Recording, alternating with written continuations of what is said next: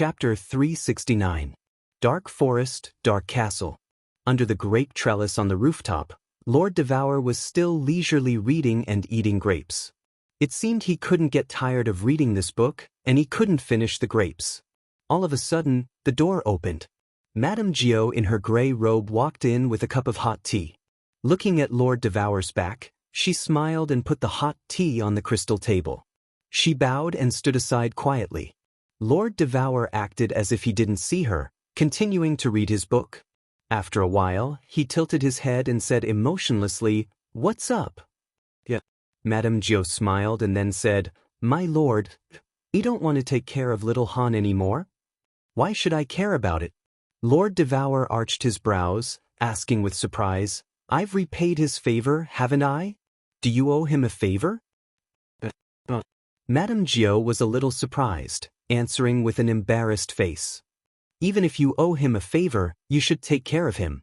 You want me to help him, so you owe me another favor." Lord Devour closed his book, taking a sip of the hot tea.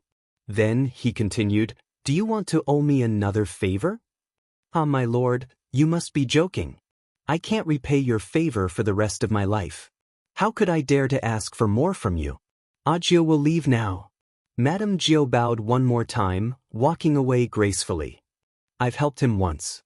If Yi Qinghan can't handle such a small matter, I'm wrong about him." Lord Devour put down the teacup, picking up the book and saying faintly, "Gio, you don't need to go down there. Let's go to Tsang City to watch a good show." However, when she picked up the book, she suddenly looked towards the south in astonishment. Then, her expressionless face revealed a slight smile. She put down the book and stood up, saying, "Gio, there's no need to go down. Let's go to Tsang City and watch a good show." Gio was surprised, looking at Lord Devour, but he didn't ask anything.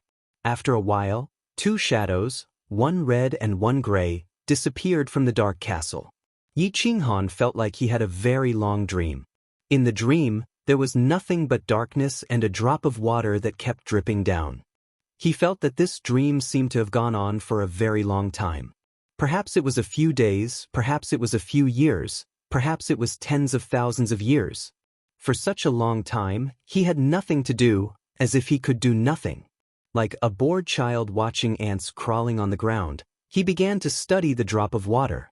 Where did this drop of water come from? Why was it spinning when it dripped down? Why did it create ripples when it landed?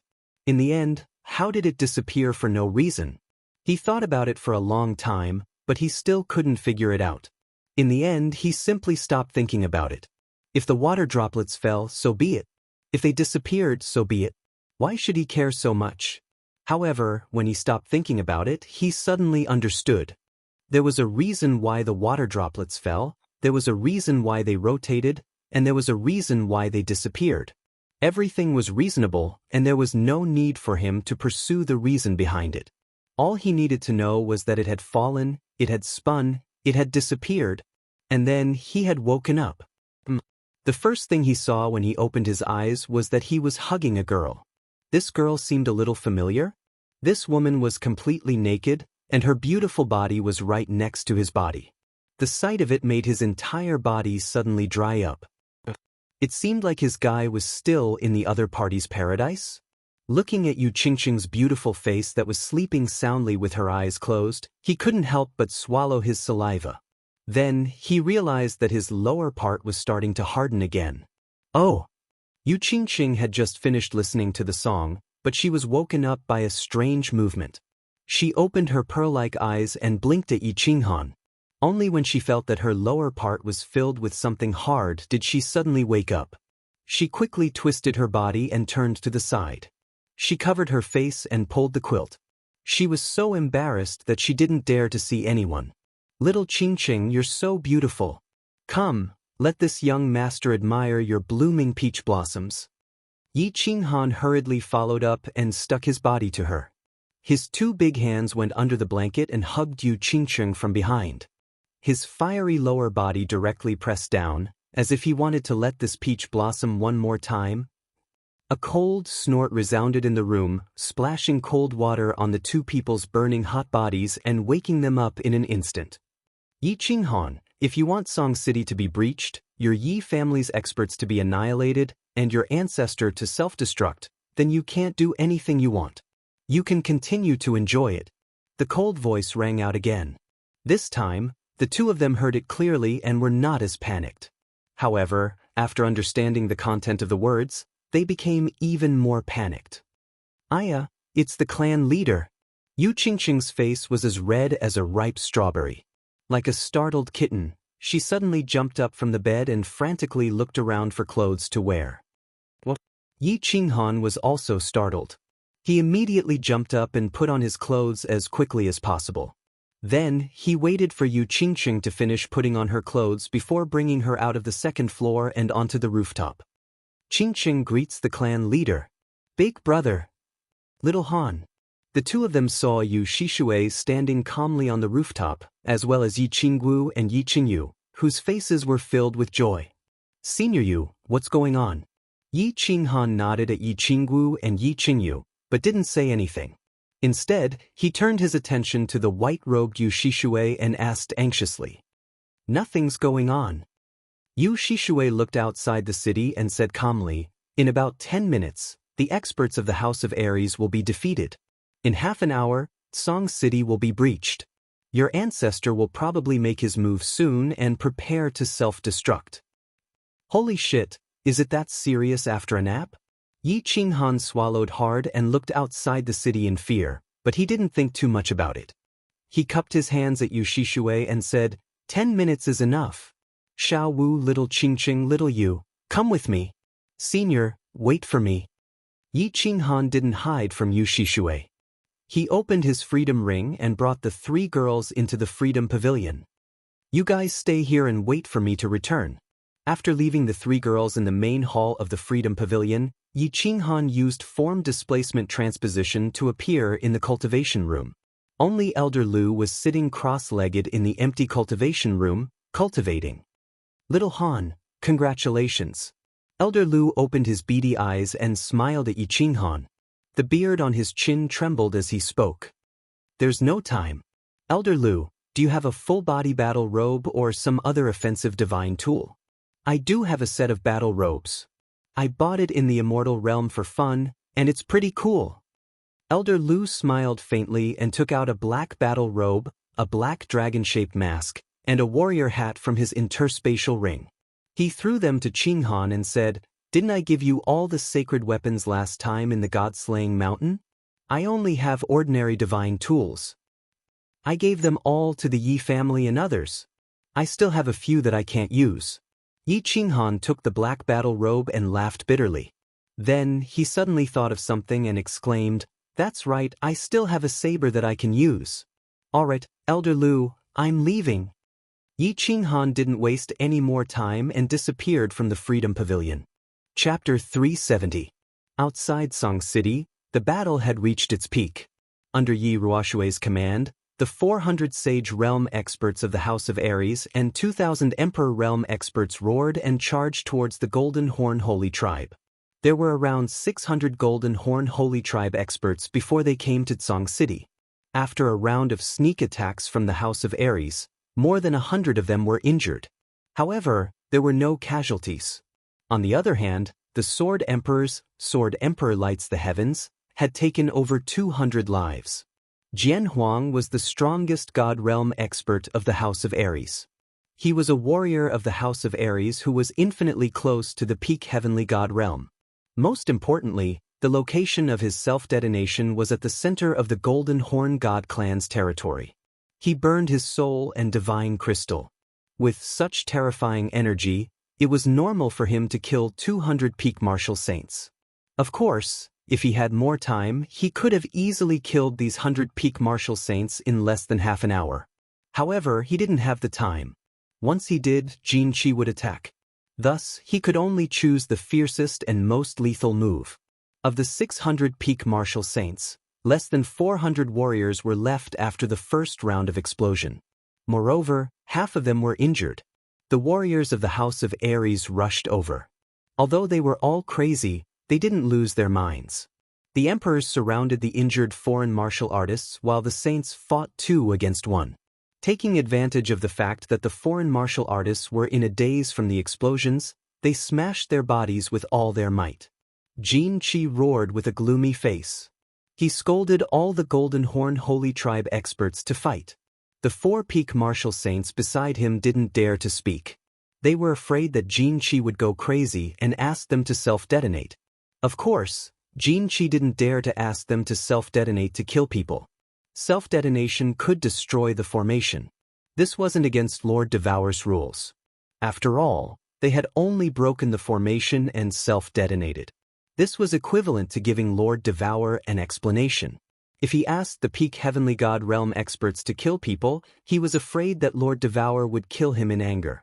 After a while, under Xianxia's continuous roars, under the leadership of the 200 uninjured experts, the Golden Horn Holy Tribe managed to stabilize their footing. After all, they were all at the peak of the martial saint realm. As long as the Black Flame Barrier was activated, the Emperor Realm martial artists could only watch helplessly. Although the number of martial saints in the House of Ares was almost enough, how many peak martial saints were there in the House of Ares? There were only a dozen of them, and Dragonbutt was the strongest. As for people like Yi Jian who had just stepped into the Saint Realm, he had not completely grasped the Saint Realm. Although he could barely reach the peak of the first level of the Saint Realm after merging with his beast, there were still a lot of saints like him. Emperor Realm martial artists, retreat. Yi Ruoxue coldly gave the order, and all 2,000 Emperor Realm martial artists retreated to the top of Tsang City's city walls. When the 2,000 Emperor Realm martial practitioners returned, there were less than 1,500 left. Moreover, there were countless who were either injured or crippled. However, they also managed to take away close to 100 injured Golden Horn Holy Clansmen's lives during the chaos. It could be considered a profit. Yi Ruoxue frowned slightly. The situation was a little different from what he had expected. These foreign races had calmed down so quickly. One had to know that these ingenious tactics had been developed by countless strategists in the House of Ares after many days and nights of research. Originally, the Emperor Realm martial artists had predicted that they would be able to kill half of the injured foreign races. Now that the foreign races had stabilized their footing, he naturally wouldn't let these Emperor Realm martial artists die in vain. Yi Jian was suffering. He carefully avoided the Golden Horn Holy Clansmen's attacks while cursing in his heart. Why didn't the foreign races descend a few months earlier? Why did they let him descend after he had broken through to the Saint Realm? His beast was only at the 7th level, and he had just broken through to the Saint Realm. Even his Saint Realm had just been comprehended not long ago. Now, he had to risk his life against a group of crazy peak martial saints. He still believed that death wasn't scary. What he was afraid of was that his death would be worthless. He had just broken through to the Saint Realm and returned from the Yi family's back mountain. He was prepared to show off his skills and restore the prestige of the first house and reclaim the glory that belonged to him. Now, he had suddenly joined this inexplicable war, and it was very likely that he would die inexplicably. In the end, he would become an insignificant person at the bottom of the list of countless deaths in the history books. He wasn't willing to accept this. He wasn't willing to let his life end like this and become a grain of sand in the torrent of history. Therefore, he was very careful. His attacks were also pretentious, and his priority was to preserve his life. He wanted to survive this calamity so that he could shine in the future. Yi Tianlong was also very depressed. Although his understanding of laws wasn't high and he had only reached the 2nd level of the Saint Realm, his beast was at the 8th level. After merging, his battle chi could reach the peak of the Saint Realm. Although his laws were a little low, he could still fight a few hundred rounds with a foreign race member in front of him. He wasn't afraid of death. He also knew that if this continued, he would definitely die. He just wanted to see the woman he had been thinking about for 50 years before he died. Old Man Dragon and Yi Qingyo were also depressed. They always felt a trace of regret that they couldn't see their granddaughter's wedding. But this trace of regret was turned into a frenzied killing intent by the two. Among the hundreds of people, the two's attacks were the fiercest. Moreover, they were fighting together. The Dragon Slayer's dragon-seizing hand directly dispelled the flame barrier around the outsider. Then, the night green ox unleashed a Kuei ox chop to heavily injure the outsider bound by the dragon slayer. The laws of wood and the laws of destruction complemented each other seamlessly. Their combat strength was ferocious. But after the two killed more than 10 foreign races, they became the focus of the battlefield. Their initial attack turned into a beating. The two of them had a hard time resisting and narrowly escaped death several times. The saints from the Hua family and Feng family were the ones who killed the most people. The Hua family specialized in assassinations, and such a chaotic situation was a good place for them to perform. The Feng family was very smart. They hid behind the people and swung their swords wildly. In the end, they only targeted the injured foreign races. The results were obvious. The hundreds of saints were not afraid of death, but they all had their own thoughts. Some bravely died, some secretly cowered. Some went crazy, some fought bravely, some became more and more shocked. But at this moment, everyone knew that the House of Ares had lost. In the end, some of them might be able to survive, but they could only surrender in humiliation. Only then would they be able to prolong their feeble existence. The Golden Horn God race was known for their warlike, cruel, and lecherous nature. Once they stabilized their position, they started fighting. But they realized that these enemies were not very strong. Hence, the more they fought, the braver they became, completely suppressing the divine battle manner. The House of Ares also suffered more and more casualties. More than a third of their saints had died, and the number was still increasing. Kaka, children, all transform for me. Kill these abominable humans for me. Don't leave a single one alive. Seeing that the time was right, Xianxia's eyes turned red as he decisively gave the order to attack. The losses this time were too great. He did not know how he would conquer the remaining race and the small island in the East Sea if the humans did not find the divine sword. But at this moment he couldn't care less. If he didn't crush all these humans who had caused him to suffer heavy losses into mincemeat, he wouldn't be able to calm down until he vented his anger. Kaka, the remaining 200 or so Golden Horn God race warriors were all in good condition. Under Xianxia's command, they all roared in excitement. Then, the black flames on their bodies surged and their bodies became thicker. The two horns on their heads grew infinitely long and thick. Various tattoos wandered on their faces and their eyes became slightly dark red. It's over. Yi Tianlong's eyes revealed a trace of despair. He raised his head high and looked towards Tsang City with nostalgia. But he did not see that woman. He was slightly disappointed. His battle aura surged and he roared as he charged towards the Golden Horn God race warriors. The final battle had arrived. Countless people roared as they charged forward. There were also many who hesitated. Of course, there were also a few who started to retreat secretly. Chapter 371. Yi Ruoshui's two white eyebrows bent helplessly. The moment the Golden Horn God clan transformed, she hesitated. He wanted to give the order to withdraw, but he didn't dare to bear the infamy of surrendering to Wanshi. However, if they did not surrender, the remaining 200 sages in the House of Ares would all die. Retreat. In the end, his eyes flashed with determination. He swung the flag and inserted it into the city wall of Tsang City. He exchanged glances with the Blade Emperor and the old ancestor of the Shui clan. With a loud roar, his body disappeared into thin air. Humph! This move again? Xianxia snorted coldly, and his body disappeared directly. Yi Ruoshui let out a furious roar, and all the sages who were charging forward stopped in their tracks at the same time and quickly retreated. Although they didn't understand what was going on, military orders had to be obeyed. They could only retreat. On the other hand, the sages who were originally retreating ran even faster.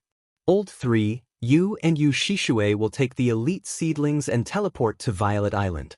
As long as the Golden Horn God race doesn't return to the divine world, they are not allowed to leave. This is Big Brother's order. Execute it immediately. When the Saber Emperor saw Yi Ruoshui toss the command flag over, he immediately sent a message to the Spear Emperor, who was in the back mountains of the Yi clan, as well as to Yu Shishui, who was in the Chilling Heart Pavilion sky platform. After he finished transmitting his voice, he cast his gaze forward, waiting for Yi Ruoshui to appear, waiting for her to turn into a brilliant firework. However, what happened next didn't play out as he had expected. His divine sense discovered that the Spear Emperor and Yu Shishui hadn't teleported away. Yi Ruoshui seemed to have teleported to the wrong location.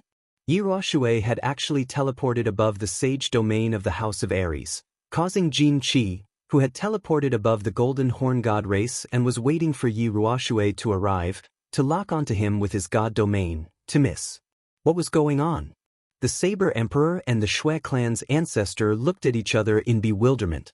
The Spear Emperor and Yu Shishui had fallen asleep? Yi Ruoshui was drunk? Jin Qi's eyes were also filled with bewilderment. Scary, right? Why did it suddenly change? Why didn't it self-destruct this time? Is it fun for you to teleport here and there? However, he did not dare to take action in advance and could only lock onto the 3 divine level experts. Once the 3 of them teleported above the Golden Horn God race, he would immediately suppress them with his god domain, not giving them the chance to self-detonate. At the same time, he immediately stopped the charge of the saint-ranked Golden Horn God race. Since the human race had started to retreat, they might be preparing to surrender. Therefore, he decided to observe for a while. Of course, Yu Shishui and the Spear Emperor weren't asleep, and Yi Ruoshui wasn't drunk either. In that moment, both the Spear Emperor and Yi Ruoshui received a transmission from Yu Shishui. The content of the transmission was only 2 words: wait a moment. Of course, Yu Shishui wouldn't send a voice transmission for no reason. She hadn't even sent a voice transmission when the Sword Emperor had self-detonated. Now that she suddenly sent a voice transmission to him, she must have her own intentions. Therefore, the Spear Emperor and Yi Ruoshui chose to trust her. However, the 2 of them waited for a while, but they didn't know what they were waiting for, and there were no changes in their surroundings.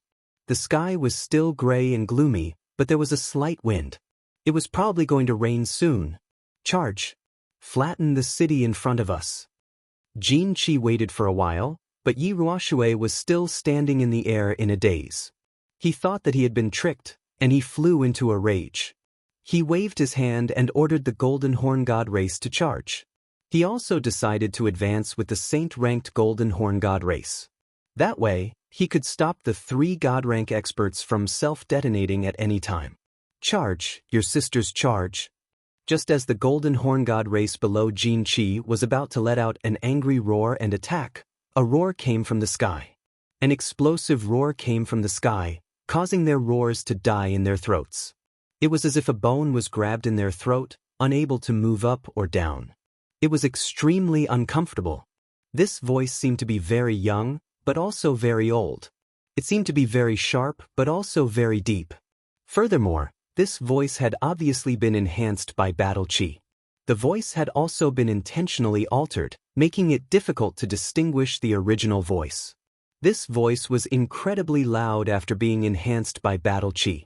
It was like a bolt from the blue, exploding in the sky above Tsong City. The thousands of Tsong City martial artists were all dumbfounded. It's windy and thundering. It's going to rain soon. Why are you guys still messing around here? The voice continued. Sometimes it was sharp, sometimes it was deep, and sometimes it was deep. It made people want to vomit blood. At the same time, a black figure rapidly glided down from the sky, gliding towards the center of the 2 teams. His movement was elegant and at ease. However, when everyone looked at this figure in shock, their expressions of being struck by lightning turned into one of being struck by lightning again. Black lines appeared on their faces, and some people's hair even stood on end. He couldn't tell if the person was a man or a woman, nor could he see his appearance. He also couldn't determine his age. This was because this person was covered in a black robe embroidered with dragons and phoenixes. On his back was a black devil's cape, and on his face was a Qilin mask. He wore a black bamboo hat on his head. Alright, this wasn't important. What was important was that this person had a very strange weapon on his waist. It seemed to be similar to the butcher's butcher knife.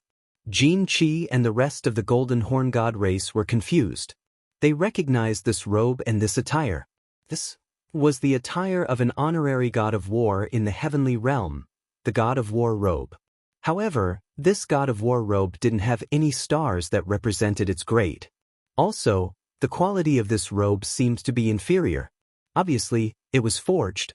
However, why would the god of war robe, which represented glory and power, appear in this realm? Most importantly, it was forged.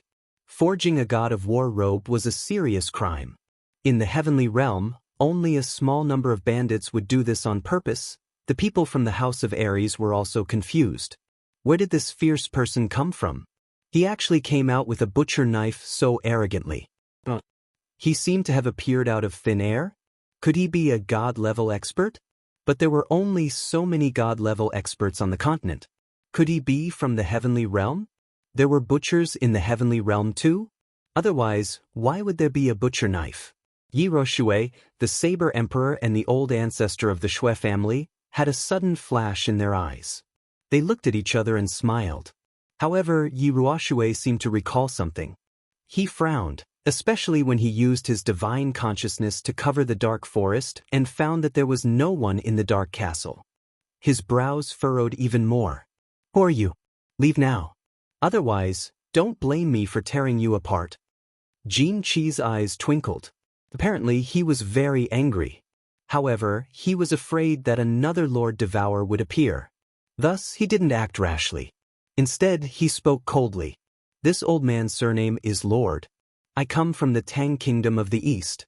I passed by this place and saw that you guys were slaughtering.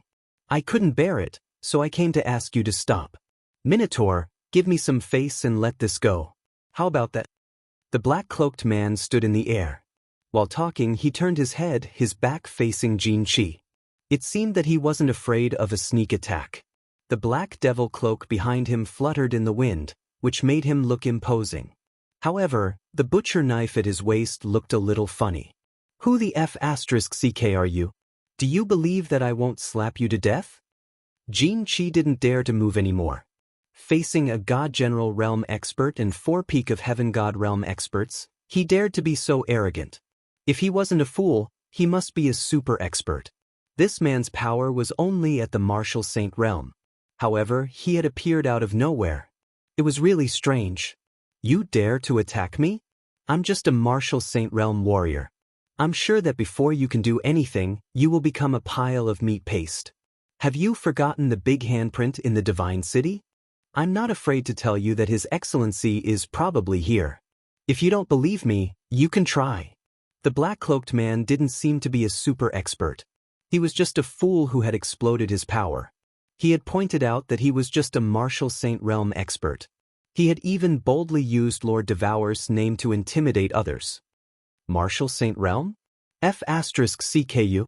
Xianxia was startled when he heard that. He had just seen the black-cloaked man teleport here with such attire. EC was a little dumbfounded. However, after probing with his spiritual sense, he discovered that this person was truly a martial sage. He had probably comprehended the law of space, which was of little value, and had come up with a half-baked teleportation technique to scare people. Right, his teleport seemed to have a big space fluctuation. He was a Martial Saint Realm warrior, a trashy lunatic who had just entered the Martial Saint Realm. This place wasn't the Divine Realm. How could there be so many hermit experts? The more he thought about it, the clearer his mind became. He was so enraged that his face darkened. He was a God General warrior. How could he be frightened by a piece of trash? If this news spread out, he would lose a lot of face. As he was enraged, his face twisted. He swung his hand and shouted indignantly, I won't do it. I won't make a move. My children, charge forward and tear this person into minced meat. Tear all the cultivators below the divine level in the city into minced meat. Xianxia, you 4 come here with me. If the human god realm warriors dare to move, kill them all. No need. The black-cloaked man's aura suddenly skyrocketed. It was even stronger than the peak Martial Saint Realm warrior of the Golden Horn God clan. Shouting, he took out the pig-slaughtering knife from his waist and swung it forward. A green knife wave gushed out, illuminating the dark sky of Tsang City. Stepping on the void, he flew toward the Golden Horn God clan. At the same time, his strange voice that could make people vomit blood arose again. Since you guys are so stubborn, I will send you all to hell today. This pig-slaughtering knife hasn't seen blood for 10,000 years. Today I won't kill pigs. I will kill beasts. Chapter 372. One person against 100?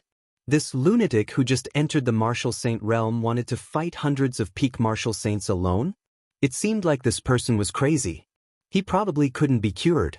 Did he think he could go against the heavens just because he was wearing a fake god of war robe, a broken bamboo hat, and a strange blade?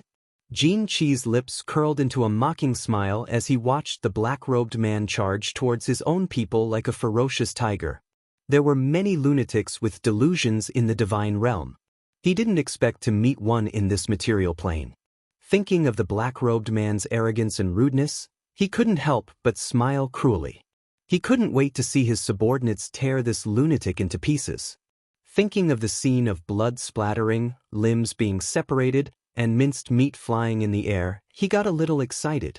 Looking at the hundreds of saint-leveled Golden Horn Holy Clan members charging at them with mountainous auras, the black-robed man started to counterattack. Looking at the devil's cloak fluttering in the wind, looking at the cyan blade wave that illuminated the sky, everyone on the Tsang City wall fell silent. Their expressions were very interesting. Many people were dumbfounded, such as Yi Tianlong, Yi Jian, and countless other experts from the 4 major families. This scene of 1 against 100 was so familiar. Many of them had done it before and seen it before. But what they were facing or seeing were powerful martial artists pouncing on a group of weaker martial artists. He had never seen a weak martial artist charge against a group of strong martial artists. Had the world gone mad? Had it become chaotic? This black-robed man was undoubtedly a human. Only the House of Ares and the Hidden Island had pure humans. Not to mention the Divine City, he was already in such a state. There probably wasn't such a promising person. The Hidden Island didn't seem possible either. Those gangsters and bandits didn't have the habit of helping people do good deeds. Moreover, they did good deeds without leaving their names. Was this person from the House of Ares? But this person had obviously just broken through to the Sage Realm. There weren't many Peak Emperor Realm experts in the House of Ares. Dragon City and the 5 major families had a clear record of this. Moreover, all the Peak Emperor Realm experts were in Tsang City. Then, who was this person? Many people were confused, such as Yi Chang, Tian Qing, and the martial artists who had been to Luotian Mountain's Heaven's Path. This scene? Why did it feel so familiar? Of course, they didn't dare to think of the young man who went crazy at Mount Luotian. After all, even the legendary Tianmai individual couldn't cultivate from the first level of the Emperor Realm to the first level of the Saint Realm in a few months. Still the same question, who was this person? Yi Ruoshui frowned again, Saber Emperor smiled faintly, and Shui Clan's ancestor was a little jealous. However, the 3 of them were clearly worried. Yi Ruoshui kept using her divine sense to scan the continent over and over again. She even scanned the rooftop of the dark castle. However, he couldn't find the red-clothed woman's figure, so he couldn't help but become even more worried. Looking at the ferocious demon cloak and the dazzling butcher knife, he, the Blade Emperor, and the ancestor of the Shui clan looked at each other. The 3 of them nodded at the same time, as if they had made some kind of decision. More than 200 members of the Golden Horn God clan were engulfed in black flames. The black, thick, and long horns on its head shone with a dark light. Looking at the black-robed man charging towards them, they didn't show any emotion. Since the young master said that he was a Saint Realm warrior, then he must be trash. To them, who were at the peak of the Saint Realm, all the Saint Realm warriors in the material plane were trash. Therefore, they ignored the black-robed man who was getting closer and closer. Only 3 of them charged towards the black-robed man while the rest continued to charge forward. Their thick and strong legs didn't even tremble a little. "Ha, you bastards dare to look down on me? Take this move of mine. A butcher knife leaves no trace behind." The black-robed man's sharp and deep voice sounded again. The black-robed man directly charged towards the Golden Horn God clan. He didn't stop at all. It seemed like he wanted to fight them head-on. Golden Horn God of Destruction, go and die. The black horns on the heads of the 3 Golden Horn God clan flickered even more frequently. The corners of their mouths revealed a cruel and mocking smile. This puny human didn't even dodge when facing their golden horns? One must know that even a normal God Realm expert wouldn't dare to take such an attack from the three of them. Looking at the black-robed man charging towards them, the corners of the three's mouths curled up at the same time, revealing a sinister and wild smile. However, before their smiles could widen, they felt a sudden fluctuation in the space around the black-robed man, and this fluctuation quickly spread towards the space around the three of them. It was as if a stone had been thrown into a lake, causing ripples to appear. When the ripple was transmitted to their side, all of a sudden, a strange change occurred. They felt as if their advancing bodies had suddenly crashed into a wall, causing them to stop abruptly. However, this wasn't the most frightening thing. What frightened them the most was that they suddenly realized that they couldn't move. Then, they saw a bewitching purple light flash and the three of them completely lost consciousness. When they regained consciousness, they were even more frightened. They found that their bodies seemed to be constantly floating. That's not right. It was their heads that were continuously falling down. They saw their opponent's head falling down as well. Their opponent's body, which was still standing upright, was constantly spewing out green blood. Then all three of them lost consciousness at the same time. Xiao! The Golden Horn God clan members on both sides were still charging forward, but the Golden Horn God clan members at the back suddenly stopped. They blinked their eyes at the same time, looking at the three bodies that were still spurting out blood, as well as the three heads with their eyes wide open on the ground. They were confused. What's going on? Without waiting for them to think clearly, the black-robed man continued charging forward. Then, a strange ripple appeared in the space, followed by a purple radiance. Then, the black-robed man easily walked through the center of the Golden Horn God clan members who were standing there foolishly. His figure was very elegant. A strange saber emitting green saber waves directly slashed across the neck of the Golden Horn God clan members. Then, the black-robed man didn't even look at them. The black-robed man continued moving forward. After a moment, the heads behind him slowly fell to the ground, green blood spurting out. The black-robed man's black demonic cloak and butcher knife charged forward like lightning. In the blink of an eye, he had already perfectly passed through the Golden Horn God clan's formation. Only when he reached the back of the formation did he stop. Behind him was a row of headless bodies with blood spurting out, as well as countless heads with their eyes wide open. Drip, drip, drip. When the black-robed man was halfway through his charge, the Golden Horn God clan members on both sides had already stopped. All of them stared at the black whirlwind in a daze as it blew past them. Until the last head fell to the ground, the entire place was silent, deathly silent. Only the sound of the black-robed man's demonic cloak fluttering in the wind, as well as the dripping sound of the butcher knife dripping blood. Drip, drip, drip. Blood continued to drip from the black-robed man's blade, dripping onto the ground. The yellow ground was dyed greenish-black, and the faces of the thousands of people in Song City were also dyed greenish-black. The sky above Song City seemed to have turned even darker. The wind was getting stronger, a storm seemed to be coming. Chapter 373. This pig slaughtering knife, leaving no trace for 1,000 li? This move was called pig slaughtering knife, leaving no trace for 1,000 li? Jin Qi wasn't thinking about anything at this moment. Instead, he kept repeating the name of the move that the black-robed man had just mentioned. There was nothing wrong with the knife, but how could it not leave a trace? Wasn't there blood on the knife? Giving random names was not good. Giving random names was not right. Giving random names was very immoral. Yi Tianlong was even more confused. Yi Jian was even more confused. Everyone else was even more confused now. This situation was inexplicable. A first-level Saint Realm martial artist killed a peak Saint Realm martial artist as if he was slaughtering a pig? Had the world gone crazy? Was this the way of the world and not the way of the past? Countless people began to rub their eyes.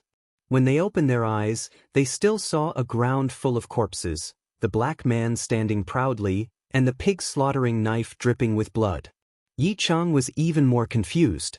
Tian Qing was even more confused. Of course, those who saw that youth at the Luotian mountain were even more confused.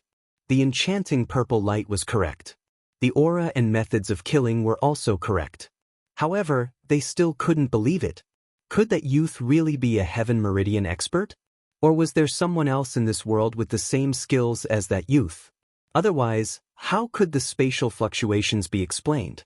How could this robe and this pig-slaughtering knife be explained? Yi Ruoxue, Saber Emperor, and old ancestor Shui smiled. At this moment, they didn't release their divine senses to search for that woman. Instead, they exchanged glances. Their solemn expressions became even more resolute, and they held their weapons even tighter. As the last drop of blood dripped, the black-robed man slowly turned around without saying anything. He slightly raised his bamboo hat, and the Qilin mask on his face seemed to look even more ferocious. The wind was getting stronger and stronger, making his devil cloak flutter even louder. Swish! Raising the pig-slaughtering knife in his hand, he dashed to the left again. Like a black whirlwind, he swept towards the golden-horned celestial race on the left. Devil, he is a devil. The devil is here, run. Only when a few heads floated up did the golden-horned celestial race awaken. Their faces turned dark green, and the tattoos on their faces stopped moving. Boundless fear and fear filled their eyes. They were afraid and they began to run. The great Golden Horn Holy Tribe was not afraid of any battle, nor was it afraid of death. However, facing such a strange situation, they were afraid. Without hesitation, they ran away. Fear was the easiest thing to spread. Fear and madness were the same. Once they were infected, they would spread infinitely. If this black-robed man was stronger than them, they wouldn't be afraid. Instead, the death of their comrade would stimulate their blood type and cause them to go crazy. But the current situation was too strange. Only the legendary Nine Hells Fiends would have such methods. No, that's right. The frantically escaping Golden Horn God Race warriors had finally woken Xianxia up. At that moment, he understood many things. For instance, the name of this technique was definitely wrong. For instance, this black-robed man had definitely obtained a Soul Emperor treasure. It wasn't like he hadn't seen a situation where the weak slaughtered the strong. As the only son of the Blood King, he had seen many such things. But for those martial artists who could kill the strong with their weak strength, it was all because they had precious treasures on them. And in this material plane, precious treasures could only be found in the small divine pavilion left behind by the Soul Emperor in this plane's spatial turbulence. And the appearance of this war god robe was easy to explain. This black-robed man had obtained a precious treasure left behind by the Soul Emperor. Similarly, the purpose of this trip, the 12th sword, was definitely with this black-robed man. A precious treasure that could allow a first-level Sage Realm expert to easily kill a group of peak Sage Realm experts. What kind of treasure was it? Thinking of this, Xianxia suddenly burst into laughter. This shocked Yi Ruoxue and the other two. They almost couldn't control themselves from teleporting. Ignoring Yi Ruoxue and the other two, Xianxia coldly stared at the black-robed man and shouted at the escaping Golden Horn God Race warriors, "You stupid pigs, he isn't a fiend. How could a Nine Hells fiend appear in a material plane? He only obtained a treasure that could temporarily increase his strength. Listen up, as the young master of the Blood King City, I order you to kill him. Whoever dares to retreat, I will kill his entire family. Of course, whoever kills him, I will grant him a city and honor for generations." Kill his entire family? Grant him a city? The two completely different treatments made all the Golden Horn God Race warriors stop in their tracks of escape. But when they heard that their entire family would be killed, they didn't dare to run. But when they heard that they would be granted a city, they went crazy and started running back. The city that Xianxia was talking about was obviously not the Blood King City, but one of the 88 small cities under the Blood King City. But the small cities in the God Realm couldn't be compared to the small cities in the Fire Dragon continent. The small cities there were dozens of times the size of the Fire Dragon plane. They were all Sage Realm experts. Normally, they were the lowest level warriors in their race. But now, they had the opportunity to become the master of a city? Of course, they went crazy and started to charge at the black-robed man. If they ran, they would die, and their entire family would die. If they advanced, they would have hope and glory. Anyone would choose the latter. A bunch of idiots. Aren't you afraid of death after being tricked? I will send all of you back. A pig slaughtering with a knife, leaving no trace in 1,000 miles. When the black-robed man saw this, he stopped chasing after the golden horn god race warriors and murmured to himself. His hand gently wiped the blade that was covered with greenish-black blood. Then he waved his hand abruptly. A cyan saber wave was spurted out and resolutely rushed towards the red-eyed golden horn god clansmen. Below Tsang City, a black whirlwind started to blow again, making the wind that was getting stronger and stronger. Whoosh! Blood and heads flew everywhere under Tsang City. The space above Tsang City suddenly trembled, and two people appeared out of nowhere. The cold and elegant Yu Shishue and the white-haired, white-bearded Spear Emperor appeared above Tsang City's gate at the same time. Little Yi, congratulations. Brother Ruoshue, congratulations. The two instantly appeared above Tsang City and looked at the black-robed man with deep meaning. At the same time, they transmitted a message to Yi Ruoshue. Lord Devour isn't in the Darkness Castle. I can't find him. Yi Ruoshue didn't turn around, nor did she look happy. Instead, she had a serious expression on her face as she transmitted a message to the two of them. Yu Shishue and the Spear Emperor's expressions simultaneously changed. They didn't say anything, but they closed their eyes and spread their divine senses out to scan the continent. However, after they scanned the area a few times, especially when they scanned the empty rooftop of the Dark Castle, their expressions turned ugly at the same time. HM? Their divine senses attracted Xianxia's attention, especially Yu Shishue, who had just become a deity not too long ago. She wasn't very familiar with her divine sense, so the ripples she caused were much stronger. Their dark expressions didn't escape Xianxia's notice. He muttered to himself for a moment, then began to spread out his divine sense. After a few rounds of probing, his expression suddenly changed and became very complicated. That terrifying woman wasn't in the castle? And she wasn't in the Flame Dragon realm either? What was going on? Had that woman left the Flame Dragon realm? Or was she hiding?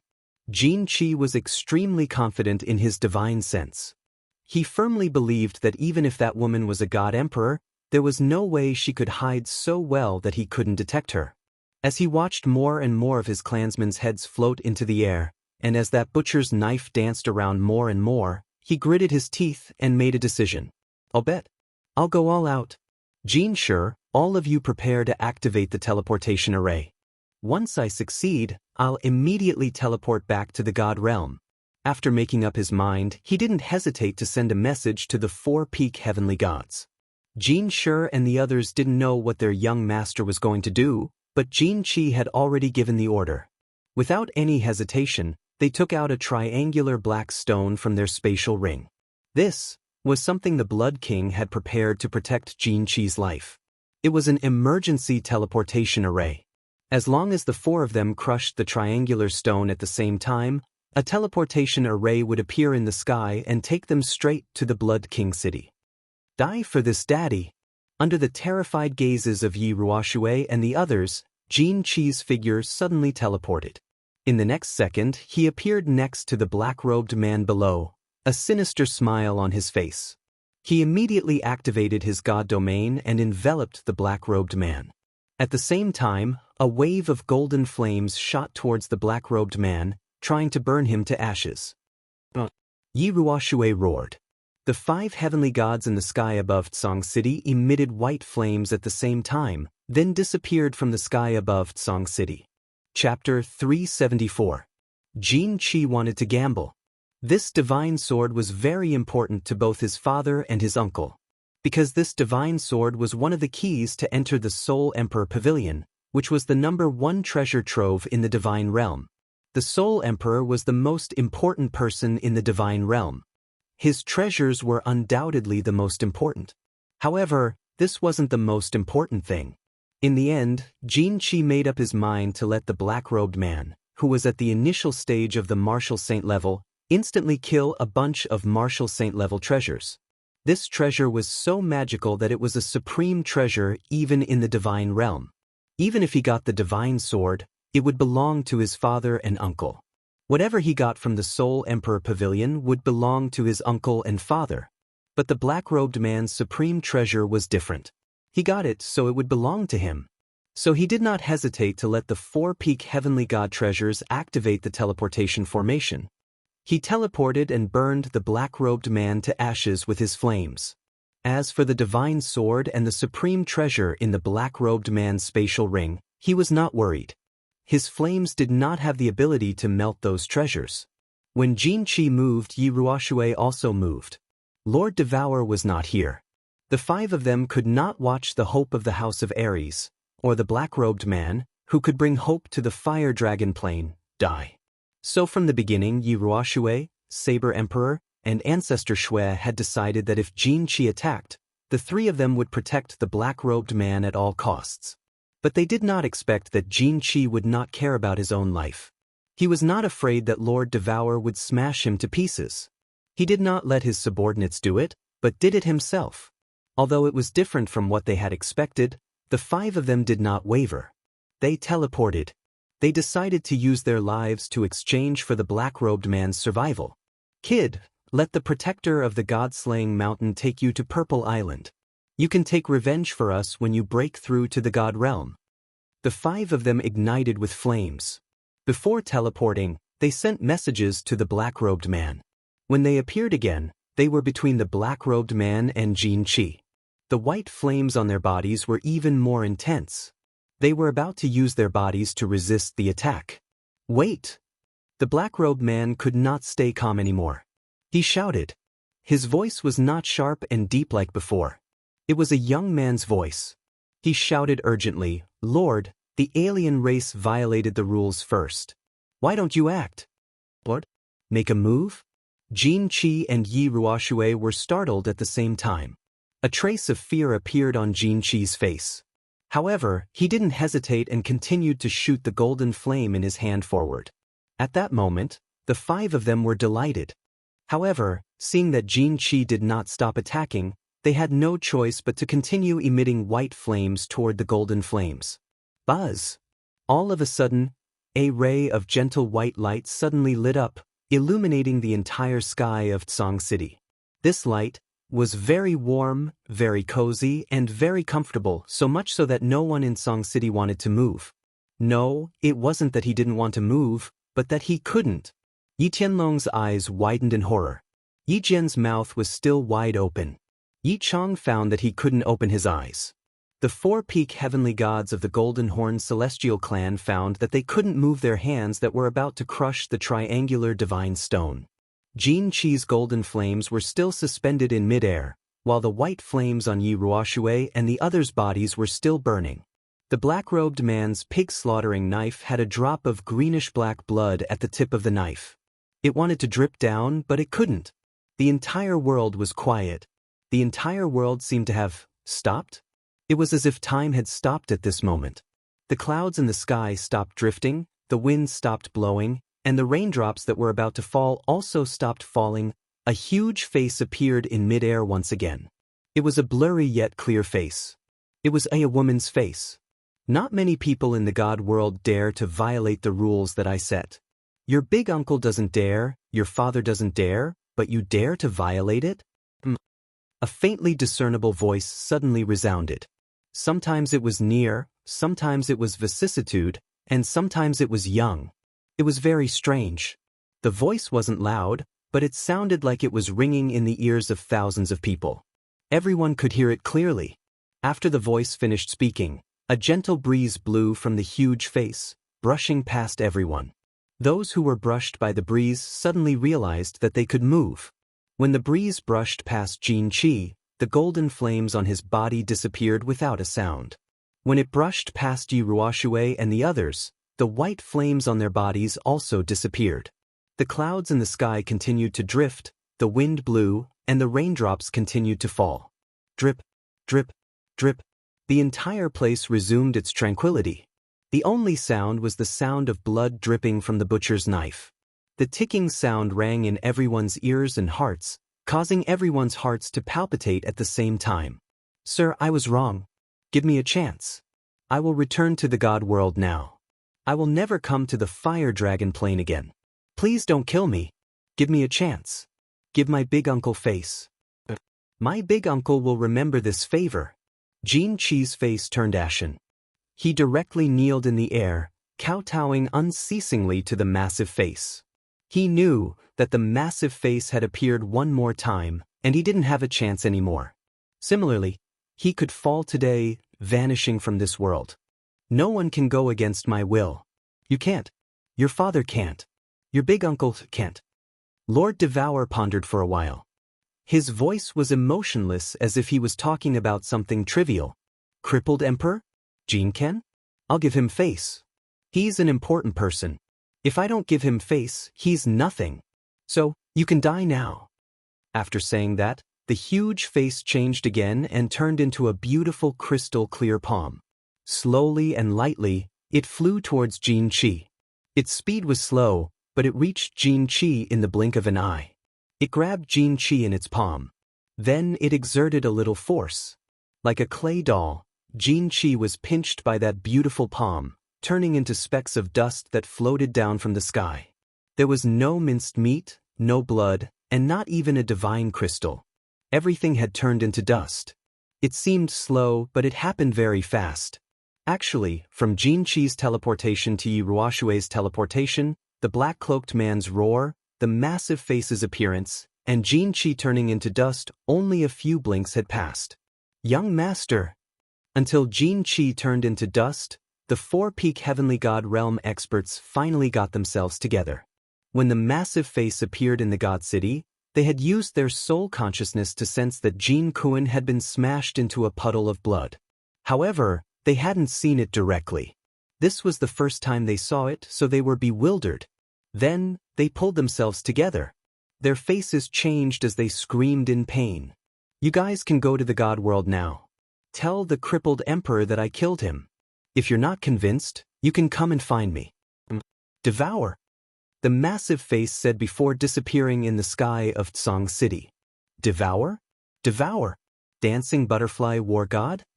When the four-peak heavenly god realm experts heard this name, they were a little confused.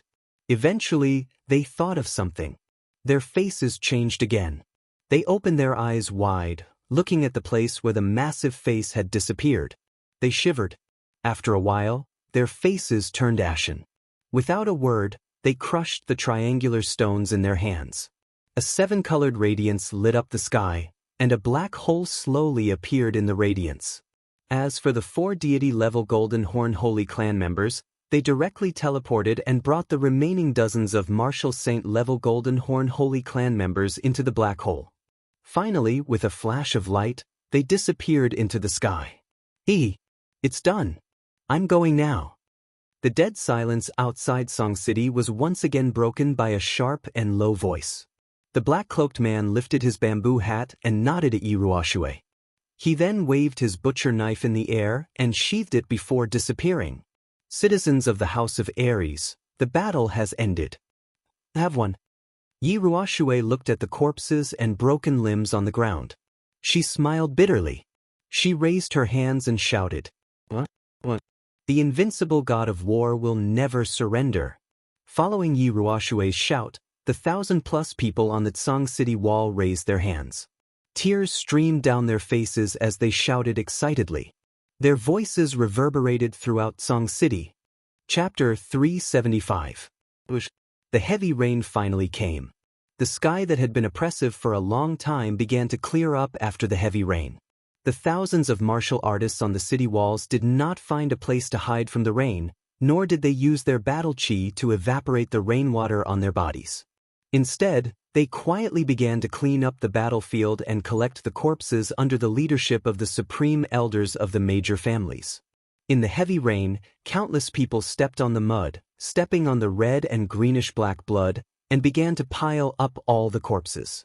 They collected the broken flesh and limbs on the ground, and sent the countless weapons and broken armors back to Tsang City. After a period of busy work, they finally finished cleaning up the battlefield before the sky was completely dark. Black oil was poured on the corpses, and countless torches were thrown onto them. 2 blazing fires were lit outside Song City, illuminating the entire city. At the same time, it also illuminated the thousands of people gathered in front of the fire on the left. Hundreds of elite seeds from the back mountain of the Yi family castle had already arrived here. Everyone in Song City who could still stand up was here. Everyone looked solemnly at the bones and limbs that were gradually turning black in the fire.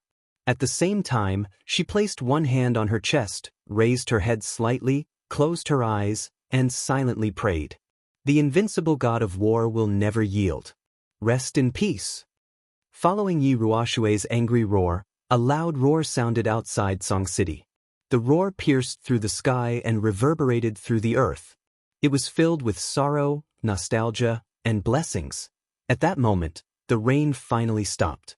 The strong wind stopped blowing, and the dark clouds in the sky slowly faded. The bright moon revealed its shy face, and the earth was once again enveloped in a peaceful and tranquil atmosphere. There were a few people who did not attend the funeral outside Song City. Yu Qingqing, Yi Qinggu, and Yi Qingyu looked worriedly at Yi Qinghan, who was lying quietly on the white jade bed. Elder Lu, who was beside him, was examining him with his eyes closed. Just a moment ago, the three of them were still waiting anxiously in the carefree pavilion. Suddenly, they saw Yi Qinghan, who had been out for a long time, appear again. He was wearing a strange robe, holding a Qilin mask in his hand, and a strange knife at his waist. He smiled at the three of them, but suddenly fainted on the ground. The three of them were shocked. They hurriedly carried Yi Qinghan into the room and were about to look for Elder Lu. However, Elder Lu had already found out and teleported over. What do you think? Elder Lu, is little Han all right? Yi Qinggu, who had been staring at Elder Lu, asked anxiously when he suddenly opened his eyes. Yu Qingqing and Yi Qingyu also fixed their eyes on Elder Lu. It's not a big deal, but the child was too desperate. He used up too much of his soul and fell into a deep coma. I'll give him some soul-nourishing elixirs and he'll be fine after resting for half a month. Elder Lu shook his head and sighed as he looked at Yi Qinghan's pale face with some pity. At the same time, he took out a green herb from his spatial ring and pried open Yi Qinghan's mouth. A gentle white light emitted from his hand, and the herb turned into drops of green liquid, which dripped into Yi Qinghan's mouth. Well, take good care of him in the carefree pavilion. There's nothing else to worry about outside, so don't worry about him. Elder Lu said and teleported away. After Yi Ruoshui finished the funeral, she signaled for everyone to go back and rest. Everything would be discussed the next day. She and the other four returned to the small cave where she had secluded herself. The apocalyptic calamity has finally passed, and the war god manor has been saved. It's just a pity that Big Brother Sword Emperor and nearly 1,000 warriors have died. Big Brothers Saber Emperor and Spear Emperor, please don't be too sad. Yi Ruoshui sat on the main seat, sighed deeply, and turned to speak to everyone. We're not sad. Big Brother died with a smile. Now that the calamity is over, he can probably go to the underworld with a smile. The Spear Emperor was not as sad after returning from outside. The Sword Emperor died, but his death was worthwhile. If anyone else present could exchange their lives for the continuation of the human race in the House of Ares, they would not hesitate to die. I suggest that we build a Hall of Martyrs outside of Song City to commemorate Big Brother Sword Emperor and the countless brave warriors who sacrificed themselves. At the same time, we will compile a list of the warriors who died tomorrow and give their families the greatest amount of compensation. The Yu clan will pay for all the expenses. After all, the Yu clan did not put in much effort this time, Yu Shishui said calmly. He began to consider the issue of compensation after the war. The experts of the Yu clan were all experts in soul-type cultivation, and none of them were at the peak of the Saint Realm. They would not be of much use in this war, so they did not send anyone to Song City. Yes, not only do we need to build a Hall of Martyrs, but we also need to record all the people who contributed to this war into the annals of the House of Ares. We need Big Brother Sword Emperor and the others to be remembered for generations to come, forever engraved in the hearts of the disciples of the House of Ares. The Shui clan's ancestors suggested once again. Obviously, this suggestion was unanimously agreed upon. Who didn't want their names to be remembered for generations to come? The Sword Emperor and the others, on the other hand, had to be recorded in the annals of history. Otherwise, how could they repay their contributions? Oh, that's right, Do you want to record that kid from your clan? He came out with his face covered. Could it be that he has some hidden trouble? The Saber Emperor asked. The 5 of them had immediately used their divine sense to detect the black-robed man as soon as he appeared. They had investigated the number 1 expert on the Earth rankings, Yi Qinghan, before, so they recognized him. Yi Qinghan had contributed greatly to this war. It could be said that he was second only to the Sword Emperor. If his name was recorded in the annals of history, or if his identity was made known, his name would definitely shake the entire continent. Ignoring his age, just the fact that he was able to instantly kill a group of peak saints while only at the first level of the saint realm was enough to shake the entire continent.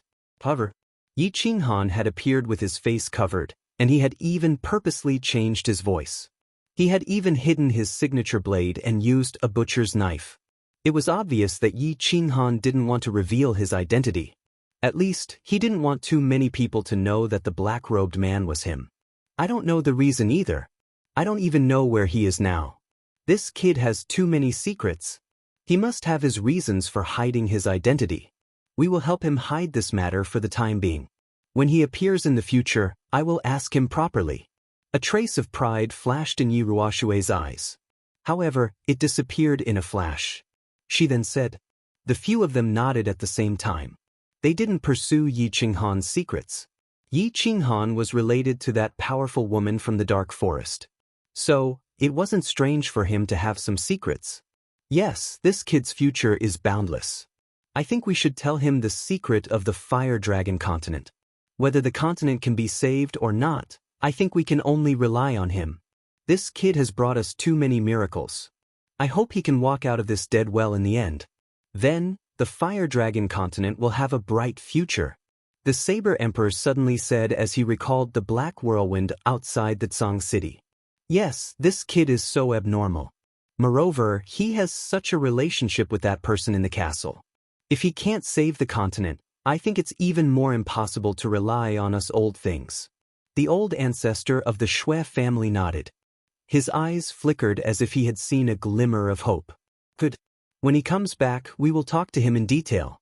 As for how far he can go in the end, it depends on the arrangement of the heavens. Yi Ruoshui saw that the 4 of them were looking at him expectantly. So, she made the final decision. Chapter 376. After the torrential rain, the 13 streets of Tsang City were all washed clean, looking extremely comfortable. At this time, the moon hung high in the sky, dyeing the entire Tsang City white. There were only 1,000 or so people in Tsang City tonight, all gathered in the square outside the city lord's residence. The Yi family's experts tirelessly moved large amounts of cooked food from the Yi family castle, as well as large amounts of strong alcohol, and started drinking in the square. It wasn't because they were hungry, nor was it because they were tired. It was because they had suffered too much today, and they needed a relaxed atmosphere to ease their nerves. They needed strong alcohol to ease their moods. There were no chairs, no maids, and everyone just lit a few bonfires in the square. The people split into countless groups, holding wine jars and lamb legs, sat on the stone slabs, and started eating and drinking to their heart's content. At first, no one said anything. They all silently drank, ate, and stared blankly at the bonfires. However, as more and more alcohol was drunk, people in the square started whispering, which quickly spread.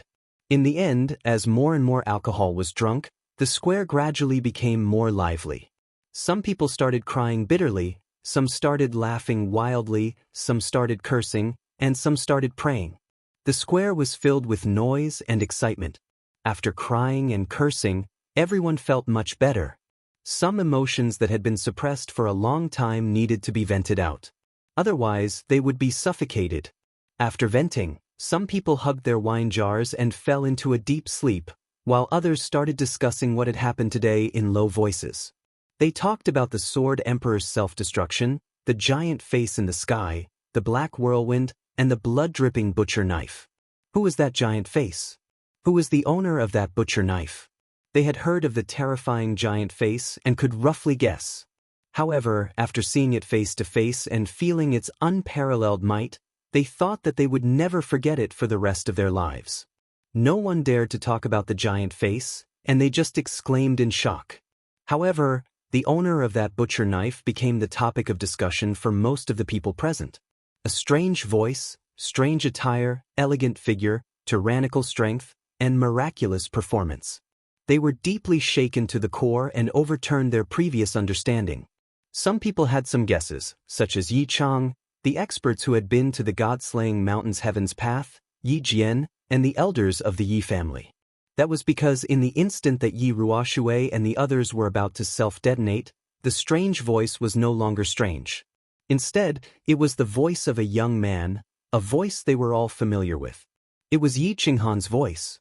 More importantly, that bewitching purple light was too obvious. This was Yi Qinghan's signature skill.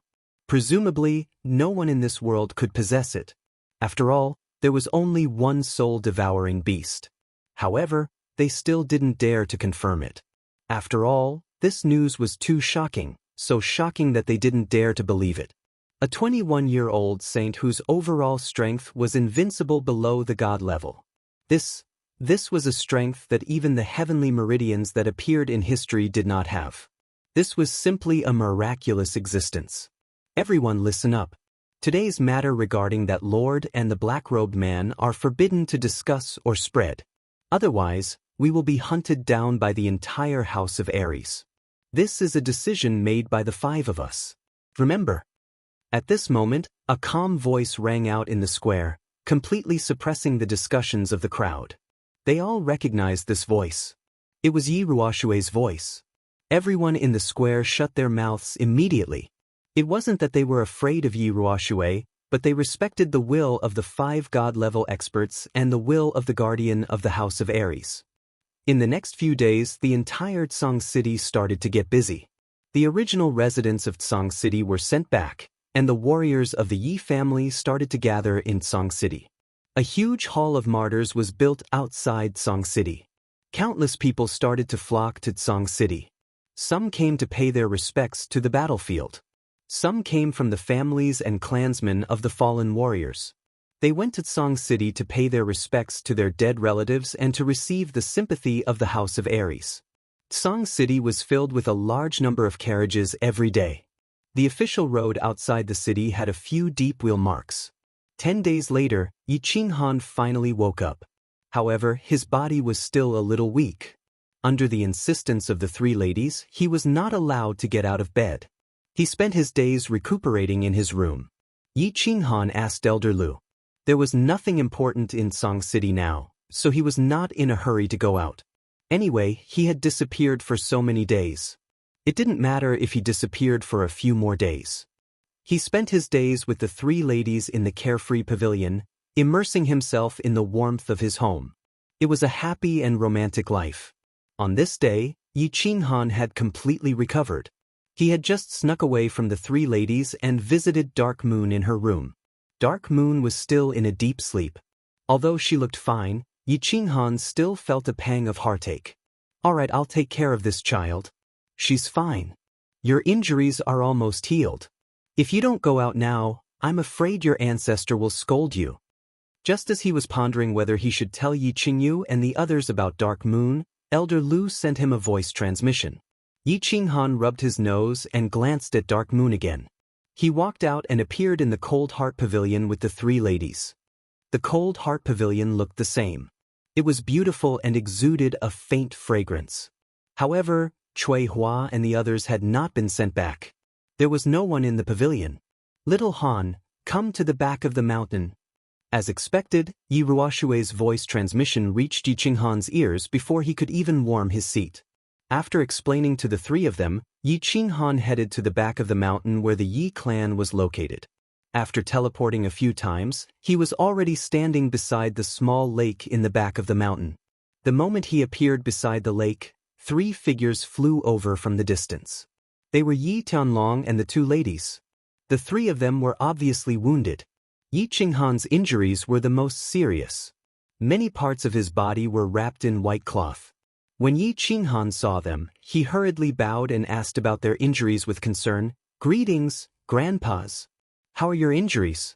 Nothing serious, right?" "Ah, good lad. Well done. We won't die yet. Don't worry. Yi Tianlong's rigid face was filled with an excited smile. He waved his hand and forcefully patted Yi Qinghan's shoulder. Unexpectedly, he touched his wounds, causing him to grin bitterly and hoarsely. Looking at the situation, the three of them had obviously obtained the exact situation from Yi Ruoshui. They understood that the black-robed man that they had been guessing about was actually their clan's Yi Qinghan. How could they not be excited? Little Han, I didn't misjudge you. I'm extremely satisfied with you as my grandson-in-law. Yi Qinghu also wanted to raise his hand, but many parts of his body were wrapped. He could only raise and lower his hand, grinning widely. Shio. Just when Yi Baihu wanted to say something, the space suddenly fluctuated. Yi Ruoshui teleported over. The eyes under the two white eyebrows were full of smiles. Alright, the three of you rest well. We'll talk later. I have something to discuss with little Han. With that, she teleported with Yi Qinghan, bringing him to the cave where they were cultivating. Upon entering the cave, he discovered that the Saber Emperor, the Spear Emperor, and Yu Shishui were all smiling at him. Yi Qinghan pays his respects to the four seniors. Yi Qinghan didn't recognize the three of them. He had only seen them once outside Song City. However, he knew that these three were the deity-tier elites of the House of Aries, so he hurriedly bowed respectfully. You're welcome, our little hero, the Saber Emperor said with a smile. Saber Emperor said with a smile. Then he waved his hand and arranged a domain that enveloped the entire cave. Only then did he stand up. At the same time, the other three also stood up, standing side by side with Yi Ruoshui. The five of them had extremely serious expressions on their faces. Saber Emperor took out 3 red tokens from his bosom and handed them over to Yi Qinghan in a solemn manner. Today, I've called you here for 2 things. The first is that the 5 of us represent the billions of citizens of the House of Aries to thank you for everything you have done for the House of Aries. You, Yi Qinghan, are the hero of the House of Aries. You saved the House of Aries. On behalf of the House of Aries, I bestow upon you 3 War God Blood tokens. You have the right to order the strongest cultivators of the continent to do anything that doesn't violate common sense. Of course, this includes the 5 of us. Chapter 377. This. All right. Thank you, everyone. Yi Qinghan accepted the 3 blood badges of the Divine Battle God without hesitation. These were good items. Back then, Yi Tianlong had relied on these items to rally the masses and slaughter his way to Heavenly Demon City. He wasn't going to take them, but he wasn't going to take them. When the Saber Emperor saw that Yi Qinghan had accepted the items, he glanced at Yi Ruoshui and the others. The 5 of them nodded, then bowed deeply to Qinghan.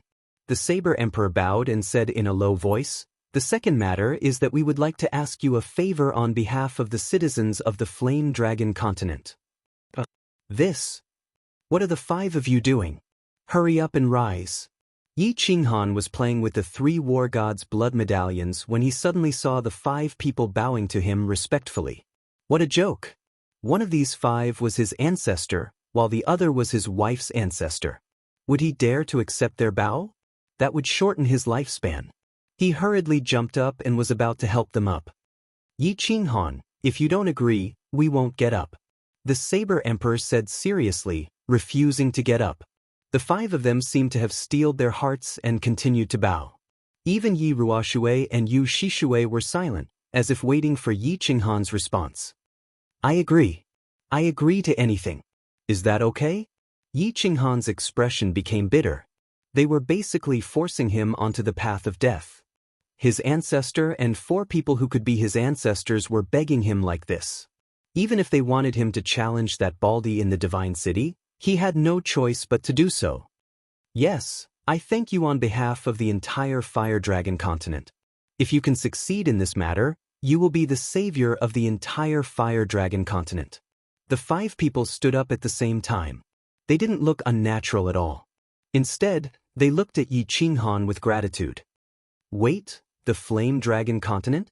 What does this have to do with the Flame Dragon continent? Yi Qinghan surreptitiously glanced at Yi Ruoshui and Yu Shishui. When he discovered that the 2 of them weren't embarrassed in the slightest, he twisted his body and asked in surprise. His heart was pounding. How could the Flame Dragon continent be a small matter?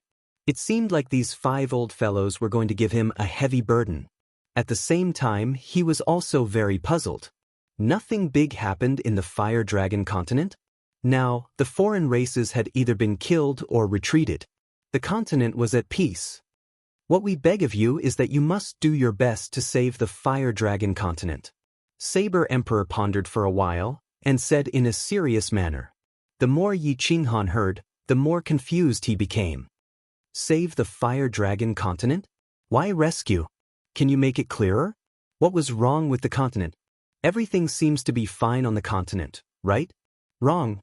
At this moment, Yi Ruoshui, who had been silent the entire time, suddenly spoke. His eyes flashed with a trace of humiliation and anger, and he became extremely agitated. You said that the continent is peaceful, but that's all on the surface. It's all an illusion. Let me explain it to you this way. The Flame Dragon continent originally belonged to the people of the Flame Dragon continent, but after the first world-destroying battle thousands of years ago, the Flame Dragon continent no longer belonged to us. We are now just a bunch of livestock that can be killed and played with as they please. When Yi Ruoshui finished speaking, he seemed to have triggered a memory in the hearts of the 5 of them. A trace of sorrow, a trace of pain, a trace of humiliation, and a trace of grief and indignation appeared on their faces. The continent isn't ours? We're livestock that's been reared? Yi Qinghan looked at their expressions as he repeated Yi Ruoshui's words. A few thousand years ago? The world-destroying battle? He vaguely understood, but he didn't dare to be sure. He asked, Ancestor, do you mean the Divine City? The Divine City reared the people of the continent? But the Divine City doesn't seem to care much about the continent? They don't care? The corner of Yi Ruoshui's mouth curled into a cold smile. She shook her head slightly and continued, The history you know and the surface you see are all illusions. You have to be clear that history is often rewritten by the victors. The 3 races fought endlessly for thousands of years? T. In the world-destroying battle, 2 suppressed the experts of the 3 races, facilitated the 3 races' peaceful coexistence, and made a blood oath together? T. The Divine City won't interfere with the internal affairs of the 3 races. The more Yi Ruoshui spoke, the more agitated she became. She even cursed, Let me tell you, the Flame Dragon continent has always been peaceful for thousands of years. Think about it, there were so many God-rank experts on the continent. Once a war broke out, would the continent still exist? There were so many peak God-rank experts on the continent, and there were countless of them. How could 2 suppress them all? Do you really think he has the aura of a bastard? Intimidate the 4 seas with a single move? Not interfere with internal affairs? How did you encounter danger in the prefecture battle? When Sky Dragon brought people to the Heaven Demon City, why did the 4 guards of the Divine City come? What's the truth of the matter? The more Yi Qinghan thought about it, the more he felt it made sense. Because he knew one more thing, the matter of the Soul Seed. This was obviously a secret force of the Divine City. Obviously, there were many of them in the Divine City. These people were monitoring the situation of the continent. Saber Emperor interrupted, The truth of the matter is very simple. 2 is the Lord of the Flame Dragon Plane. He had mastered the Fire Dragon continent's encyclopedia of life and death. He sent people to cause a war between the 3 races. Then he single-handedly killed dozens of God-rank experts on the continent, forcing all the experts of the continent to submit. They had no choice but to sign the Undercity Alliance. Moreover, he set the rules of the prefecture battle. It's a battle every 30 years. In fact, it's not to resolve the dispute between the 3 races. Instead, he's collecting the souls of the dead to cultivate dark evil techniques and to refine the soul pill. Every 30 years, a new generation has just grown up. Then they have to go to the Nether Island to die. He's treating the people of the Flame Dragon continent like animals. Every 30 years, when the animals grow up, he'll kill them. Prefecture battle? That's right. Yi Qinghan suddenly realized something. During the prefecture battle, he discovered a strange phenomenon on the Scarlet Plains. People couldn't help but have a bloodthirsty impulse on the Scarlet Plains. The more they killed, the crazier they became. It was as if the atmosphere there had a strange magical power that made people want to kill. Moreover, every time a battle ended, the sky above the Scarlet Plains would suddenly become windy and gloomy. It turned out that someone was playing tricks. Someone was using a special method or formation to collect souls. He had always been curious why the prefecture battle happened every 30 years, and why the elite prefecture battle and the chaotic prefecture battle alternated.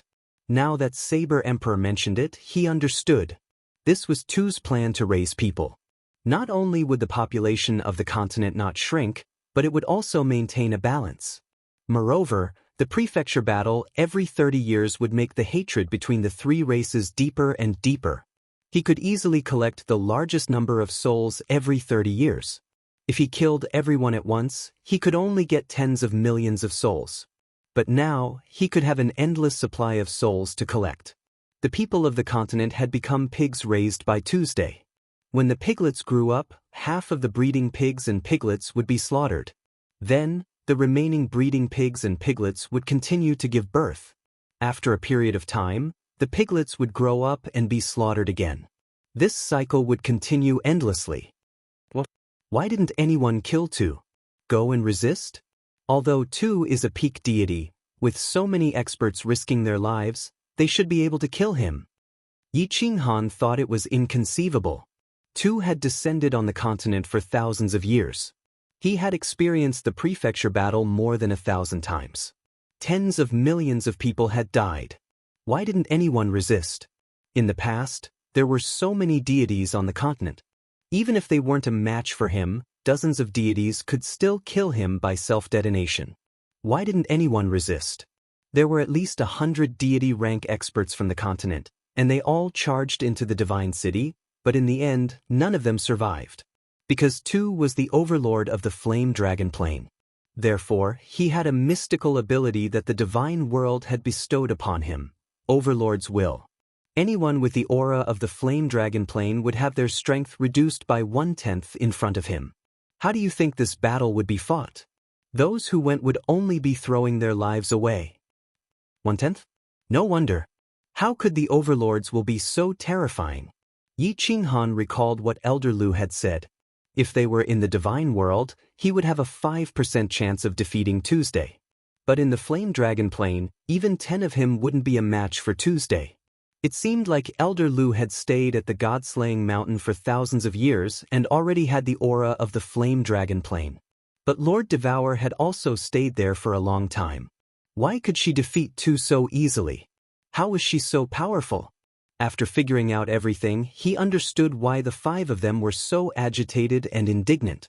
The 5 of them had lived on the Flame Dragon continent for thousands of years and had developed deep feelings for it. Every 30 years, they would see hundreds of thousands of people fighting on Nether Island.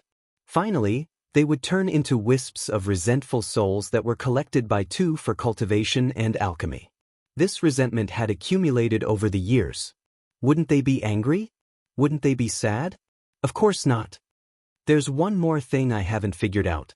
What can I do? Even if I cultivate to the divine realm, I might not be able to kill Tuesday. Didn't you say that he has the Overlord's will? Although he had figured out the matter, he was still very doubtful. Could he do something that countless experts couldn't do for thousands of years? We don't want you to kill Tu, and you can't kill him. Because he is the Overlord recognized by the divine world. Once the divine world finds out that he is killed, the divine world's law enforcement team will kill everyone in the Flame Dragon plane. This is what Lord Devour said. What we want you to do is to cultivate to the divine realm, then go to Purple Island and challenge the last barrier. Finally, you will reach the divine world and find a way to become the overlord of the Flame Dragon plane. In this way, you can kill Tu openly and save the Flame Dragon plane. Saber Emperor said as he bowed deeply again. Can't you guys go to the divine world? Yi Qinghan helped Saber Emperor up and asked again. We can't. Because Tu has sealed the Flame Dragon plane. For thousands of years, no one has broken through this dead well and gone to the divine world. Yi Ruoxue shook her head slowly and revealed a trace of disappointment on her face. In the last barrier of Purple Island, he got a powerful peak-level divine beast from the divine world. The flame dragon plane lacks vitality. If the divine world's experts want to cultivate to the peak, they need at least tens of thousands of years. That year, all the peak-level divine realm experts were killed by Tuesday. But you are different. Because you have the divine beast soul-devouring beast and the abnormal body fusion battle skill, you have the highest hope of walking out of this dead well. You will pierce through the sky of the flame dragon continent and break through the blue dome of heaven. Chapter 378. T. Listening to them, Yi Qinghan cursed under his breath, keeping silent. These old things had set up a trap for him. They had put a heavy burden on his shoulders that made it hard for him to breathe. He had never thought of himself as Spider-Man or Superman. He didn't have a sense of justice. He had to save the continent and its people as his responsibility. He was just a simple man who wanted to live a comfortable and happy life. In his previous life, he hadn't had such a comfortable life.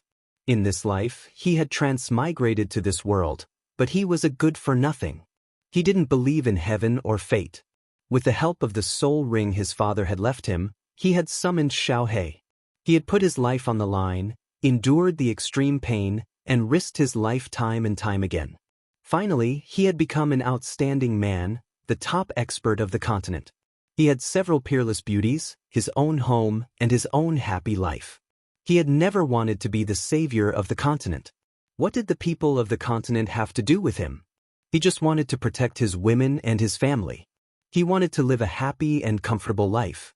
However, these old fogies had given him a mission that many people of the continent had struggled for thousands of years.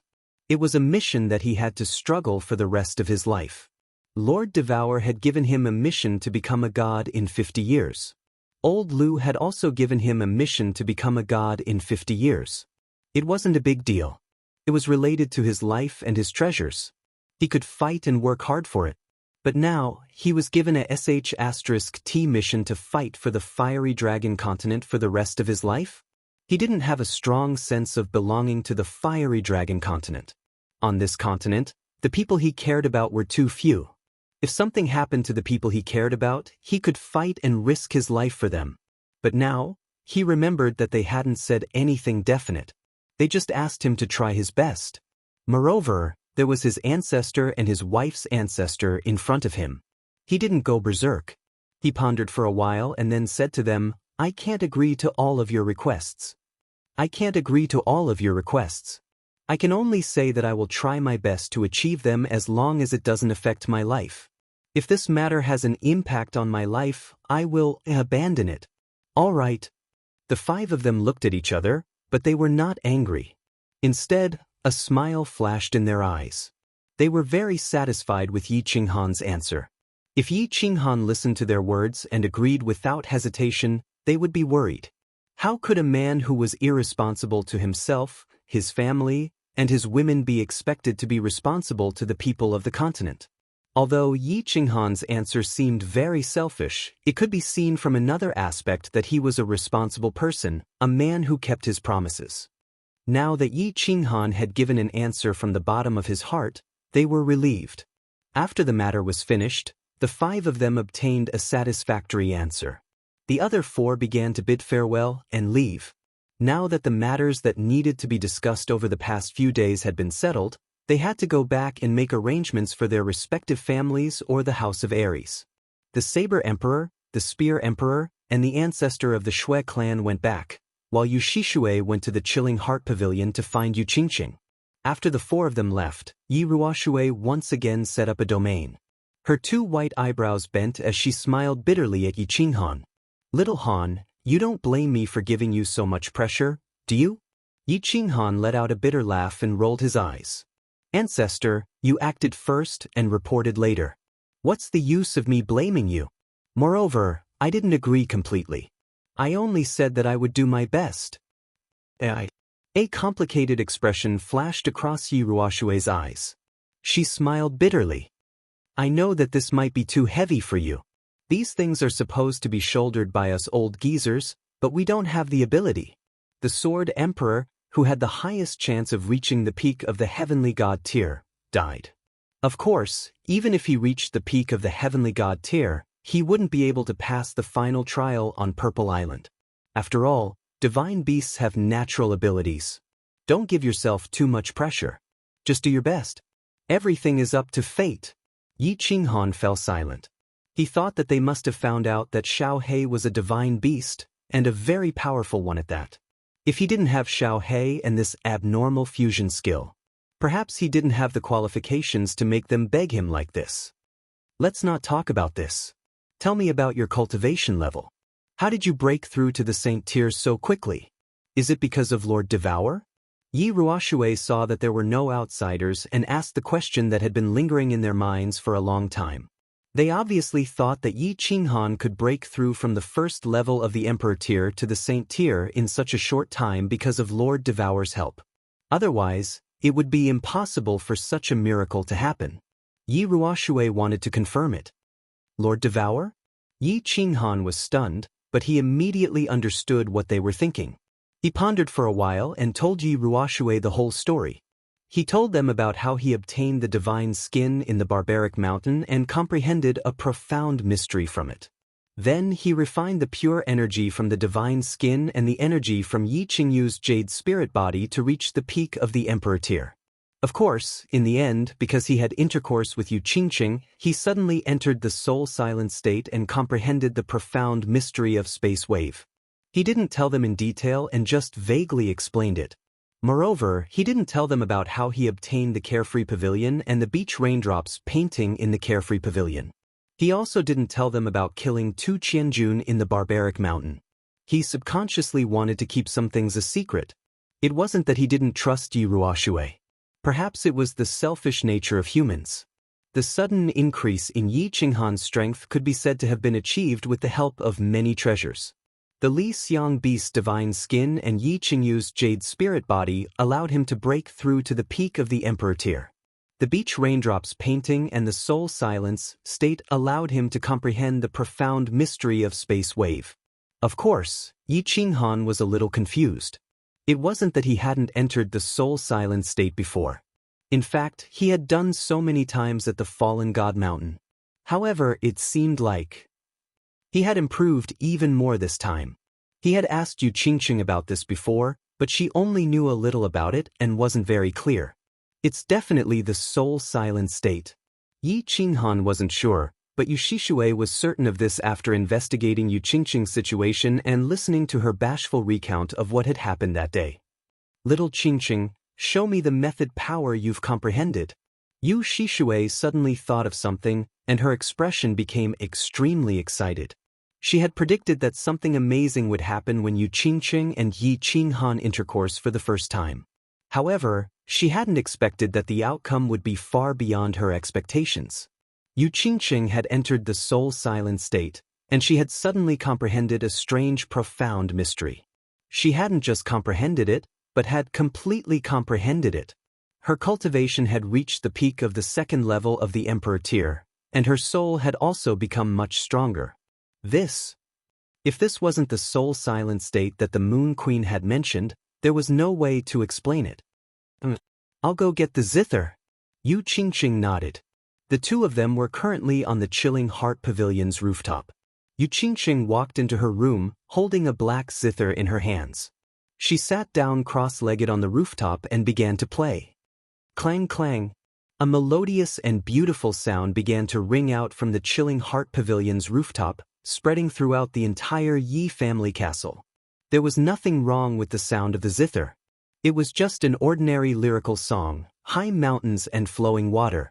The problem lay in the person who heard it. A pleasantly surprised smile appeared on Yu Shishue's face. Her limpid eyes were filled with a strange light.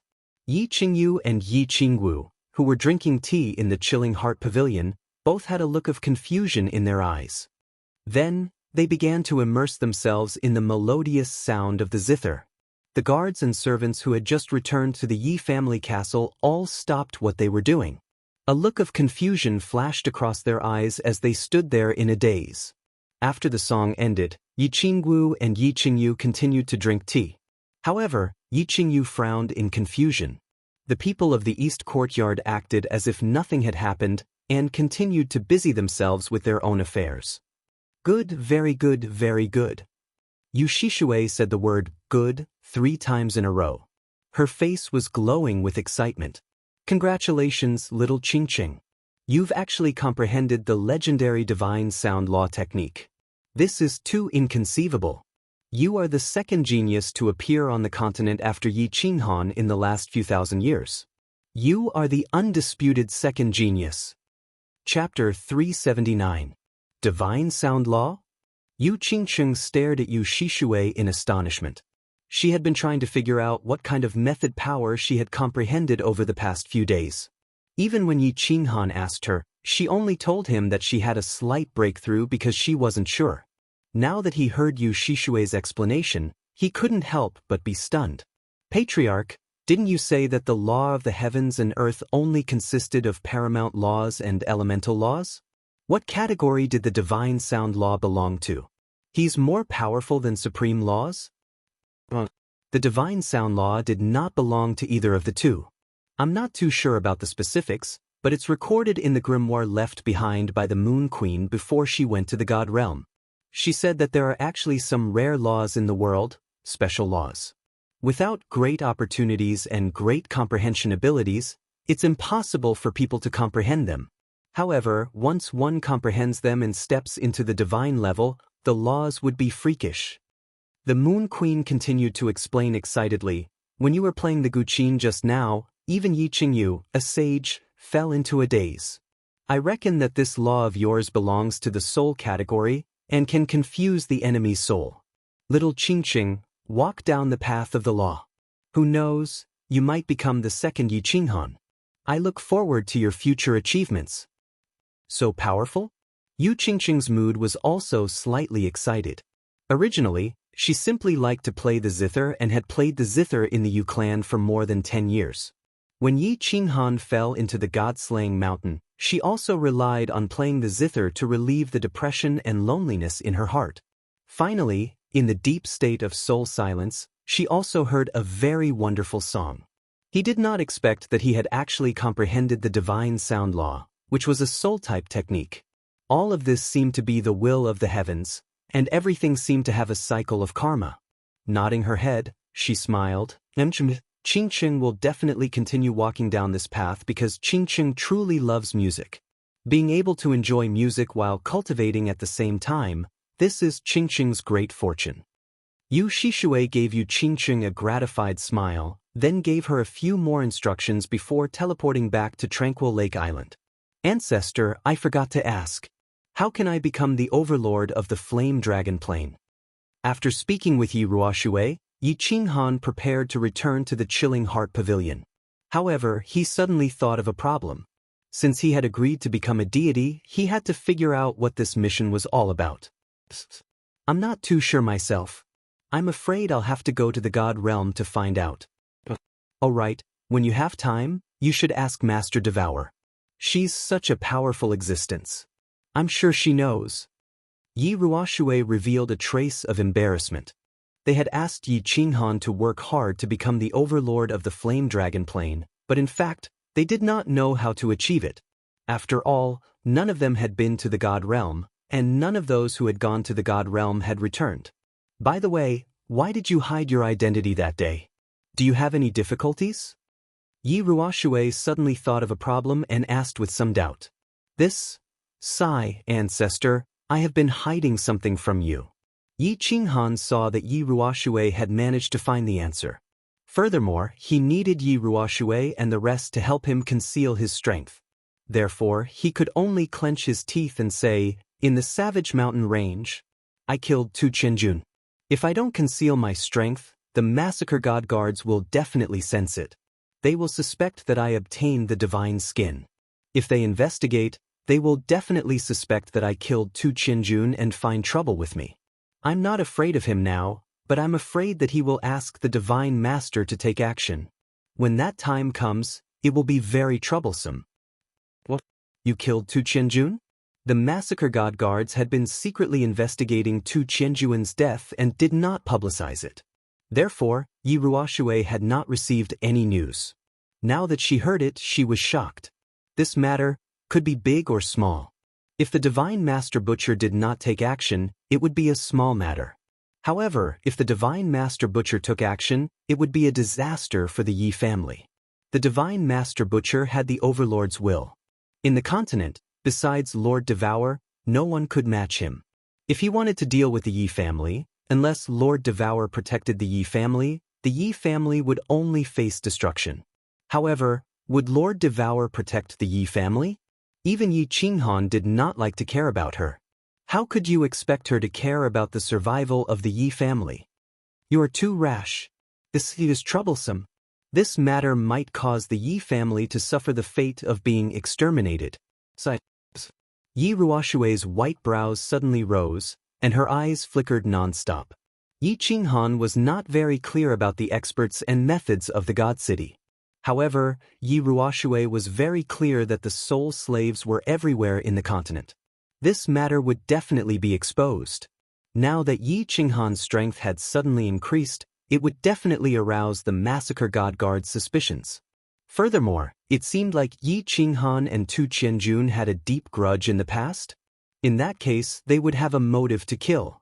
Once the truth was revealed, and Yi Qinghan was still in possession of the godly sword, God Master Tu would definitely kill Yi Qinghan and wipe out the Yi family at the same time. Tu Qianjun wanted to kill me in the barbaric mountains. I had no choice but to kill him and all his subordinates. I can't possibly wait to be killed by him, right? Yi Qinghan did not think too much and did not expect the matter to be so serious. He spread out his hands and said innocently, "Since it has come to this, there is no other way. I will arrange for people to seal off the news. We will hide it for as long as we can. Everything will depend on the will of the heavens. You, leave immediately. Take Yi Qingyu and the others and leave immediately. Go to the Dark Forest or the Purple Island. Leave overnight. Don't go back to Tsang City until you reach the god level." Yi Ruoshui pondered for a while and suddenly made a decision. What? Is it so serious? Yi Qinghan was dumbfounded. He had already thought of the matter as serious as it could be.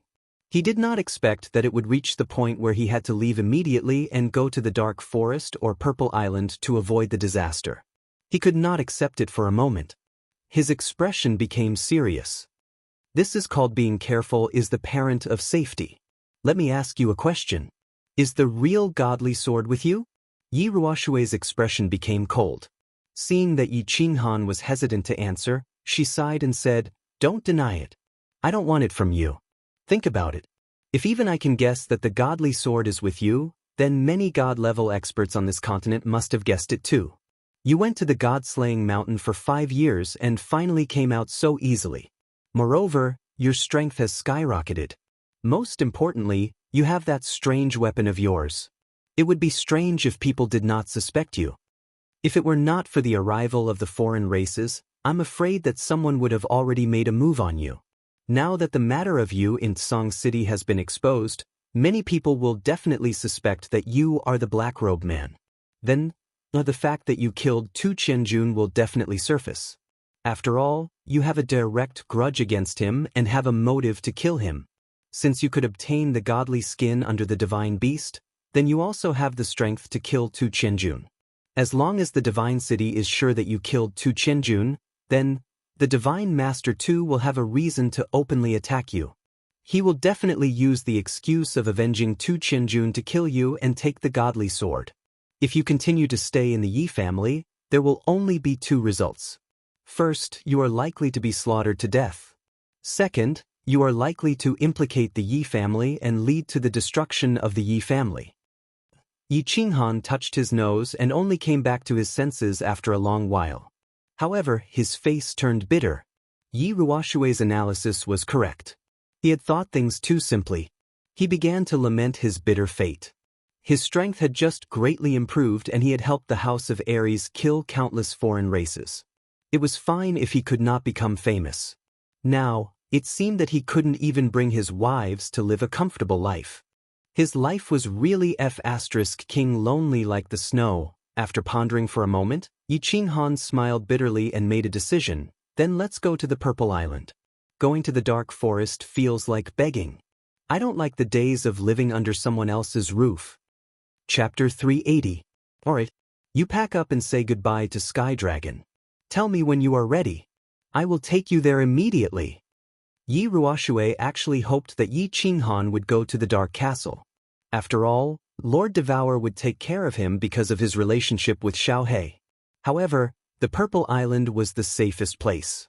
Now that Yi Qinghan had made up his mind, she couldn't say anything else. Don't. Since he had made up his mind, Yi Qinghan didn't feel so conflicted.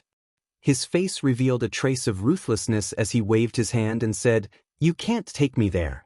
Not only can you not take me there, but you have to wait until I reach Xidao. You have to ask the family to put up a notice to expel me from the Yi family forever. You have to tell the world that I have nothing to do with the Yi family anymore. The Yi family won't be responsible for my behavior." All right, how are you going to get there? The Purple Island is in the east of the Hidden Island. It was Yi Qinghan who had asked the Yi family to expel him. Yi Ruoshui was also an ambitious person. She was a little surprised, but she didn't hesitate much. Since Yi Qinghan had asked, it didn't matter anymore. As long as the Yi family recognized Yi Qinghan, it was fine. They could just let him return to the family in the future. I have my own way. You don't have to worry about my safety. Did you forget how I disappeared a few days ago? Yi Qinghan laughed but didn't point it out. After all, old Lu didn't want too many people to know about his existence. As for his safety, he wasn't really worried. As long as he controlled the Freedom Ring and opened the door to enter the Freedom Pavilion, he would enter an independent space. Once he entered, the door would disappear. Why would he be afraid of the Divine Lord? This time, he went to the Purple Island because he was afraid that Yi Qingyu and the other two would be bored staying in the Freedom Pavilion. Otherwise, he wouldn't even want to go to the Purple Island. He would just cultivate in the Freedom Pavilion. Patriarch, please take me to the Chilling Heart Pavilion. In the future, you must take care of yourself. Finally, Yi Qinghan dropped to his knees and kowtowed 3 times in front of Yi Ruoshui. Well, don't worry too much. Maybe things won't be so pessimistic. Moreover, I can often take people to the Z Island to see you. Yi Ruoshui looked at Yi Qinghan with guilt. She held him up with her hands and her eyes were slightly moist. This child was only 21 years old, yet he had already experienced so many hardships. Now, he had to face even greater challenges as well as his thin and weak shoulders, yet he still had to shoulder such a heavy burden. Although it was said that capable people should do more work, if possible, he would rather bear all the hardships and burdens himself. Between men, there were some things that didn't need to be said. Yi Ruoshui and Yi Qinghan looked at each other. They nodded and smiled at the same time. Then, Yi Ruoshui teleported to the Cold Heart Pavilion with Yi Qinghan. After bidding farewell to Yi Ruoshui, Yi Qinghan walked into the hall of the Cold Heart Pavilion. He looked around with nostalgia. Yi Qinghan teleported to the backyard. Yi Qingyu and the others were drinking tea and enjoying the afternoon sunshine. Brother! Yi Qingyu was the first to notice Yi Qinghan's appearance. She stood up and shouted happily. Yu Qingqing and Yi Qingwu also put down their cups and stood up with a smile. Hello, 3 beauties. Can I ask you a question? Yi Qinghan smiled mischievously. He extended his hand and said to the 3 beauties in a serious manner, 3 beauties, are you willing to accompany me to travel the world? Travel the world? The 3 looked at Yi Qinghan's serious expression. They didn't understand what was going on. They looked at him in confusion and waited for his explanation. I will explain the specific reason later. Right now, I can only tell you clearly. I am all alone now. I can no longer stay in this Yi family. I am going to travel the world. May I ask if you are willing to come with me? You have to think about it carefully. Maybe you won't be able to return for 8 to 10 years. Or maybe you won't be able to return for the rest of your life. Yi Qinghan looked at the 3 of them with guilt. He was lucky enough to marry 3 beauties. Yet he couldn't give them a stable life. Now, he had to wander from place to place. He was a failure as a man. I will go wherever you go, brother. Yi Qingyu said without hesitation. To her, wherever Yi Qinghan was, that was her home. Traveling the world is not bad. I am willing, to go to the ends of the earth with you. The 4 seas are my home. Yu Qingqing smiled sweetly. The days without Yi Qinghan by her side were too difficult. She didn't want to continue playing the zither alone by the tranquil lake. I will go with you too. But, can I really not come back? Yi Qingwu's voice was resolute, but her face was a little bitter. Anyway, if she couldn't come back in this lifetime, she couldn't show her filial piety to her grandfather. What if her grandfather didn't come back after he passed away? She would hate herself for the rest of her life. But, that's my Yi Qinghan's woman. Actually, I found that. I don't have anything in this world except for you and Xiao He. But, it's enough. Yi Qinghan beamed a faint smile. It was a bright and contented smile. His eyes shot out a beam of light. His heroic spirit burst out as he said word by word, "Don't worry. I will try my best to bring you back to the Fire Dragon continent as soon as possible. At the same time, I will try my best to make you happy for the rest of your lives." Then, Yi Qinghan touched the carefree ring, and 2 jade boxes appeared in his hand. He gave them to Yu Qingqing and Yi Qingwu, smiling. "This is Lord Devour's wedding gift for you. These are 2 peak Heavenly God Realm divine crystals. You should refine them. After that, the 3 of you will reach the peak Heavenly God Realm." Divine crystals? The 2 of them were startled and nearly lost their grip on the jade box, causing it to drop. They knew about this because Yi Qingyu had been refining the divine crystal. At this moment, her cultivation level was even higher than Yi Qinghan's, and it was said that in a few years, she would become a deity. This item was priceless. Haha, I, Yi Qingwu, can become a God Realm expert one day. And a peak Heavenly God Realm expert at that. Yi Qingwu couldn't bear to part with the jade boxes. In fact, she was a little jealous of Yi Qingyu. The reason why she worked so hard was that she didn't want to fall behind Yi Qingyu's strength. She didn't want to be neglected by Yi Qinghan. It was a kind of sour grapes subconsciously. After refining the divine crystals, can I continue to comprehend the original principles? Yu Qingqing didn't show much joy. Instead, she asked a strange question. This, Yi Qinghan blinked his eyes in confusion. Seeing Yu Qingqing asking seriously, he sent a voice transmission to old Lu. After a while, he shrugged his shoulders and said, "No, you can't. After refining the divine crystal, you can only comprehend the mysteries of the divine crystal. You can't cultivate the original nomological laws. In that case, I don't want this divine crystal anymore. You can give it to someone else." Yu Qingqing's eyes flashed with a hint of disappointment. Then she smiled and felt relieved. She casually threw the divine crystal to Yi Qinghan as if she was throwing a toy. Yi Qinghan and Yi Qingwu exchanged looks. They blinked in disbelief and asked at the same time. Yi Qinghan touched Yu Qingqing's forehead to see if she had caught a cold. What was this? It was a divine crystal that could help her enter the God realm easily. Yu Qingqing hesitated for a while before rejecting it. If Yi Qinghan hadn't promised Lord Devour not to refine the divine crystal to become a god, he would have refined it himself. There's no reason. I like the heaven and earth principles I cultivate. I don't want to change them. Qinghan, I know what I want. Don't worry about me. Yu Qingqing nodded resolutely. The divine sound law principle she cultivated was her hobby. She didn't want to give up her hobby. It was that simple. All right. Since you're so sure, I'll give this divine crystal to my grandfather so that the Yi clan can have one more guardian deity.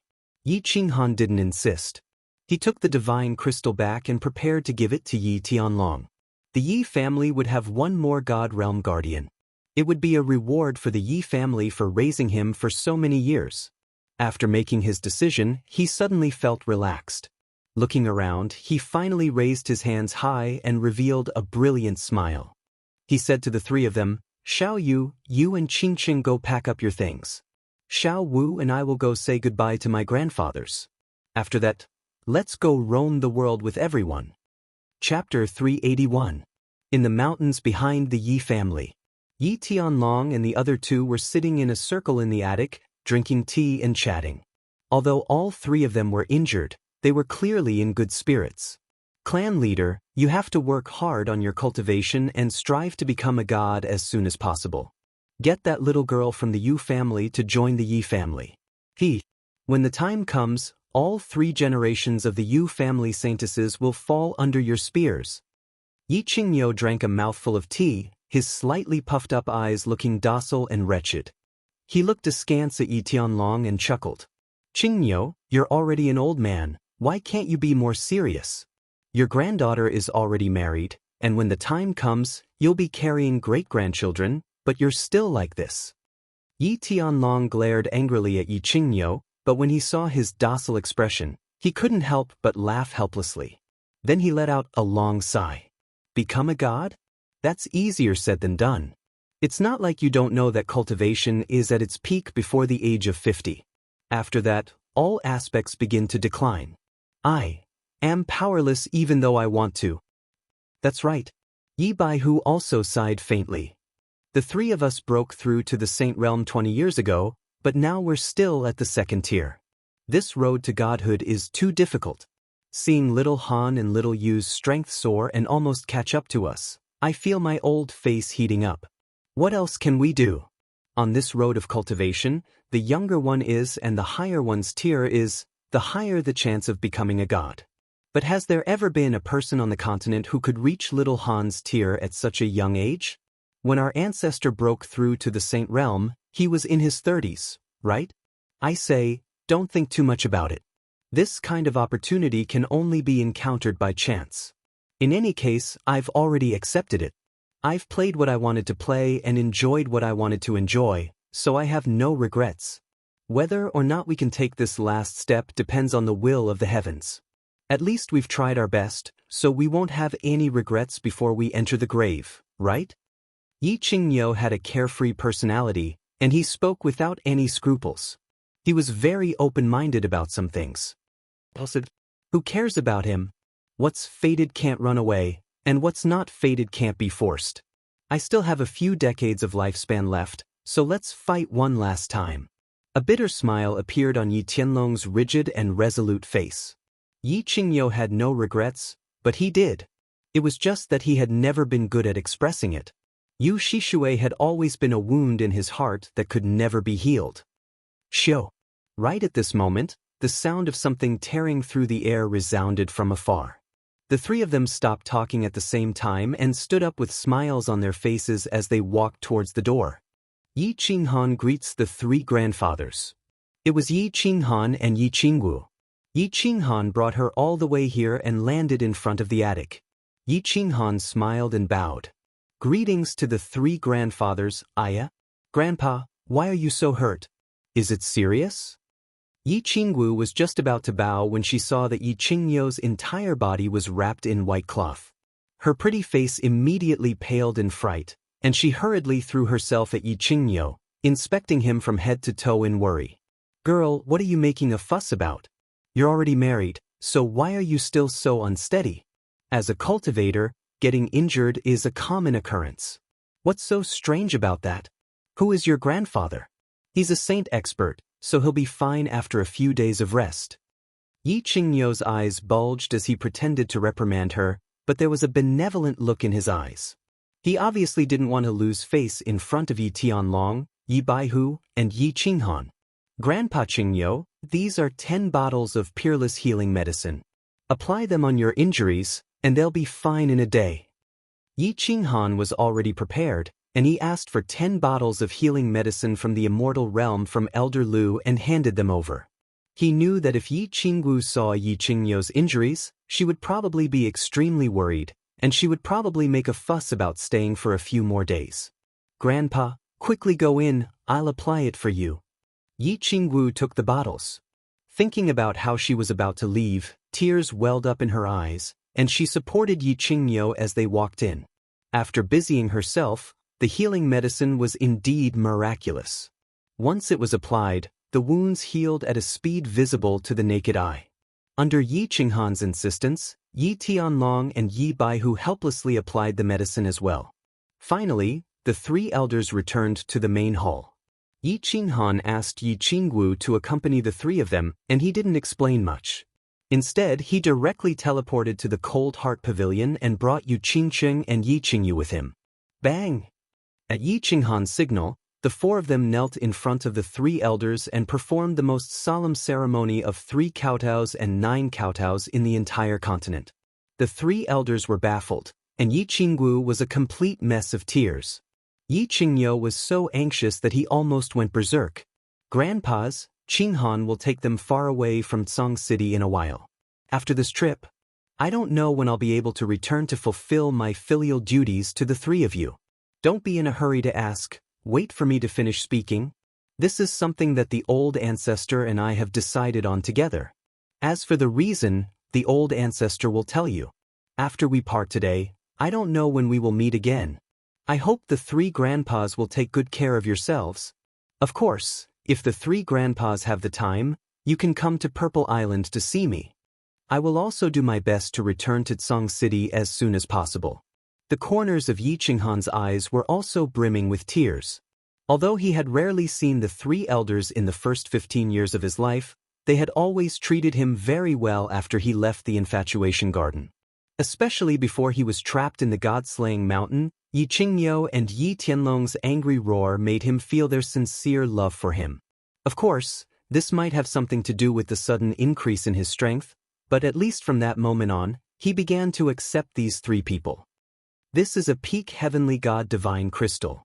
You can choose one person to refine it. This is my gift to you before you leave. After saying this, Yi Qinghan took out a green jade box and handed it to Yi Tianlong. Then, together with the 3 of them, he kowtowed heavily. In the end, he took the muddle-headed Yi Qinggu with him, forcefully suppressing the grief in his heart, and resolutely turned around and left. Yi Qinghan knew that he had to cut the Gordian knot, or else he might not be able to leave for a few days. Patriarch, what's going on?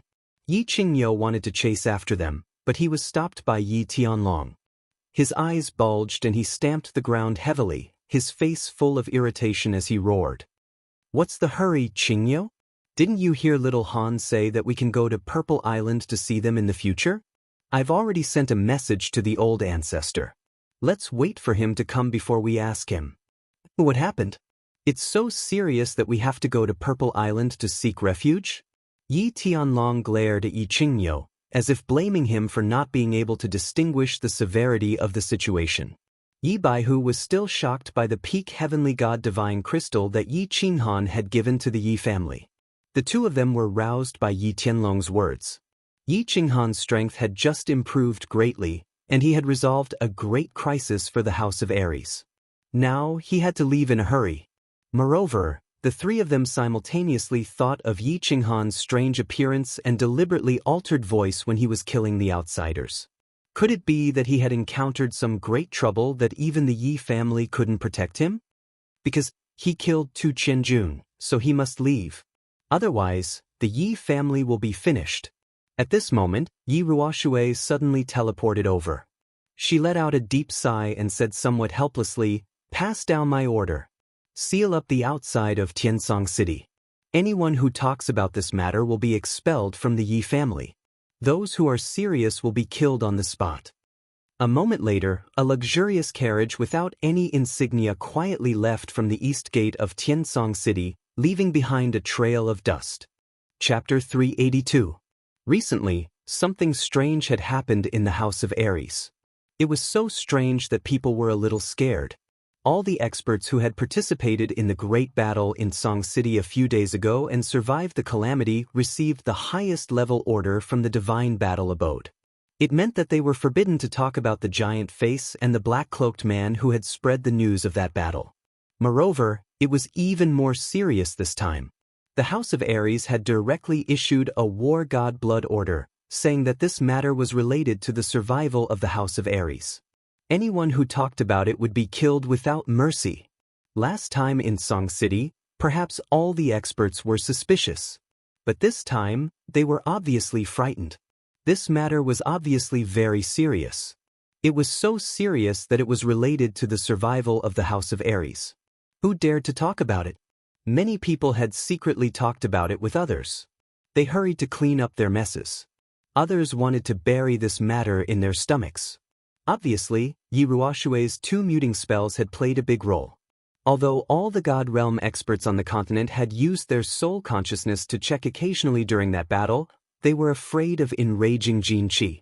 However, because he was afraid of angering Xianxia, he didn't dare to spread his divine sense to the center of the battlefield.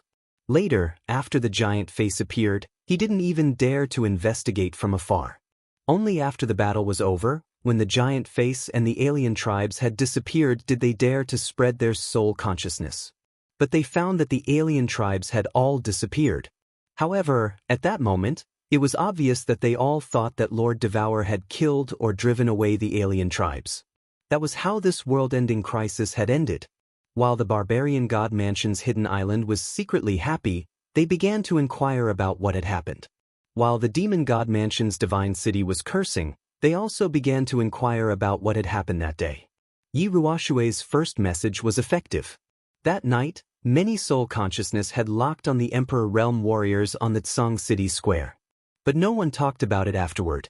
They only heard that a black-cloaked expert had saved the House of Ares. This half-understanding made them even more curious. Hence, the spies of the House of Ares, who had been bribed in 2 prefectures, 1 city, and 1 island, began to investigate everywhere. They wanted to get to the bottom of what had happened that day. Otherwise, they would feel uncomfortable if they were hung up on one thing. However, under the second gag order from the House of Ares, they did not manage to obtain any concrete information.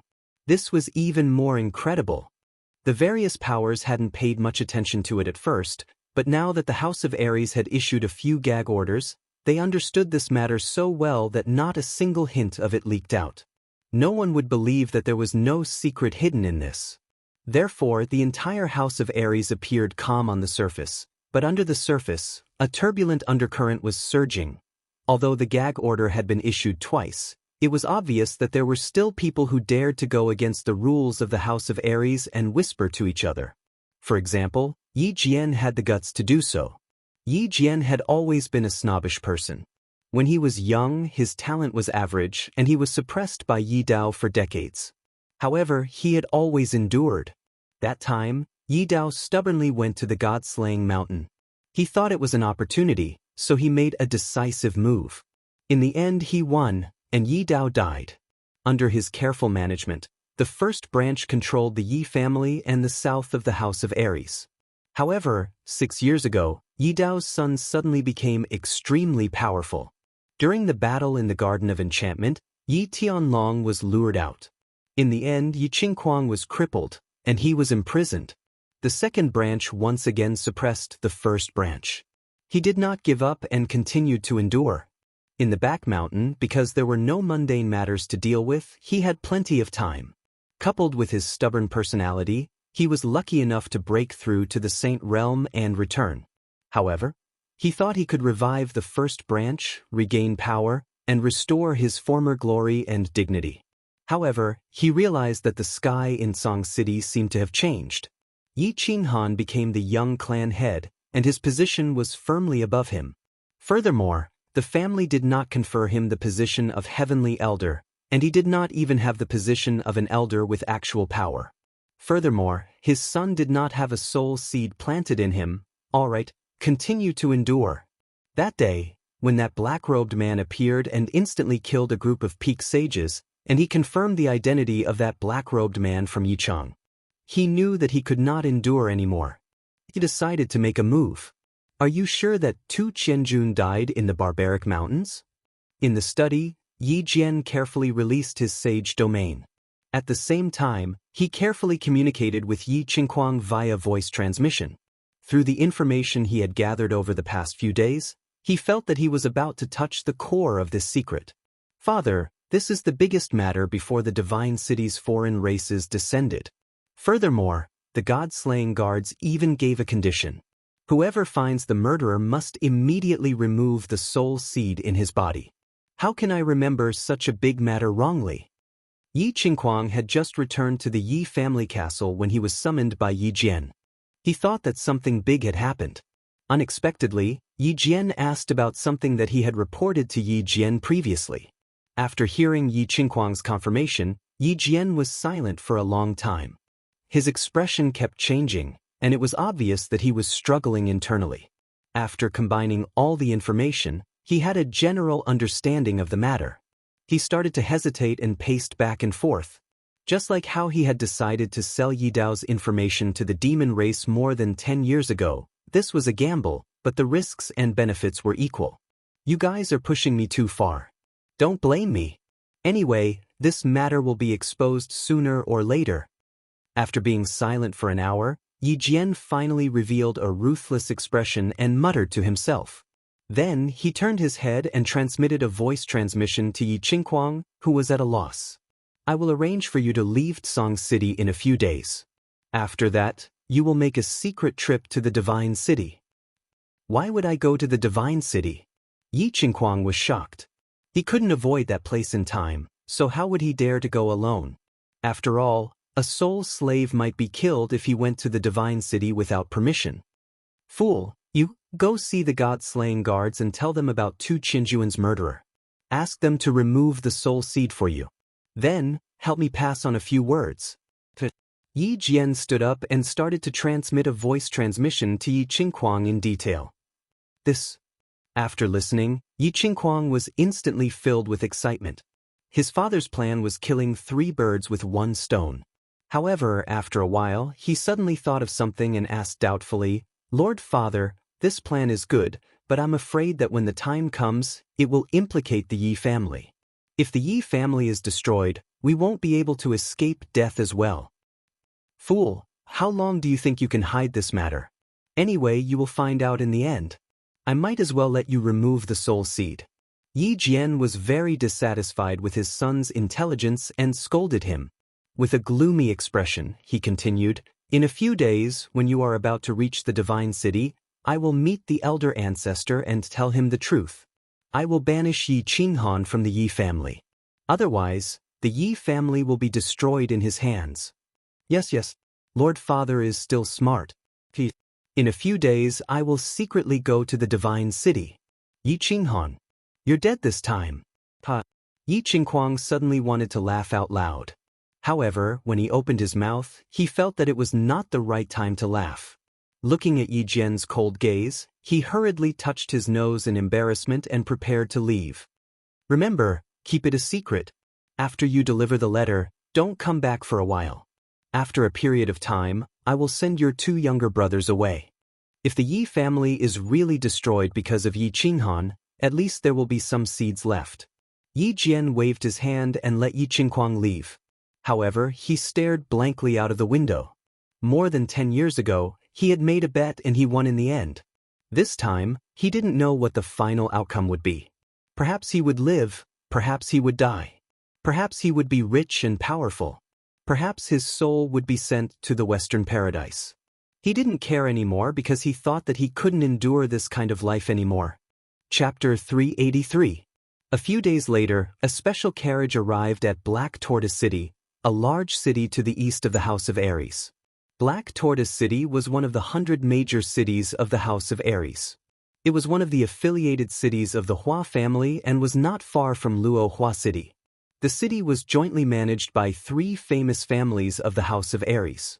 As the House of Aries had not been very peaceful recently, the city gates were filled with guards who were there to inspect the city. Stop the carriage and inspect.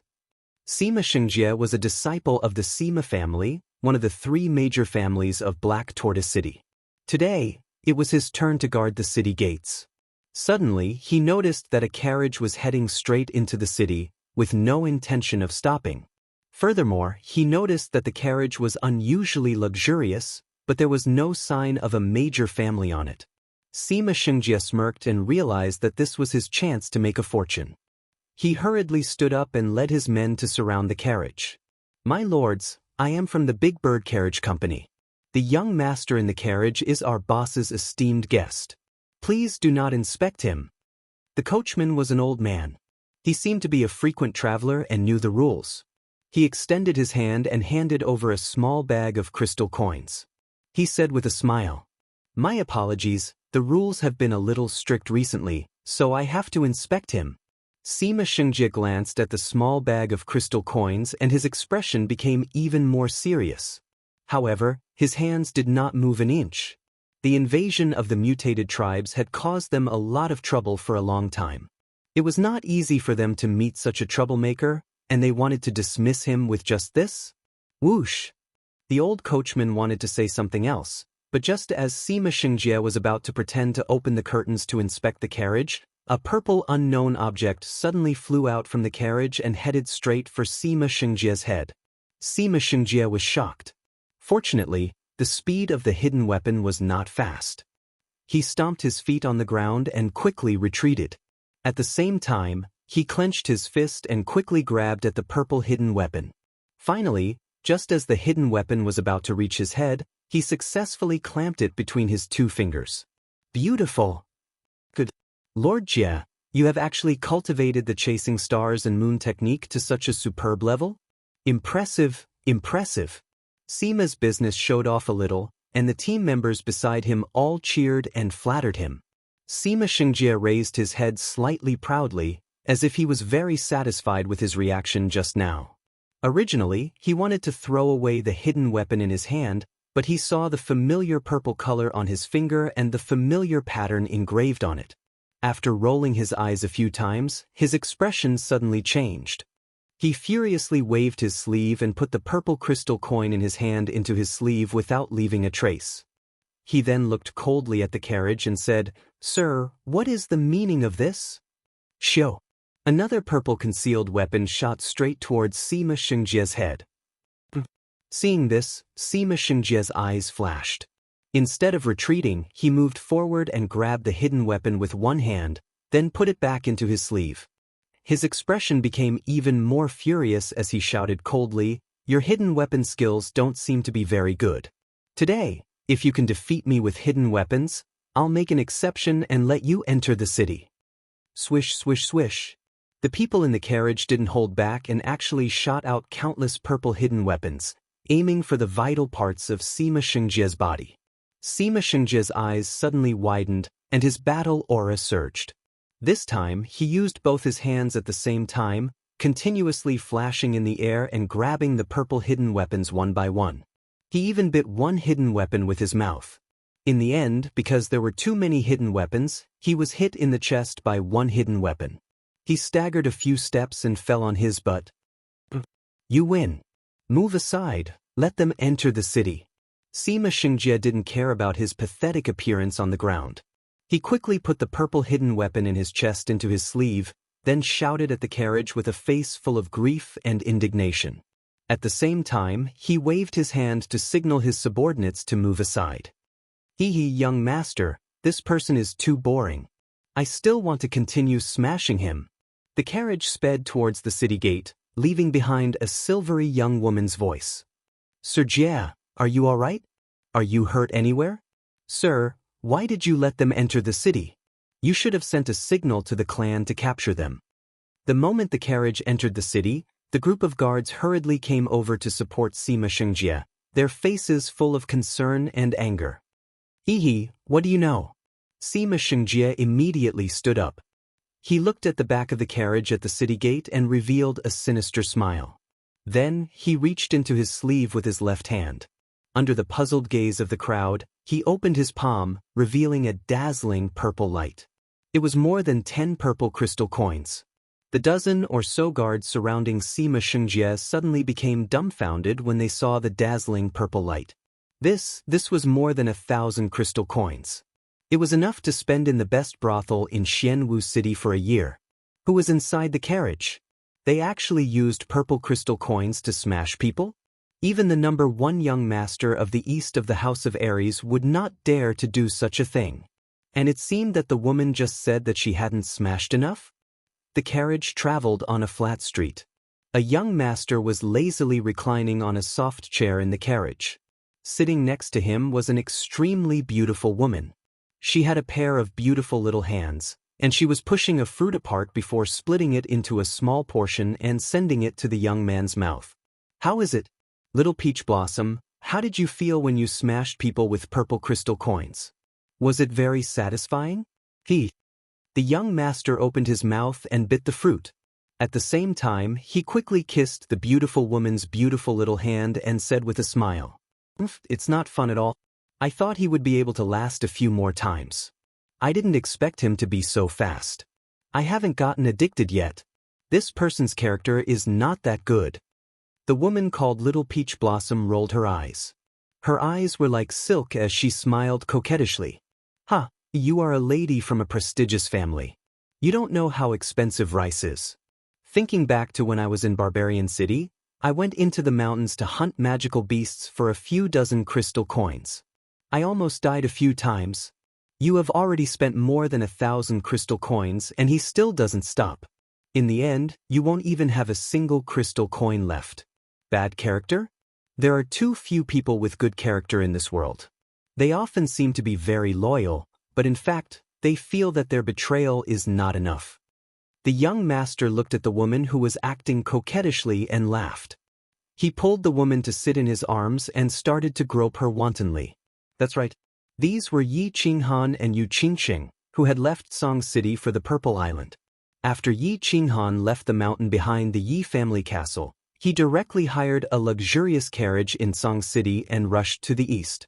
Because of the existence of the Carefree Ring, Yi Qinghan didn't ask Elder Lu to teleport them to the Purple Island directly. After all, Elder Lu's appearance and teleportation would be exposed. If he asked Elder Lu for help, it would be a request. He still had 2 chances to attack, and he didn't want to waste them. Moreover, he had the Carefree Ring. He could ask Elder Lu to release a wisp of divine sense outside. As long as a god-level expert was investigating, he would know immediately. At that time, he could directly open the door to the Carefree Pavilion and enter. The Carefree Pavilion was an independent parallel space refined by the Soul Emperor. As long as someone entered, the void door would disappear. Inside the Carefree Pavilion, even Lord Devour wouldn't be able to break the void to hurt him. Therefore, Yi Qinghan decided to travel to the Purple Island slowly. After all, he didn't know when he would return. Young master, we have arrived at the Black Warrior City's commercial street. After a while, the carriage stopped abruptly. The old coachman called out in a soft voice. Yi Qinghan released Yu Qingqing unwillingly. He stretched his body and said with a smile, "Hee, all right. I will bring Little Lotus and Little Rose out. Everyone, let's go for a stroll. We will buy half of the things in Black Warrior City, then we will go to the Purple Island and rebuild the Cold Heart Pavilion. This brother is not short of money." Chapter 384. Yi Qingwu used the sadness of parting as motivation. After leaving Song City, she calmed herself down for half a day before entering the Chilling Heart Pavilion to ask Elder Lu to help her refine the divine crystal. Yi Qingyu also wanted to quickly comprehend the mysteries of the divine crystal so that she could become a god and help Yi Qinghan. Thus, she left Yi Qinghan and Yu Qingqing behind to cultivate in the Chilling Heart Pavilion. Yi Qinghan flashed into the Chilling Heart Pavilion and brought the 2 of them out after a short while. "What's wrong? Little Han." "Young master, I have only refined the divine crystal for a few days.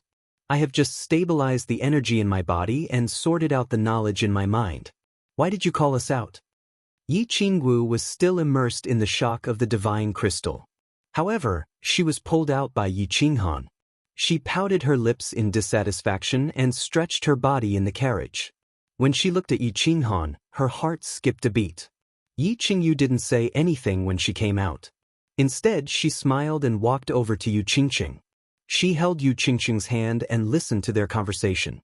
"Little Rose, we are about to leave this place and go to the isolated island. Aren't you going to buy more clothes, utensils, and tools? Let me tell you, there isn't a single person in that place. Moreover, we will be staying there for at least 10 years. When we have no clothes to wear, are you going to run around naked?" Yi Qinghan couldn't help but reach out and pinch Yi Qingwu's breasts. At the same time, he smiled mischievously as he hugged Yi Qingwu's voluptuous body. "Aya, you little scoundrel, you little pervert. If you don't stop, I'm going to scream." Yi Qingwu's breasts were suddenly attacked by Yi Qinghan in front of Yi Qingyu and Yu Qingqing. She was greatly shocked and embarrassed. She immediately slapped away that pair of big hands unceasingly. Only after he let go did she jump away from Yu Qingqing's and Yi Qingyu's hands. She walked out of the carriage and said fiercely, "Little Lotus Flower, Little Peach Blossom, let's go and spend all of this little rascal's money and make him a pauper. I want to buy 10 horse carriages worth of clothes. Wait, put on the veil first. Yi Qinghan chuckled and didn't think much of it. He handed over 3 veils from the carriage. At the same time, he picked up a bamboo hat and put it on, covering half of his face. After leaving Tsang City, Yi Qinghan decided to have some fun before going to Purple Island. Therefore, he wanted to keep a low profile. He changed the names of the 3 girls and asked them to call him Young Master. This was to avoid being recognized. Firstly, he was afraid of exposing his whereabouts and attracting the attention of the Divine City. Secondly, he was too famous now. It would not be fun if he was exposed. Young Master, miss. The 4 of them got off the carriage. When the coachman next to the carriage saw the 4 of them coming out, he quickly bowed slightly. This Big Bird Carriage Company was actually the secret intelligence system of the Yi family. Now it was led by Yi Shisan. He was one of them, so Yi Qinghan was very relieved. Well, we are going to buy some things. You go to the largest hotel in Xuanwu City, Cuiwei Pavilion, book a few rooms and park the carriage there. After that, you take this and go to Luohua City to look for flowers and plants. Tell him to meet me at the hotel tonight. Yi Qinghan took out a black dagger from the Xiaoyao ring and handed it to the coachman. This was Yi Qinghan's personal weapon in the mansion battle. Flowers and plants used to be very envious, so they would definitely recognize it at a glance. Since he decided to go to Purple Island, he needed to cross the sea and go to Hidden Island first. Then he would go to Purple Island. However, Yi Qinghan had never been to the sea and was not familiar with the things in the sea. Naturally, he thought of the first young master flowers and plants in the east of the House of Aries. As the future clan leader of the Hua family, it would be easy for flowers and plants to arrange some boats and manpower for him. Therefore, Yi Qinghan prepared to spend the night in Xuanwu City, which was next to Luohua City. The coachman took the dagger and drove the carriage away. Yi Qinghan brought the 3 girls to the largest commercial street in Xuanwu City, East Cloud Street. This street was the most famous main street in Xuanwu City. There were countless shops of different sizes. Basically, all kinds of food, clothing, and other miscellaneous things could be bought here. Yi Qinghan was dressed in green. Although his body looked weak, he faintly revealed a trace of elegant temperament. And the 3 girls standing on the street were like cranes in a flock of chickens, dazzling. Yu Qingxing was dressed in a peach-colored palace dress. Just by standing there quietly, she gave people the feeling that she was a fairy who had fallen to the mortal world, ethereal and ethereal. Yi Qingwu was dressed in a fiery red dress. After a few protests from Yi Qinghan, she did not wear revealing clothes like before. However, her fiery hot body and the 2 huge lumps in front of her chest could not be hidden no matter what. Yi Qingyu was dressed in white. Her soft and weak body gave off a delicate aura with every movement she made, causing others to feel pity for her. The 3 girls were just like the nicknames that Yi Qinghan had given them. One was as intoxicating as a peach blossom, one was as flirtatious as a rose, and one was as pure as a lotus. Although the 3 girls were covered with veils and their faces could not be seen, just looking at their bodies and temperament was enough to make people ecstatic. It was currently noon on East Cloud Street. People were coming and going, and the traffic was endless.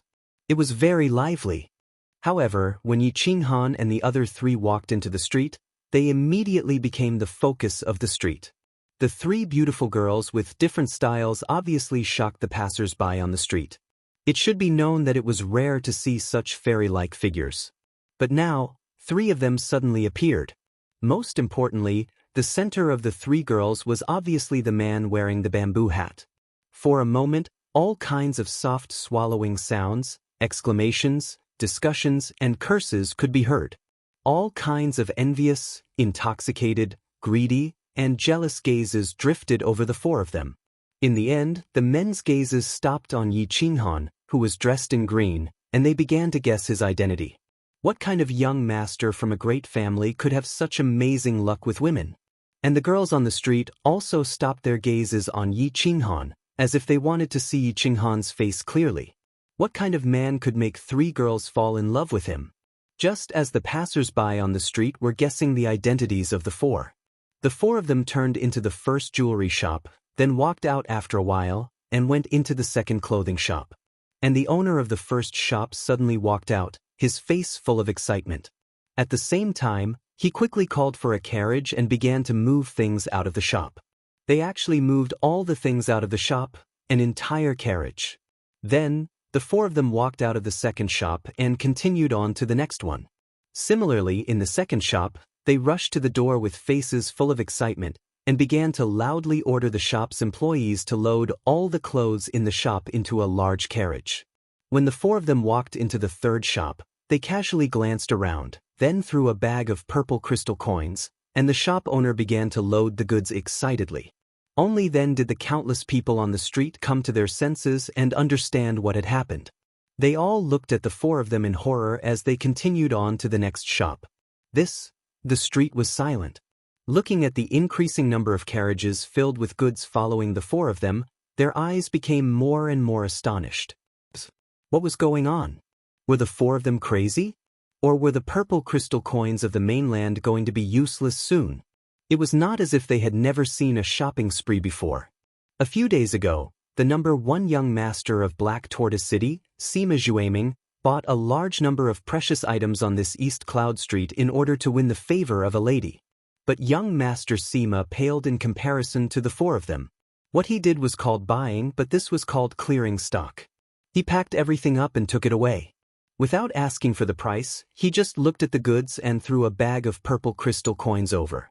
Although they did not know how much the goods in this shop were worth, seeing how the shop owner was grinning so widely that his teeth were about to fall off, they knew that he must have made a killing. Lunatic, prodigal. Countless people began to curse in their hearts in shock.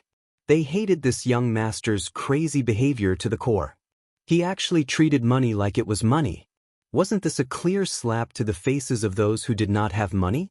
At the same time, they secretly despised him. This person was even crazier than the young master of Black Tortoise City. In order to win the favor of a lady, he actually wanted to buy an entire street. How many purple crystal coins did he have to spend? What a complete prodigal, a hedonistic son of a rich family. Seeing the four of them continue to walk forward, countless people began to wake up. Many pedestrians who wanted to buy urgently rushed to the shops in front. If they continued to watch the show, the entire street would be cleared out. What else could they buy? Chapter 385. Alright, send these goods to the entrance of the biggest hotel in the city.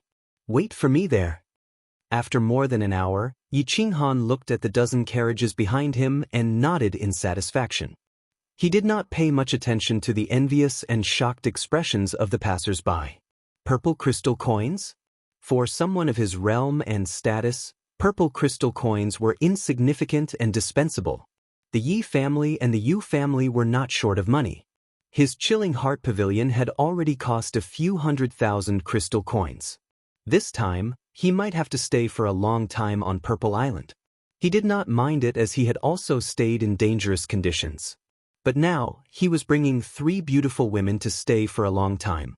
Naturally, he hoped that they could live comfortably.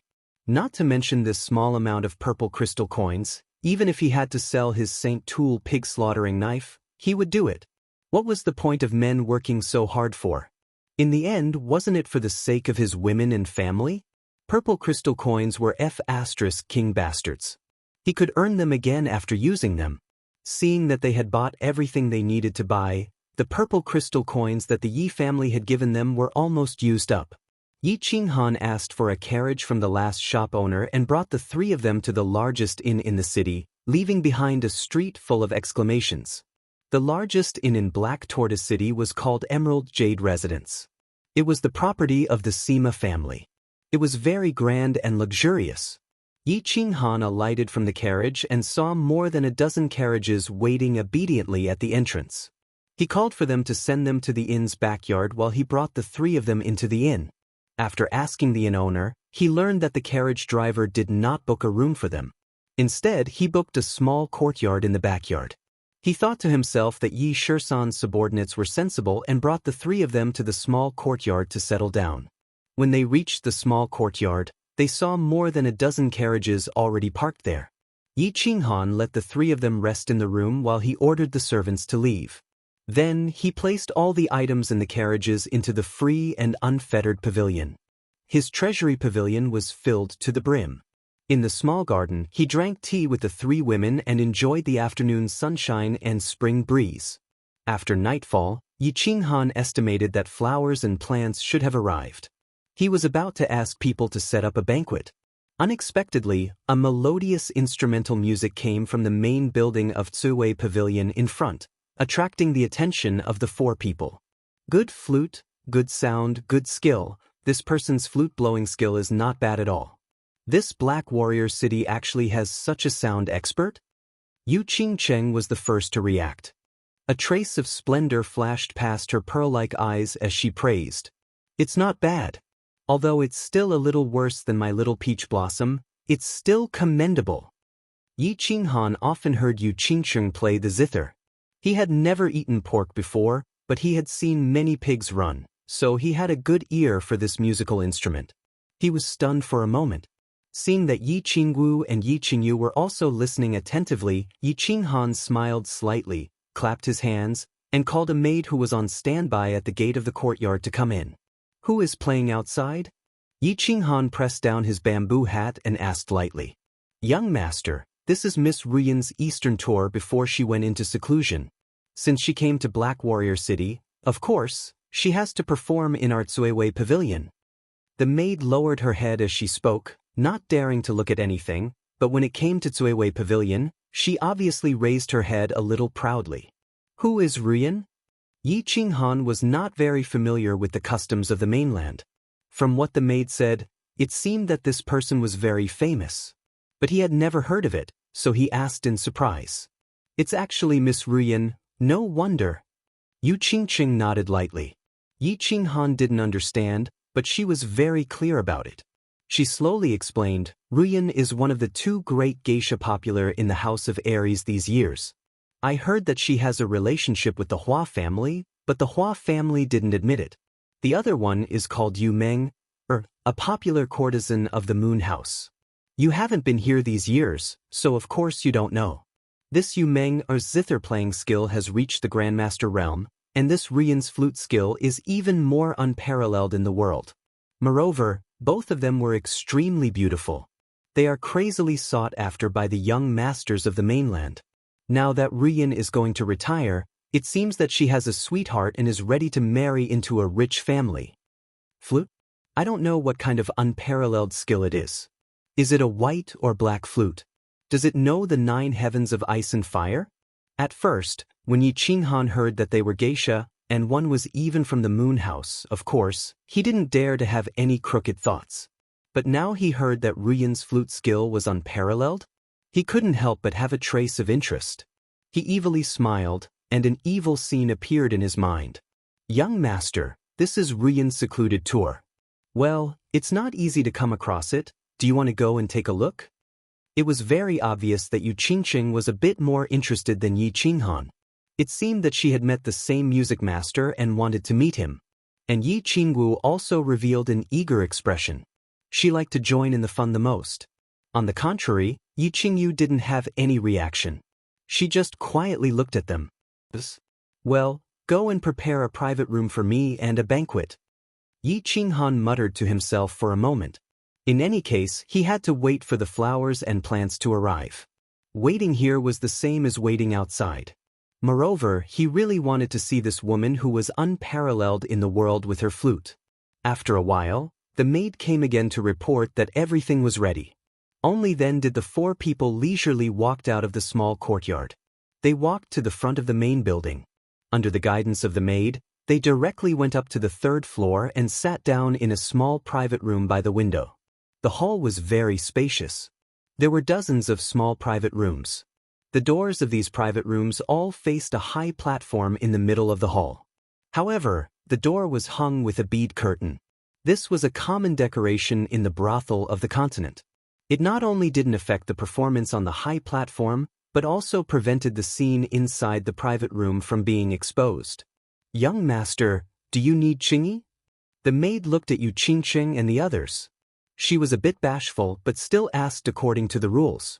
What is Qingyi? Is this Qingyi fun? Yi Qinghan had never been to these places. The only time he went to the moon house, he didn't play with these things. Hearing the name, he felt that it was not bad and asked with some interest. "No need, you can leave." However, Yu Qingqing suddenly waved her hand indifferently and let the maid leave. Then she whispered in his ear. A trace of mischievousness flashed in her eyes. She explained in a low voice, "Qingyi is a woman in a brothel. The woman in a brothel who doesn't wear clothes is called Qingyi. It is fun to play. If you need, I can help you call too. How about it?" It's actually this. Little Peach Blossom, don't joke around.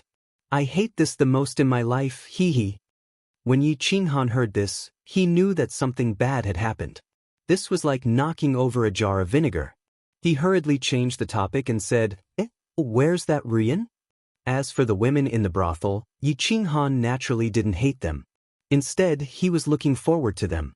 Of course, with his 3 beautiful wives beside him, he wouldn't dare to show any of his intentions. Memorable like this. I guess she went down to change after playing a song. Yu Qingqing mischievously looked at Yi Qinghan again and smiled sweetly. She didn't continue to dwell on this problem. Instead, she looked outside. She was a smart woman. Some things should be pointed out. It would be bad if she was too entangled.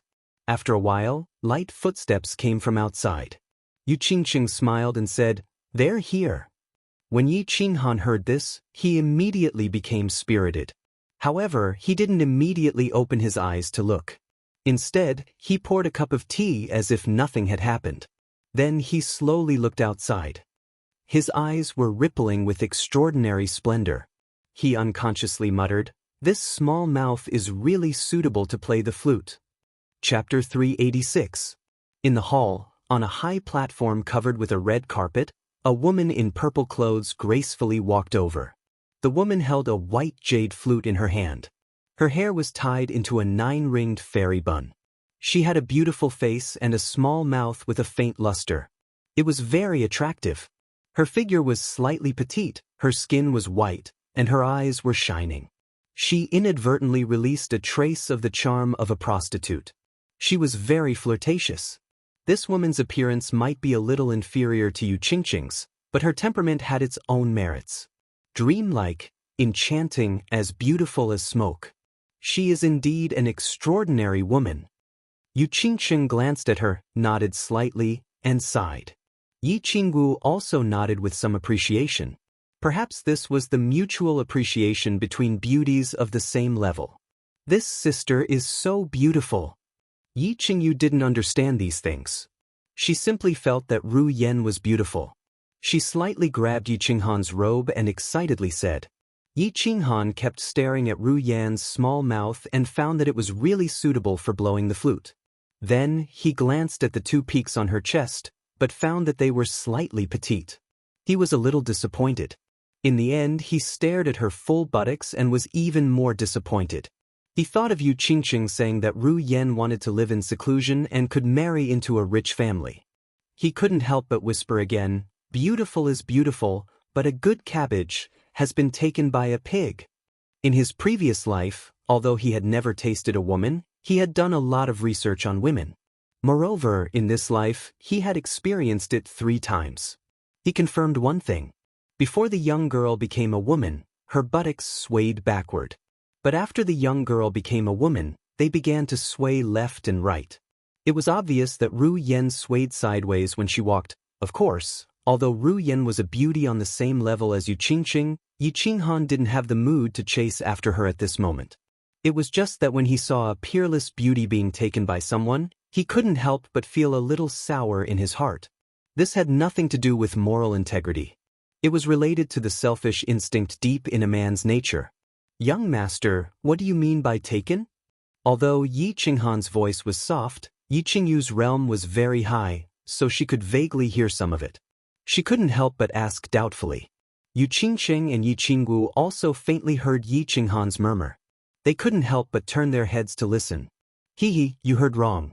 I say, why isn't her jade flute black?"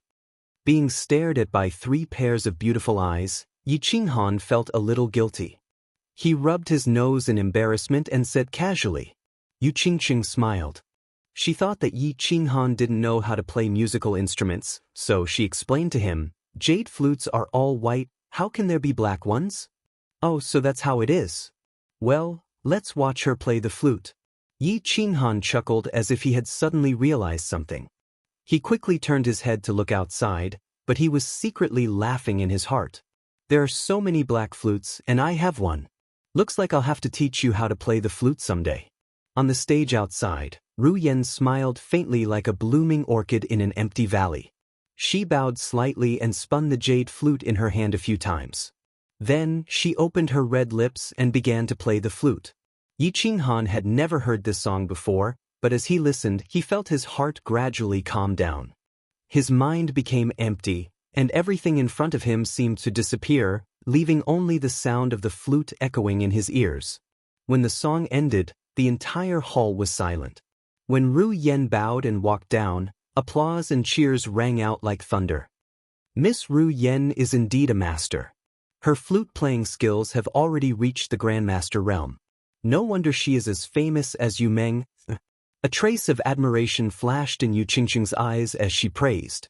She was a master of music, so she was just a bystander. She immediately understood the skill behind it. Not bad, but compared to my little peach blossom, it's still a little lacking. Yi Qinghan chuckled. This skill was indeed comparable to Yu Qingqing's performance during the Summer Flame Festival. However, now that Yu Qingqing had comprehended the law of divine sound, it was naturally a step behind. Looking outside, he frowned slightly and sighed. That damned ladyboy Hua Hua, why is he taking so long to treat him to a meal? Luohua City is so close. Could it be that he wants to take a bath and dress up before coming? Let's wait a little longer. Since we have nothing to do, why not just sit here and listen to the song? When Yi Qingwu heard Yi Qinghan's teasing, she giggled and rolled her eyes. Then, she heard the sound of the flute outside again. She quickly stopped laughing and listened attentively. Yi Qinghan also stopped talking and focused on listening to the song. This was probably the last time he would hear such beautiful flute music. Not to mention that Ru Yan was going to live in seclusion, he and Hua would also leave immediately. He probably wouldn't be able to return to the continent for 10 or 20 years, or perhaps for the rest of his life. Of course, he had to listen more to it. In the future, he would also have another memory of beautiful things. Don't. At this moment, a series of extremely heavy footsteps rang out, startling the few people who were immersed in the beautiful music. At the same time, the people in the other private rooms in the hall also snorted in dissatisfaction. This was an elegant place. The people sitting here were all young masters of famous families. It sounded like the famous Ru Yan Nong Shao from the House of Aries. When everyone came in, their footsteps were very light. When they talked about things, they were also very quiet. However, when Ru Yan was performing, everyone stopped talking at the same time. Now, someone suddenly rudely broke their beautiful mood. At this moment, it was like a cow chewing on a peony, spoiling the mood. Dong dong dong. The footsteps became louder and louder, getting closer and closer. Moreover, it seemed like there was more than one person. The sound even covered Ru Yan's flute music. On the stage, Ru Yan's eyes flashed with a trace of helplessness, but she didn't stop playing. Instead, she frowned slightly, and the flute music became more desolate. Yi Qinghan lightly touched his nose and drank his tea. Yi Qingwu's eyes bulged and she was about to fly into a rage.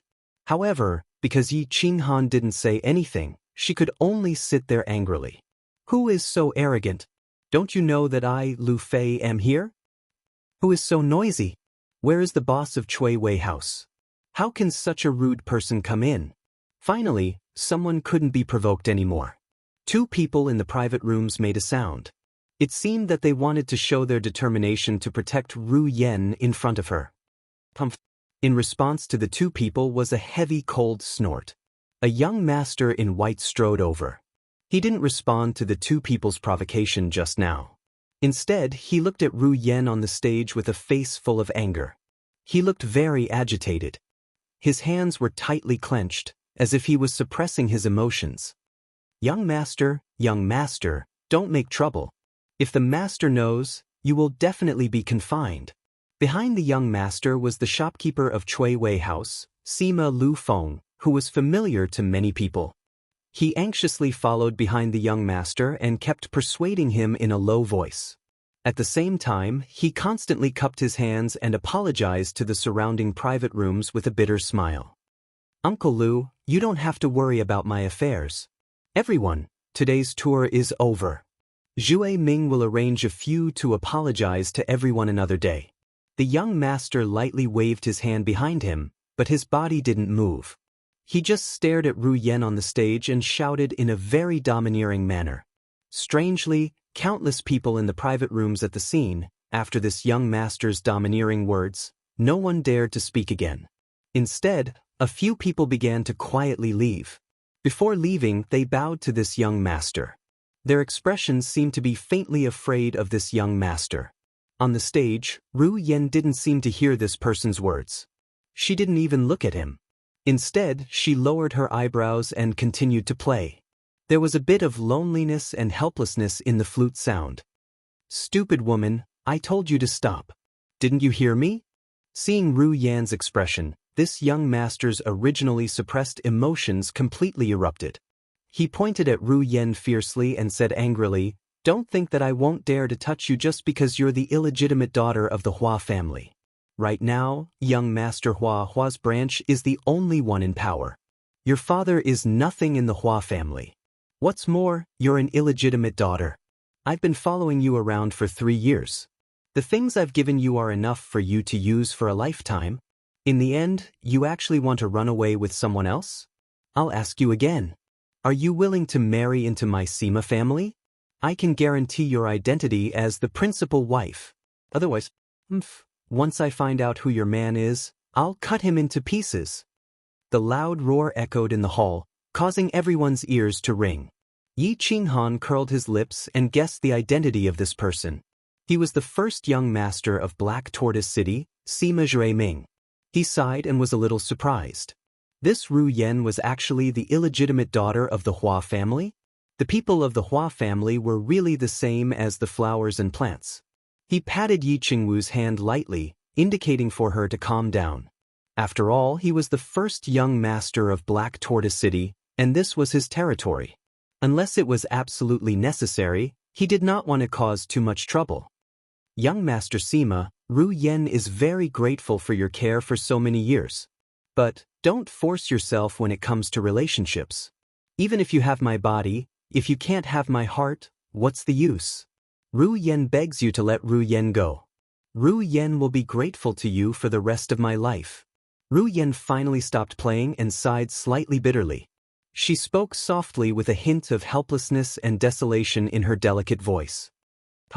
Everyone, please leave today. I, Sima Zhueming, owe you a favor." When Sima Zhueming heard this, he did not get angry. Instead, he laughed and cupped his hands at everyone. Then, he revealed a sinister smile and walked towards Ru Yen. At the same time, he laughed and scolded, "Stupid woman, you forced me to do this. I don't want your gratitude. I don't want your heart either. I want your body. You're an illegitimate daughter. Do you really think you're the young mistress of the Hua family? I'll *CK you today. I'll go to the Hua family to ask for forgiveness another day." Although there were countless people in the surrounding private rooms who were filled with grief and indignation, this matter involved the Sima family and the Hua family. They did not dare to make a move. After all, the Sima family had subtly suppressed the other 2 families in Black Tortoise City. Moreover, if the tragedy today really happened, it would be difficult for them to deal with the Hua family if they wanted to woo them in the future. Helpless, they all left in a hurry with complicated expressions. Looking at Sima Zhueming approaching Ru Yen step by step, Yi Qingwu finally could not hold it in anymore. She slammed the table and decided to save Ru Yen first. Beside her, Yu Qingqing and Yi Qingyu were also very angry. Their eyes were burning with anger, and they seemed to be very supportive of Yi Qingyu's actions. "Little Rose, calm down, calm down. The main character is here. He doesn't need our help anymore. Prepare to watch the show." Just as Yi Qingwu was about to rush out the door, she was pulled back by Yi Qinghan. Then, Yi Qinghan's teasing voice rang in her ears, which temporarily calmed her down. There's no need for another day. You'll apologize today. A figure suddenly flew in from the window of the hall. The face was even more beautiful than a woman's, and it was filled with coldness. Chapter 387. This figure was dressed in black and wore a bamboo hat just like Yi Qinghan's. He held a green dagger in his hand. He flashed in through the window and suddenly disappeared. When he reappeared, he was in front of Ru Yan. Yi Qinghan and Yi Qingwu were the only ones in the room. The moment the figure appeared, they saw a beautiful face. On the other hand, Yu Qingqing, Yi Qingyu, and Sima Zhueming only saw a bamboo hat and a white chin. It's someone from the Hua family. It's him? Hee hee, there's a show to watch.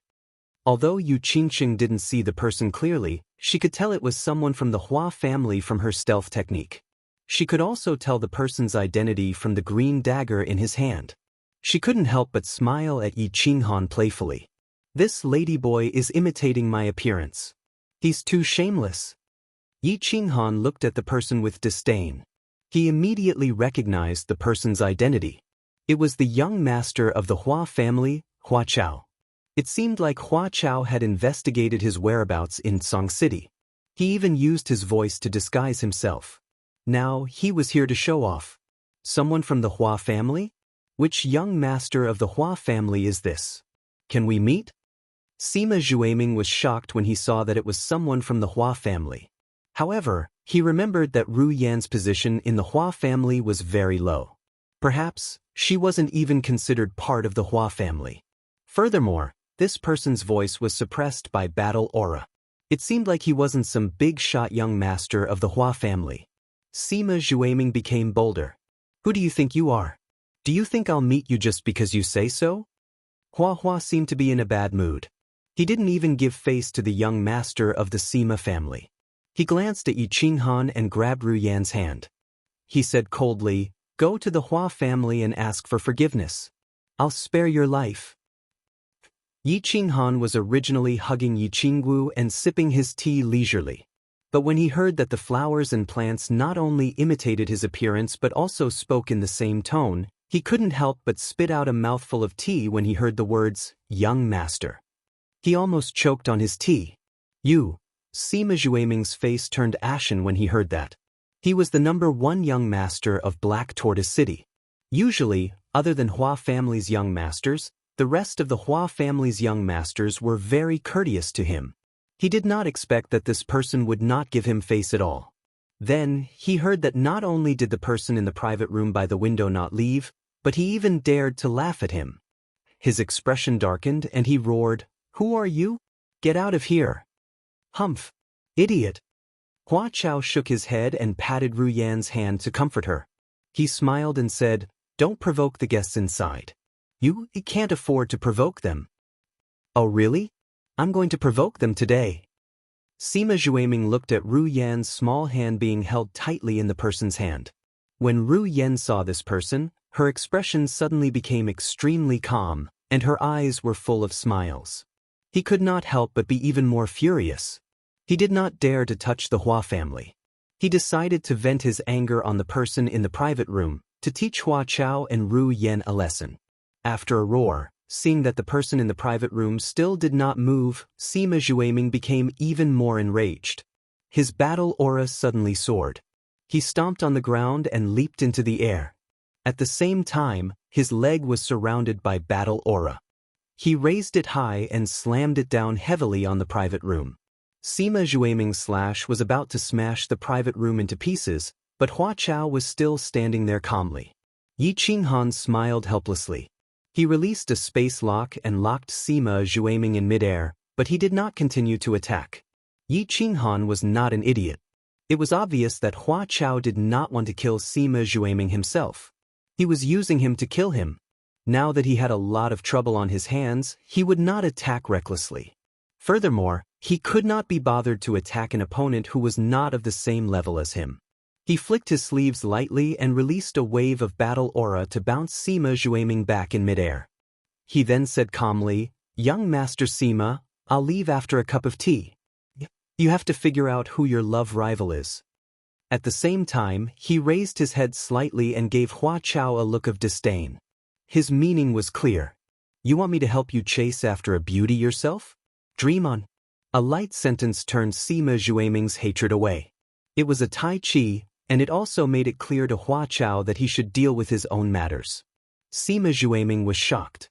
He was at the first level of the noble realm, but he was bounced back by someone releasing a wave of battle aura. Thinking about how he could not move in midair, he was even more frightened. He secretly blamed himself for being rash and was thankful that this person did not get angry. His expression became complicated. He stood there in a daze, not knowing how to get off the stage. It was fine if he did not want to attack the young master of the Hua family, but he wanted to provoke the person beside him to show his power. Now, he was being slapped in the face.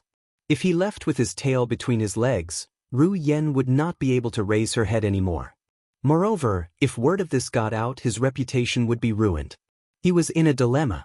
Young Master Han, help me kill this person, and I'll owe you a favor. How about it? While Sima Zhuiming was hesitating, Hua Chao began to communicate with Yi Qinghan through telepathy. No way! Don't you owe me enough favors? Why don't you do it yourself? Although Yi Qinghan didn't like people like Sima Zhuiming who resorted to force when he couldn't get his hands on a beauty, he couldn't just kill him like that. Hence, he rejected the offer decisively. Sigh, I have my own difficulties. Why don't you cripple him? Ruyan is my wife. Look, this B** starred almost used force on your brother's wife. With your temper, how can you tolerate this? The flower continued to transmit its voice to Yi Qinghan, trying its best to persuade Yi Qinghan to act. Get lost. It's your woman who is being bullied, what does it have to do with me? If it was my woman, I wouldn't just cripple him, I'd chop him up and feed him to the dogs. Yi Qinghan transmitted even more disdainfully. If he was in this situation, he would definitely not care and just chop him up first. Now, he was the victim. He was not an idiot. He obviously would not care about something that did not benefit him. Instead, he encouraged it. F***, I don't care anymore. I'll cripple this bastard. Encouraged by Yi Qinghan, Hua Chao became impulsive. He turned around, and a cold air exuded from his body. The blue dragon dagger in his hand flicked upwards slightly, and he moved stealthily. Yi Qinghan's ears twitched. He seemed to have heard something, and suddenly transmitted his voice to Hua Chao. However, he had underestimated Hua Chao's speed. At such a close distance, Hua Chao was also known for his speed. By the time he transmitted his voice, he was already one step too late. By the time the flowers and plants appeared, they were already right in front of Sima Zhuiming. The azure dragon dagger pierced into his dantian, and a gush of fresh blood and dense battle qi gushed out. Hua Chao was at the peak of the noble realm, and with the Hua clan's special concealment technique, it was easy for him to deal with a first-level noble realm martial artist. Moreover, Sima Zhuiming was still hesitating just now. While he was distracted, he was ambushed by Hua Chao. Sima Zhuiming saw Hua Chao's figure slowly appear, and he hurriedly retreated in panic. However, as he retreated, he staggered. He felt a sharp pain in his lower abdomen, and he fell to the ground. He curled up and cried out in pain. A peak Emperor realm martial artist is rushing over here. Hua Chao did not know, but Yi Qinghan sensed it immediately. He thought of Hua Chao's difficulties and disguise to hide his identity, so he quickly transmitted a message to him to remind him.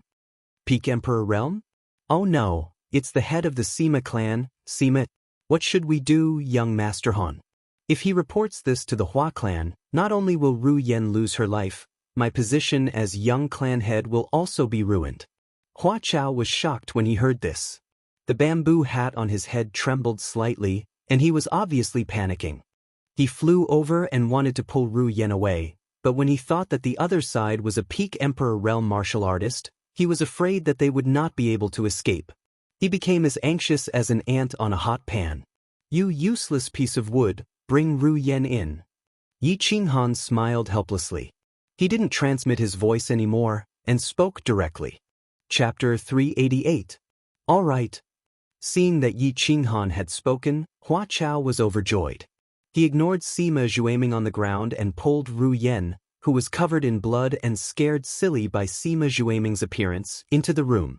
Ru Yen was suddenly pulled in and realized that there was a green-clothed young man sitting inside. He was even wearing a bamboo hat like Hua Chao. Furthermore, there were 3 top-tier beauties sitting around this young master. She couldn't help but feel even more at a loss and didn't know what to do. Her jade-like hands tightly gripped the jade flute, and she was very nervous, her entire body trembling. We'll introduce each other in the future. Boss, help me settle this. I'll be grateful to you for life. Hua Chao cupped his fists and revealed half of his face, which was filled with panic. He pulled the stunned Ru Yen and bowed to them. Now, he could only count on Yi Qinghan to settle this for him. If you don't give me a reasonable explanation later, I won't acknowledge you as my brother. Yi Qinghan saw that Hua Chao didn't seem to be lying.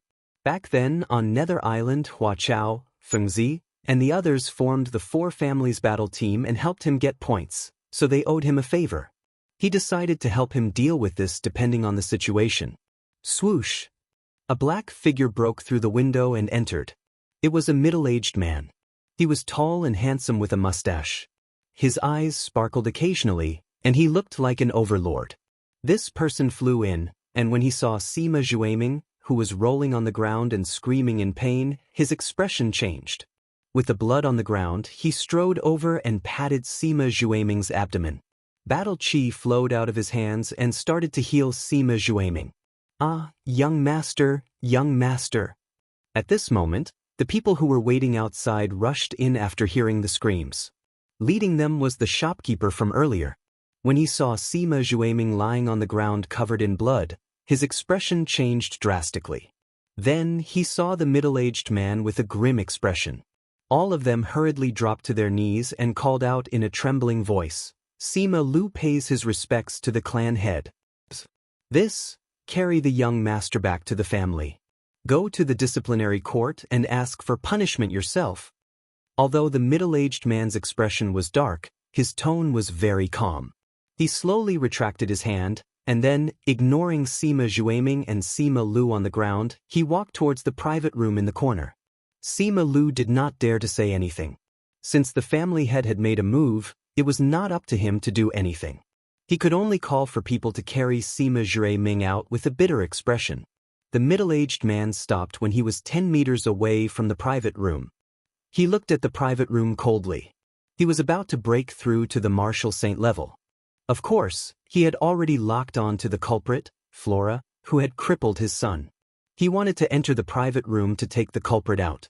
However, he suddenly felt a trace of danger and couldn't help but hesitate. Through the bead curtains, he began to vaguely sense the situation inside the private room. However, the moment he sensed it, he was incomparably shocked. Because there was a man in a green robe wearing a bamboo hat inside, which made him feel a sense of danger. There was also a woman in white beside him, but he couldn't seem to sense her realm. Thus, he immediately stopped and sent a voice transmission to Sima Lu. "This one is Sima. Friend inside, come out and meet me." "Sima? There's no need to come out. Let's be honest, your son was crippled by my friend, but it was your son who did something stupid first. You can ask that shopkeeper of yours. Of course, no matter what, my friend was ruthless. I will take responsibility for this mistake. How about that?" Yi Qinghan poured a cup of tea and slowly drank it. Since Sima didn't act rashly, he naturally wouldn't do so. It would be best if they could negotiate. Then how are you prepared to take responsibility? Sima naturally wasn't prepared to act rashly. He wasn't an idiot. He wasn't like Sima Zhuaming, who was stifled. If there was someone inside who made him feel a sense of danger, then that person must be at the Marshal Saint level. There was also another person whose realm he couldn't figure out, but he might also be at the Marshal Saint level. Being able to reach this position, he was naturally not an idiot. He could only swallow his anger and ask coldly, "Compensation. Name your conditions." Seeing that there was something to talk about, Yi Qinghan turned his head and smiled at the flowers to show that he was at ease. Then, he asked Yu Qingqing and the others to comfort the frightened Ru Yen, and turned his head and said in a clear voice, "Name your conditions? All right, an offensive or defensive sacred artifact. Let's forget about this matter. Sima Yi's eyes flashed. He pondered for a moment and decided to test the background of the person in front of him. He could vaguely see the person speaking through the beaded curtains of the room. There were a few enchanting beauties beside him. To be able to have such powerful strength and be accompanied by beautiful women, he must be from a large family. It was just that he didn't know if he was from the 5 great families or some other family. If the man in green could take out a sacred artifact, then he must be from the 5 great families. With a sacred artifact and the reputation of the 5 great families, he could only really forget about this matter. Sacred artifact? Yi Qinghan hesitated. He used to have many sacred artifacts, but they were all given to Yi Tianlong. The only sacred artifact he didn't use was the butcher knife outside Song City. He hesitated for a moment, then finally shook his head and said, "I don't have a sacred artifact. Name your other conditions." "You don't?" Sima Yi was surprised and fell silent. His eyes kept darting around as if he was thinking. After a while, there was a piercing sound in the sky outside the window. His eyes lit up and his battle aura surged. At the same time, he shouted, "It's simple. Ask your friend to come out and cripple him, then I'll forget about this matter." "Young Master Han, think of a way. My identity can't be exposed. If the old men in my family find out, Ruyan is finished. I'm finished too." Seeing this situation, Yi Qinghan didn't panic. He had seen this kind of situation many times. The flowers and plants were obviously anxious. He wasn't worried that his cultivation would be crippled. At most, he could reveal his identity. Sima Yi wouldn't dare to make a move even if he had a few more guts. He was just afraid that this matter would be exposed and the Hua family would find out. At the same time, he regretted his impulsiveness just now. However, this couldn't be blamed on him. After all, the woman he loved was about to be humiliated. Any hot-blooded man would be impulsive. Coupled with Yi Qinghan's encouragement, he became even more impulsive. Swish! There was another piercing sound outside the window. An old man landed in the middle of the field. Yi Qinghan sighed slightly and felt a little helpless. After beating up the young, the big one came out. When the big one couldn't beat the big one, the old one came out. Most importantly, he wasn't the one who did this, but he had to shoulder the responsibility. Needless to say, he felt very aggrieved. "Uncle, Zhui Ming has been crippled."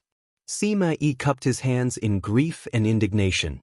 He had just sent a voice transmission to Sima Lu to report back to the family as soon as possible. The Sima family wasn't far from here. Sima Xiangru, the protector of the Sima family, naturally rushed over immediately. After all, the young master of the Sima family had been crippled. This was a huge matter that concerned the dignity of the family. "How should I address you two, my friends? How did the Sima family offend you two? Why did you have to be so ruthless? Can you give Sima Xiangru an explanation? Otherwise, how can I continue living in Black Martial City?" Sima Xiangru had already locked onto Yi Qinghan and Yi Qingyu the moment he entered. He only relaxed slightly when he sensed that the two of them had just entered the Saint tier. But at the same time, he was very puzzled. Since when had there been so many saints on the continent? However, Yi Qinghan's head was lowered, so his face couldn't be seen. Yi Qingyu's face was also covered, so he could only speak in a low voice. "Sigh, damn you, Flora. You owe me a big favor." Yi Qinghan sighed bitterly and transmitted his voice to Flora. It seemed like this matter couldn't be resolved without some blood. The old thing of the other family had come out, and they definitely wouldn't let this matter go if they didn't give an explanation.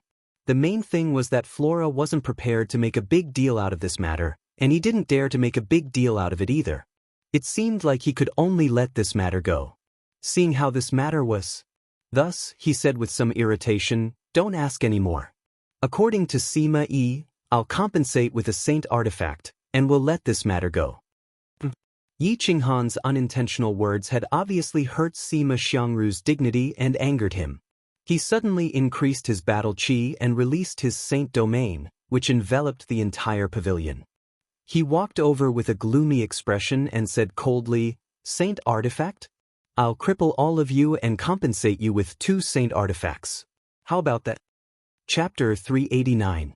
Yi Qinghan knew that his words were a bit harsh, But he wasn't going to lower his voice. Instead, he merged his battle chi and slowly stood up. Sima Xiangru was a level 2 Saint Realm cultivator. After merging with his battle beast, he was obviously nothing. Someone from the Yi family? Sima Xiangru saw a shadow appear in front of Yi Qinghan. Then, his battle chi surged and he easily stood up despite being enveloped by his Saint Realm. Sima Xiangru's expression changed and he stopped in his tracks, his eyes filled with doubt. On the contrary, Sima Yi, who was behind him, had attacked him. His battle chi surged again, and he took out a long knife from behind him. He chased after Yi Shiwen with a murderous aura. "My saint weapon is a bit special," Yi Qinghan said indifferently. He touched his freedom ring and a strange weapon appeared in his hand. Then, he looked at the pig slaughtering knife in his hand with some nostalgia. He threw the knife over and said, "Senior Sima, how about this knife as compensation?" Sima Xiangru's eyes suddenly shone brightly as he looked at the pig slaughtering knife shooting towards him. His expression suddenly became serious, and he grabbed the knife with a trembling hand. After carefully examining it, he quickly removed the Saint Domain and at the same time waved his hand, sending Sima Yi, who had rushed over behind him, flying. Then, he looked at Yi Qinghan in horror and said with a trembling voice, "Enough, of course it's enough, Lord, this, all right, no need to say more. Let's forget about this matter. Don't make it public. We still have things to do, so we'll be leaving first. Sorry." Yi Qinghan waved his hand to stop Sima Xiangru from speaking. This time, he transmitted his voice to Sima Xiangru. Then he nodded at Yi Qingyu, Hua Chao, and the others and left. "Uncle, are you crazy? Why did you do this? Why did you let them go?" Sima, who had been sent flying, looked at Sima Xiangru in shock.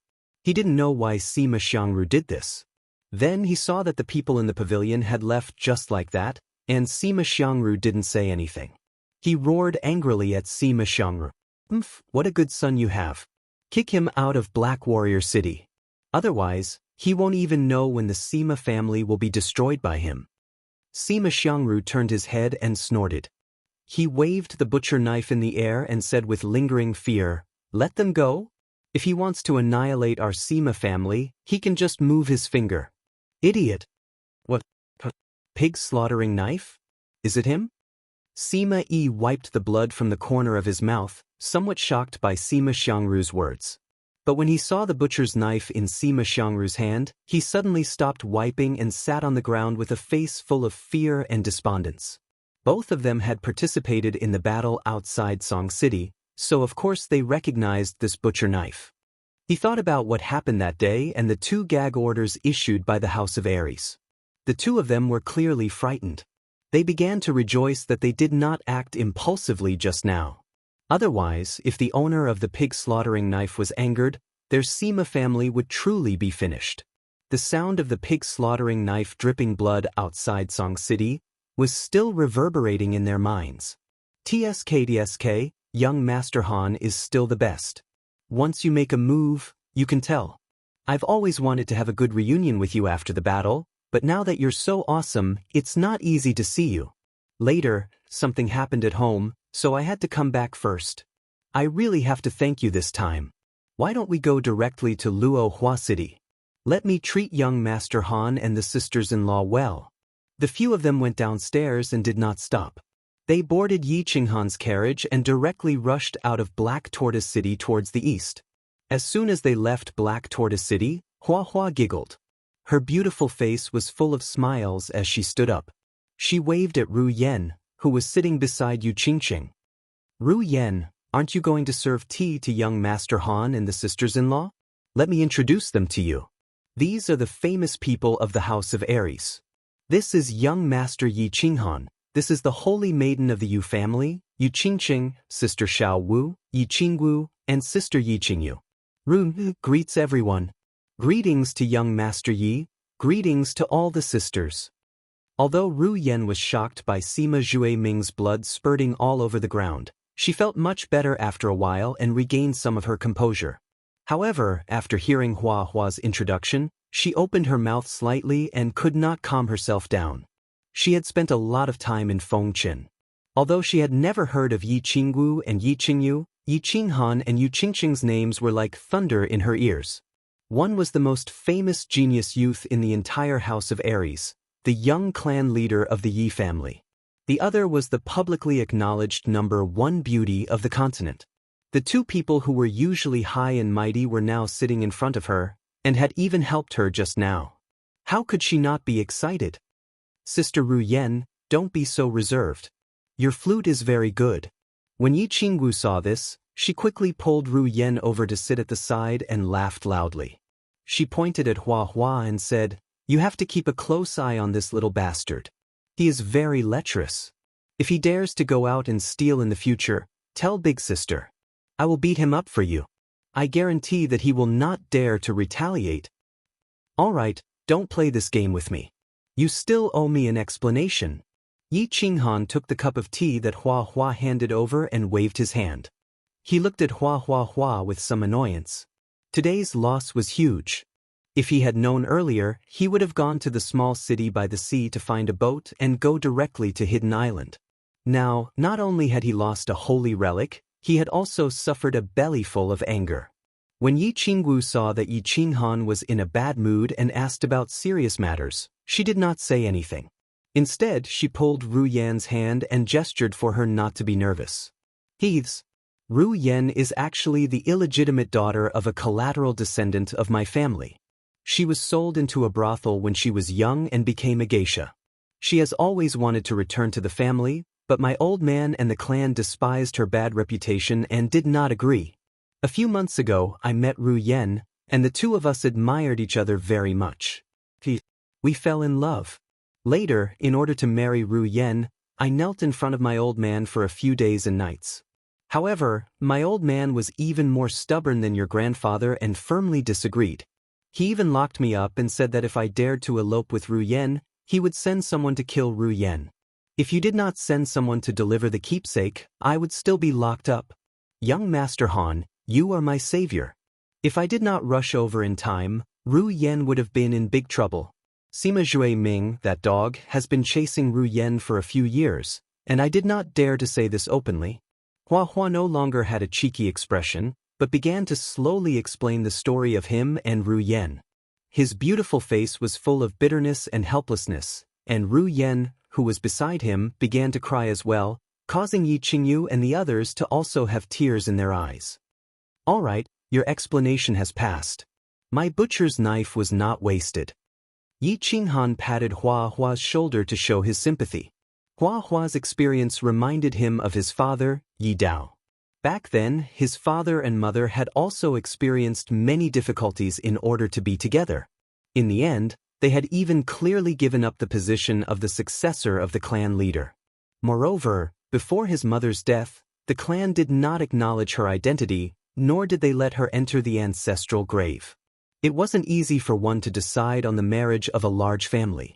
However, it was obvious that Hua Hua was not as courageous as his father, Yi Dao. He did not dare to act rashly, and he could not let go of the position of the young clan leader of the Hua clan. Otherwise, he would not be so distressed. "Young Master Han, you have many ideas. Help your brother. If you can help us settle this, my life will be yours from now on. I will not even blink in the face of danger." Hua Hua suddenly pulled Ru Yan and Yi Qinghan to stand up. The two of them knelt down on one knee and bowed to Yi Qinghan with an extremely serious expression as he pleaded.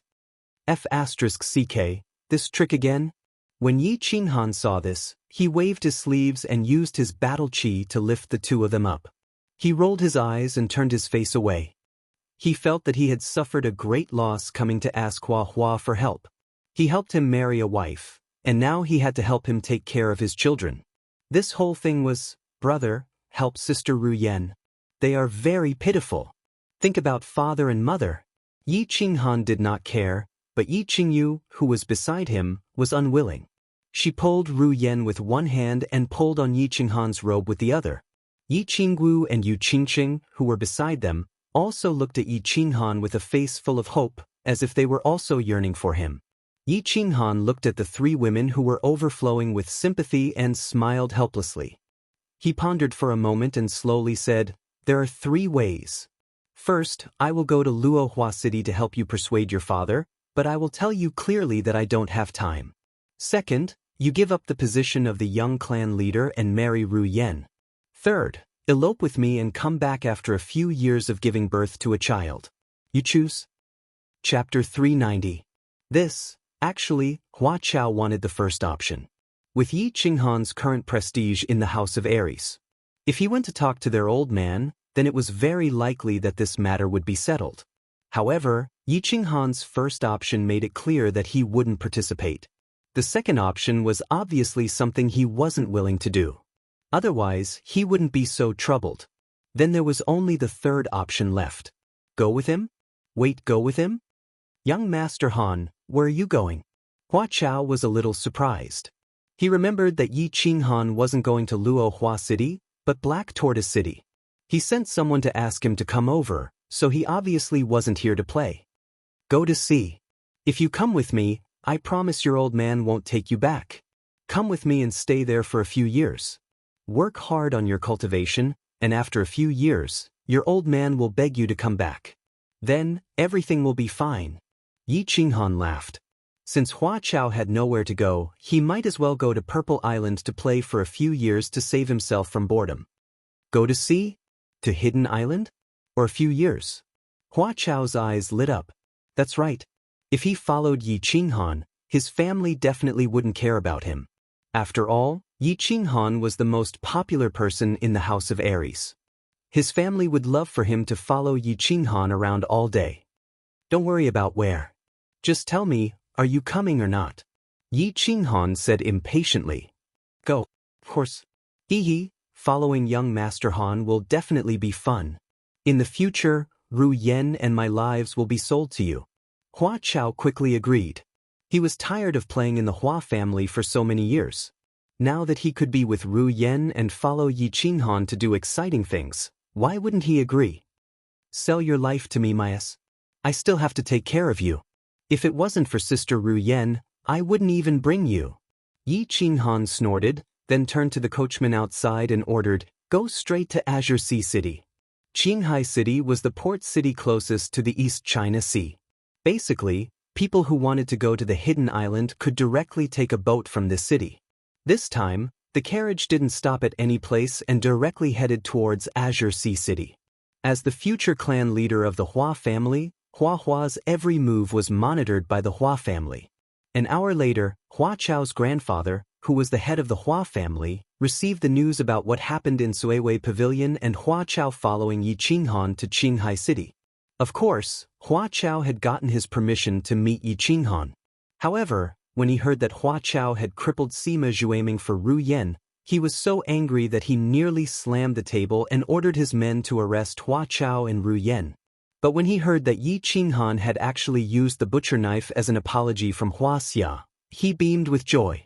Then, when he heard that Hua Chao had followed Yi Qinghan all the way to Qinghai City, he smiled so widely that his eyes became a line. In the end, he waved his hand and directly sent out a team of elite assassins. He wanted them to follow Hua Chao and listen to his orders. They were to fulfill any of Hua Chao's requests. The huge difference in attitude shocked the Hua family's intelligence chief. He didn't understand what was going on. After a few days, the 6 of them arrived at Qinghai City. Hua Chao saw that his old man didn't send anyone to interrogate him. Instead, he sent a pair of Imperial Realm experts to him. He was elated.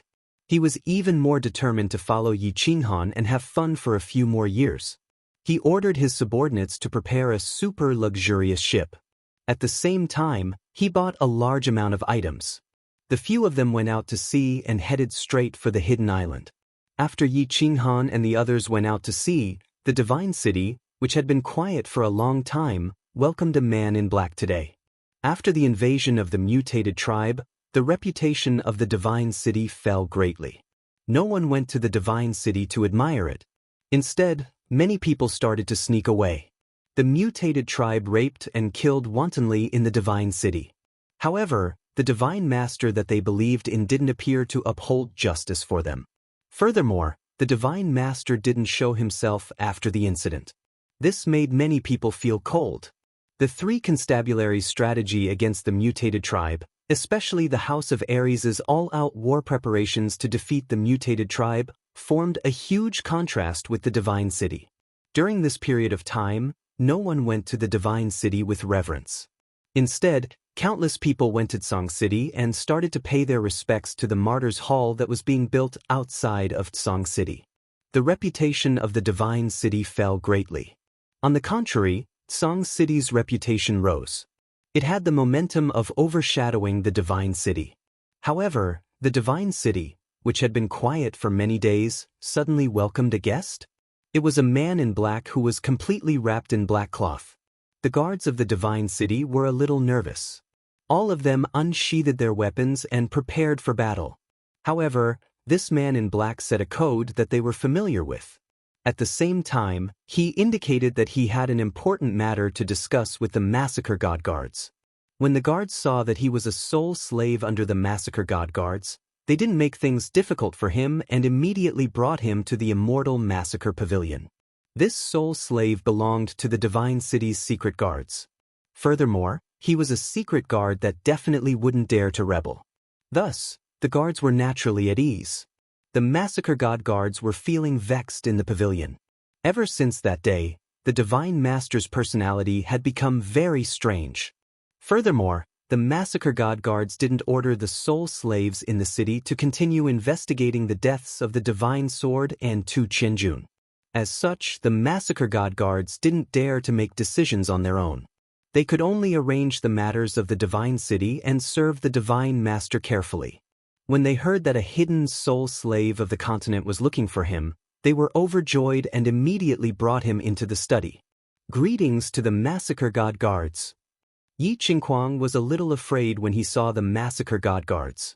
After all, the soul slave's life was in the hands of the Divine City. If he wasn't careful, the Divine City could kill him anytime. However, when he thought that he would be able to use this important news from his father to exchange for his freedom, he mustered his courage and didn't kneel down. Instead, he bowed slightly. When the Massacre God Guards saw this, their expression turned cold. They snorted and seemed to be a little dissatisfied with this soul slave's attitude. I am here to ask Lord to remove the soul seed from my body. Yi Qingquang gritted his teeth and took off the mask on his face. His eyes were glowing as he spoke with a hint of pride. I know who killed young Master Tuesday. I also know where the Divine Sword is. The Massacre God Guard's eyes shrank, and he slowly regained his composure. He revealed a smile as he nodded his head and said, Tell me about it. If your information is correct, I will not punish you for the crime of disrespect. I am Yi Qingquang. My father asked you to remove my soul seed. After you remove it, I will naturally inform Lord. Yi Qingquang was naturally not a fool. When the Massacre God Guard's expression changed, he was elated. The Massacre God Guard stated his conditions and named his identity. At the same time, he mentioned his father. So you are the young master of the Yi family. Yi Jian and I can be considered old friends. Alright, tell me.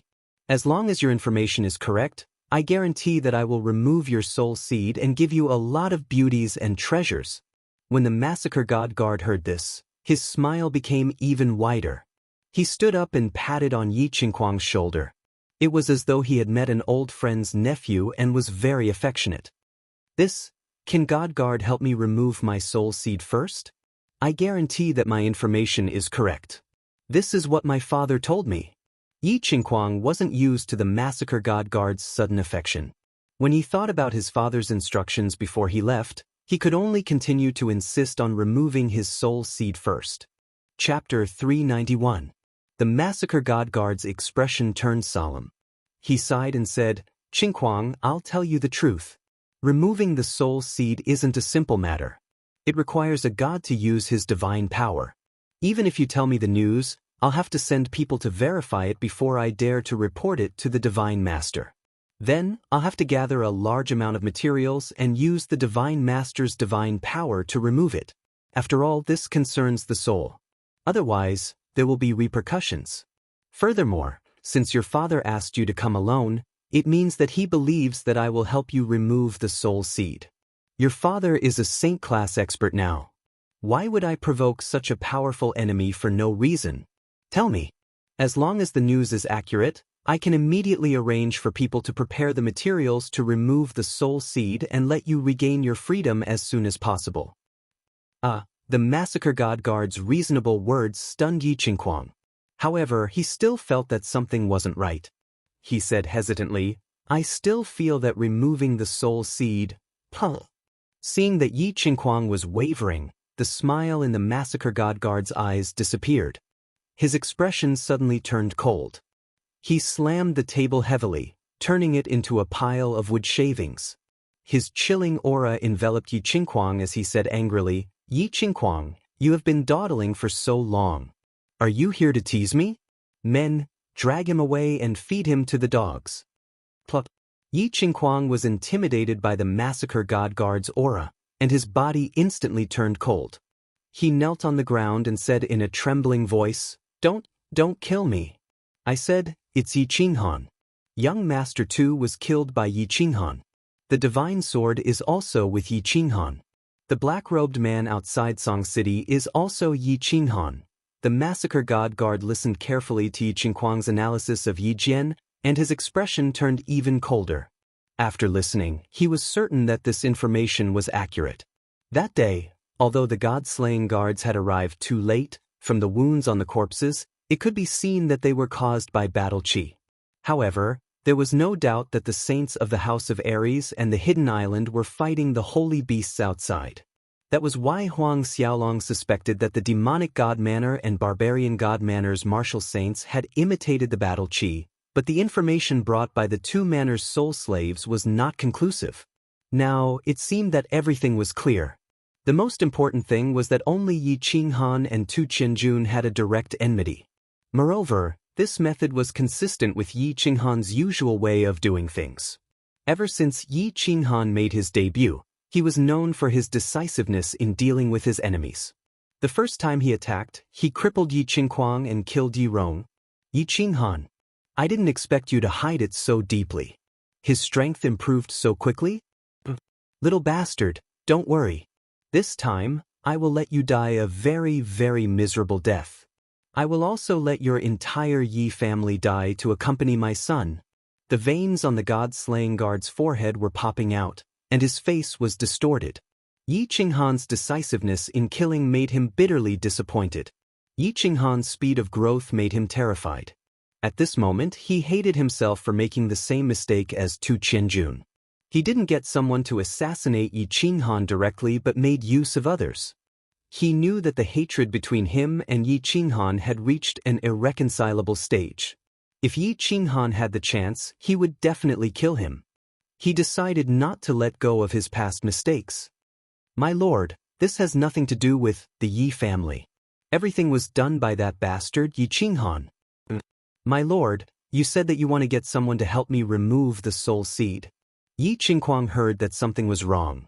From the god-slaying guard's tone, it seemed like the god-slaying guard also hated the Yi family. Yi Qingquang hurriedly kowtowed with even more fear as he looked at the god-slaying guard and pleaded. Fool, once the soul seed is planted, it cannot be removed. Don't you know that? Unless the Divine Master's lifespan is exhausted, you will be a soul slave for the rest of your life. Someone, throw this fool into the god prison. Don't kill him. He might be useful in the future. The god-slaying guard looked at Yi Qingquang with disdain.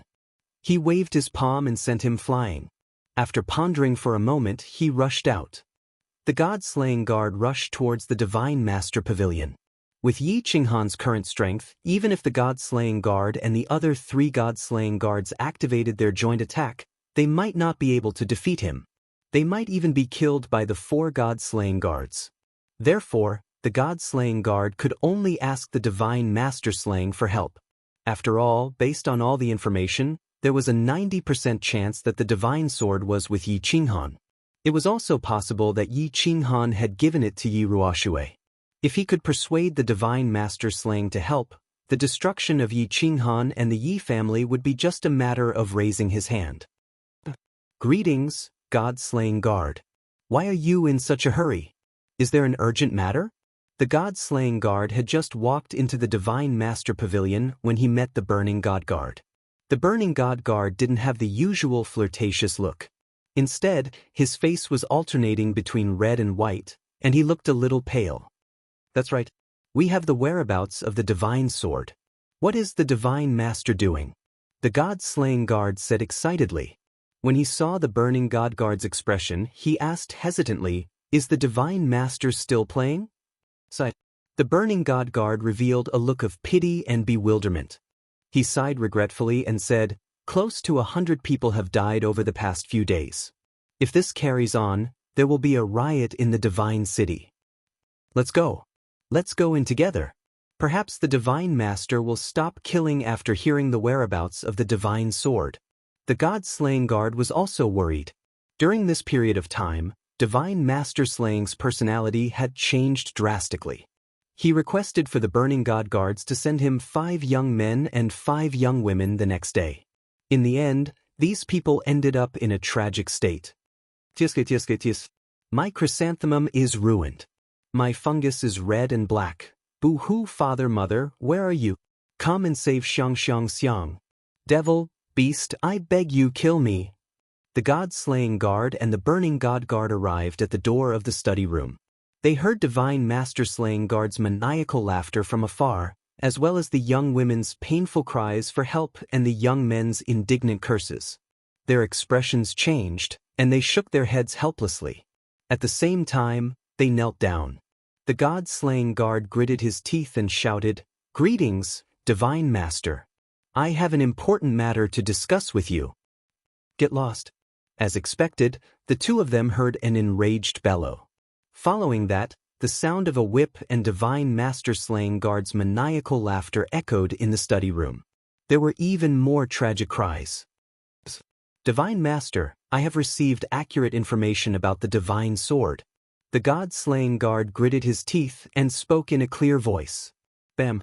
This time, divine master-slaying guard didn't curse. Instead, a huge hand floated out from the study room and sent the two of them flying into the sky. This palm strike was so powerful that it caused their chests to cave in. 2 mouthfuls of fresh blood spurted in the sky before crashing heavily onto the ground. They struggled for a long time before standing up. It was obvious that they were severely injured. TSK, find another 10 people for me tomorrow. If you can't find them, the 4 of you can wash your buttocks clean and let me play with you. Your chrysanthemums will be destroyed, your fungus will be red and black. Cough, cough. The god-slaying guard's flirtatious face turned even redder and paler. He was so angry that his entire body was trembling. His chest was heaving up and down violently, and blood was flowing out from the corner of his mouth. He only recovered after a long time. His phoenix eyes were filled with grief, indignation, and confusion. He didn't know what to do. Let's go. The divine master's mind has been agitated, and his personality is already a little perverted. We can only wait for him to recover before reporting. The god-slaying guard also had goosebumps all over his body. His body trembled slightly as he looked at the study room fearfully and transmitted a message to the god-slaying guard. After pausing for a moment, the god-slaying guard let out a deep sigh. He moved his body with difficulty and walked out. However, he suddenly thought of something, and his face turned red in embarrassment. He transmitted another message, that the divine master's exchange must be done well. Otherwise, if he really does that, sigh. Chapter 392. Within a pavilion in the mountains behind the Yi clan. Yi Donlong glanced at the jade box on the table, then turned to Yi Baihu and said, "Baihu, you should refine it. Your cultivation base is the lowest, and you have no hope of becoming a god in this lifetime. White Tiger and I should at least have a chance." Patriarch, there's no need to say too much. The 3 of us know that it's basically impossible to become a god without some sort of special opportunity. At our age, if we still can't cultivate to the 3rd tier of the Saint Realm, then who in history has ever become a god? That dragon was already half a step into the deity ascension realm a few years ago, so why hasn't he taken the final step yet? Don't bring this matter up again, Yi Baihu said as he glanced gratefully at Yi Tianlong, his tone extremely resolute. Yi Qinghan had been gone for half a month, but the three of them had been giving in to each other and had yet to refine the divine crystal. Patriarch, don't look at me like that. You're still a man, so why did you refine it? To tell you the truth, even if the two of us were to leave right now, we would still be leaving with smiles on our faces. If you want to make up for your past regrets, then don't be so wishy-washy. Isn't it just a divine crystal? The three of us grew up together, and we're brothers by blood. How could we just watch you leave with regrets? Hurry up and refine it. Yu Shishui is still waiting for you to marry her. When Yi Qingniu saw that Yi Tianlong was looking at him and was about to say something, he couldn't help but explode. He slammed the table, his eyes bulging as if he was about to beat up Yi Tianlong if he didn't refine it. But Yi Tianlong laughed bitterly. He knew that the two of them had probably already made up their minds. He knew that all three of them wanted to refine the divine crystal. After all, who didn't want to live forever? Who didn't want to become a god? Now that Yi Qingniu had forced him into a corner, he could only put the divine crystal away and prepare to refine it at night. When he thought about the joke he had made with Yu Shishui on the rooftop of the Chilling Heart Pavilion, he couldn't help but feel his heart heat up.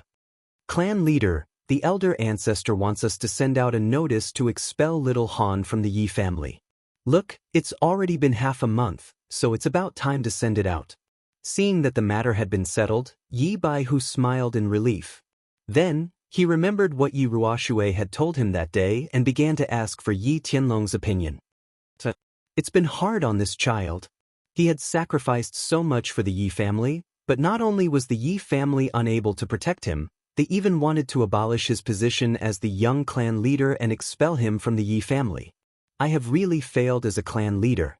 Forget it, you go to the Elder Hall tomorrow and announce this matter. I'll go into seclusion tonight and try to refine the divine crystal as soon as possible. At that time, I'll take over the heavy burden on this child's shoulders. Yi Tianlong let out a heavy sigh. His face was filled with guilt and helplessness.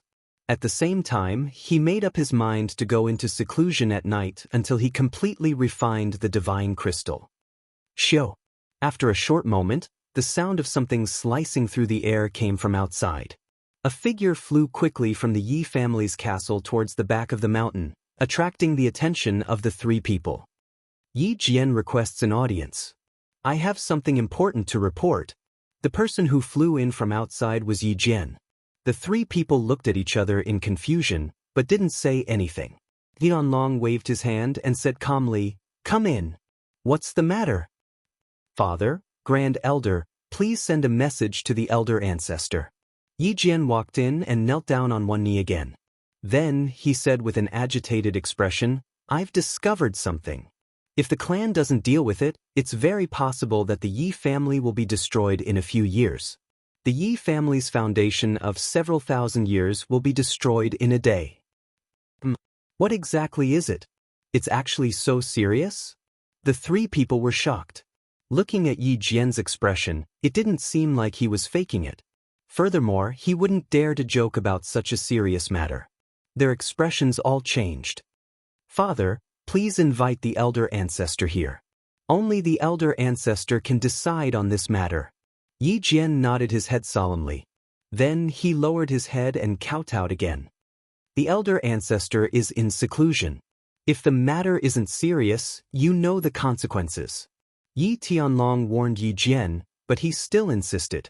He could only use the communication jade talisman to tell Yi Ruoshui about the matter. "What's the matter? Speak." After a short moment, Yi Ruoshui's cold voice resounded in the pavilion. Yi Tianlong and the other two people hurriedly stood up and bowed towards the sky. Then they looked at Yi Jian and listened to him quietly. Yi Jian pays his respects to the elder ancestor. Yi Jian has discovered a major matter. If the elder ancestor doesn't deal with it, within a few years, the Yi family will most likely suffer. When Yi Jian heard this, he knew that it was the number one person in the Yi family who had transmitted his voice to him.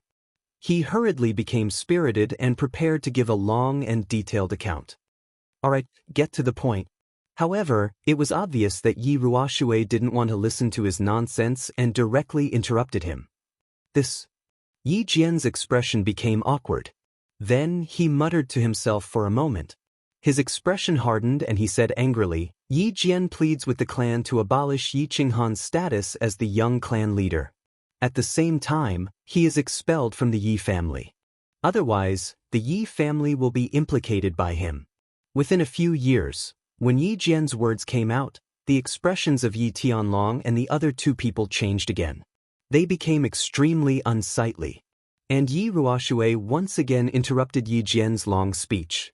She directly said two words coldly, reason. Reason? Yes, elder ancestor, Yi Qinghan is too bold. You don't know that he actually killed Tu Qinjun, the only son of the god-slaying guards.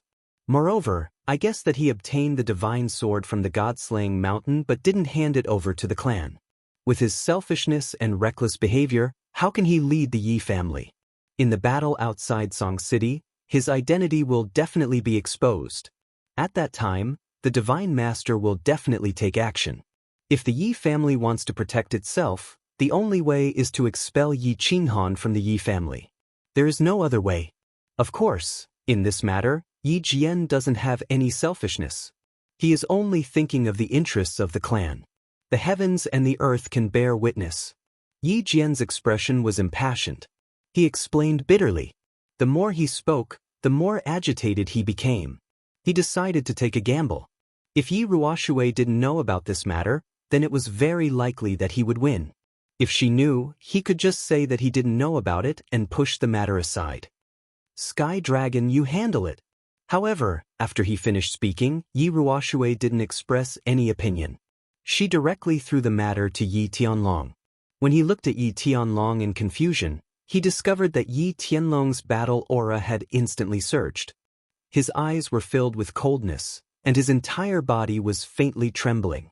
His murderous aura was overbearing. Yi Qingniu and Yi Baihu, who were beside him, also had looks of pain and disappointment on their faces. Bang! Yi Tianlong didn't waste any words. He directly punched Yi Jian's chest, which had just straightened up. The fierce battle aura sent Yi Jian flying through the wooden walls of the loft, causing the entire loft to shake. You have two choices. First, get out of the Yi family. Second, go to the condemnation cliff. If you don't cultivate to the god level and think things through, you don't need to come out. Looking at Yi Tianlong's cold gaze, he said a few words and then flicked his sleeves and left. Yi Jian didn't care about the blood that flowed continuously from the corner of his mouth. However, Yi Jian's eyes stared blankly at the large hole in the wooden wall of the loft. He knew that this time, he had lost the gamble. Moreover, he had lost completely. Is this the hidden island? It's so big and beautiful.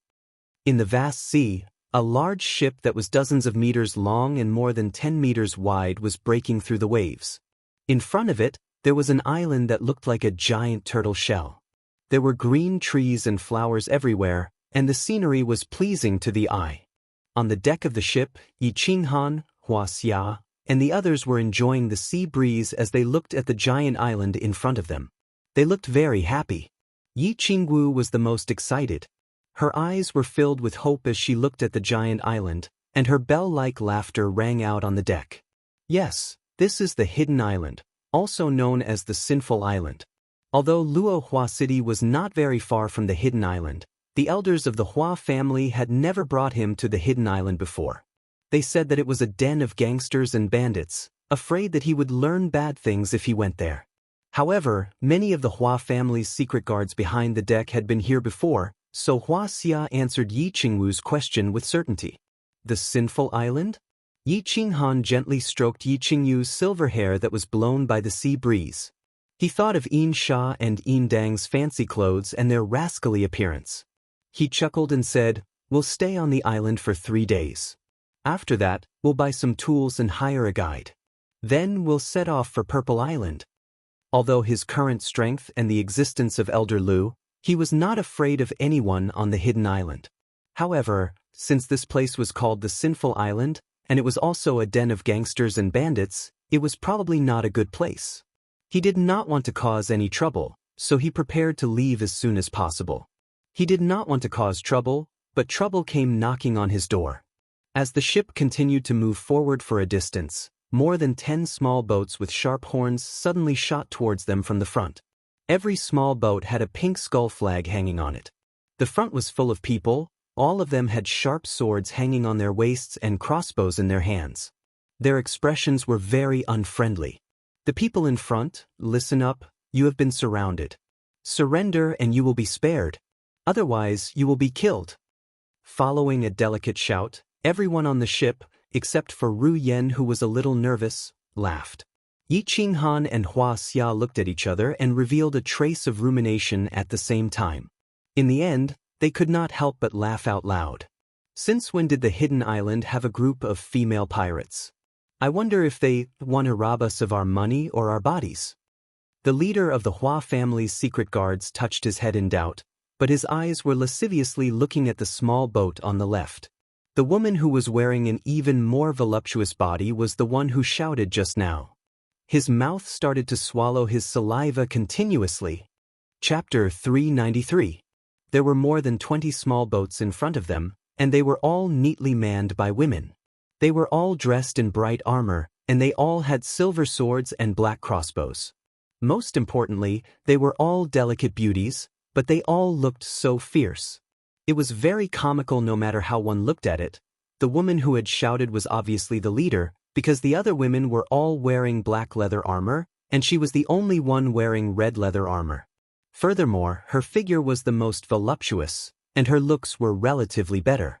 Her breasts looked like they were going to burst through the leather armor, and they could scare a cow to death. Everyone saw that the people in front of the boat weren't nervous or afraid when they heard their leaders shout. Instead, Yi Qinghan and Flora laughed in disdain. Their expressions changed, and the woman in red snorted coldly.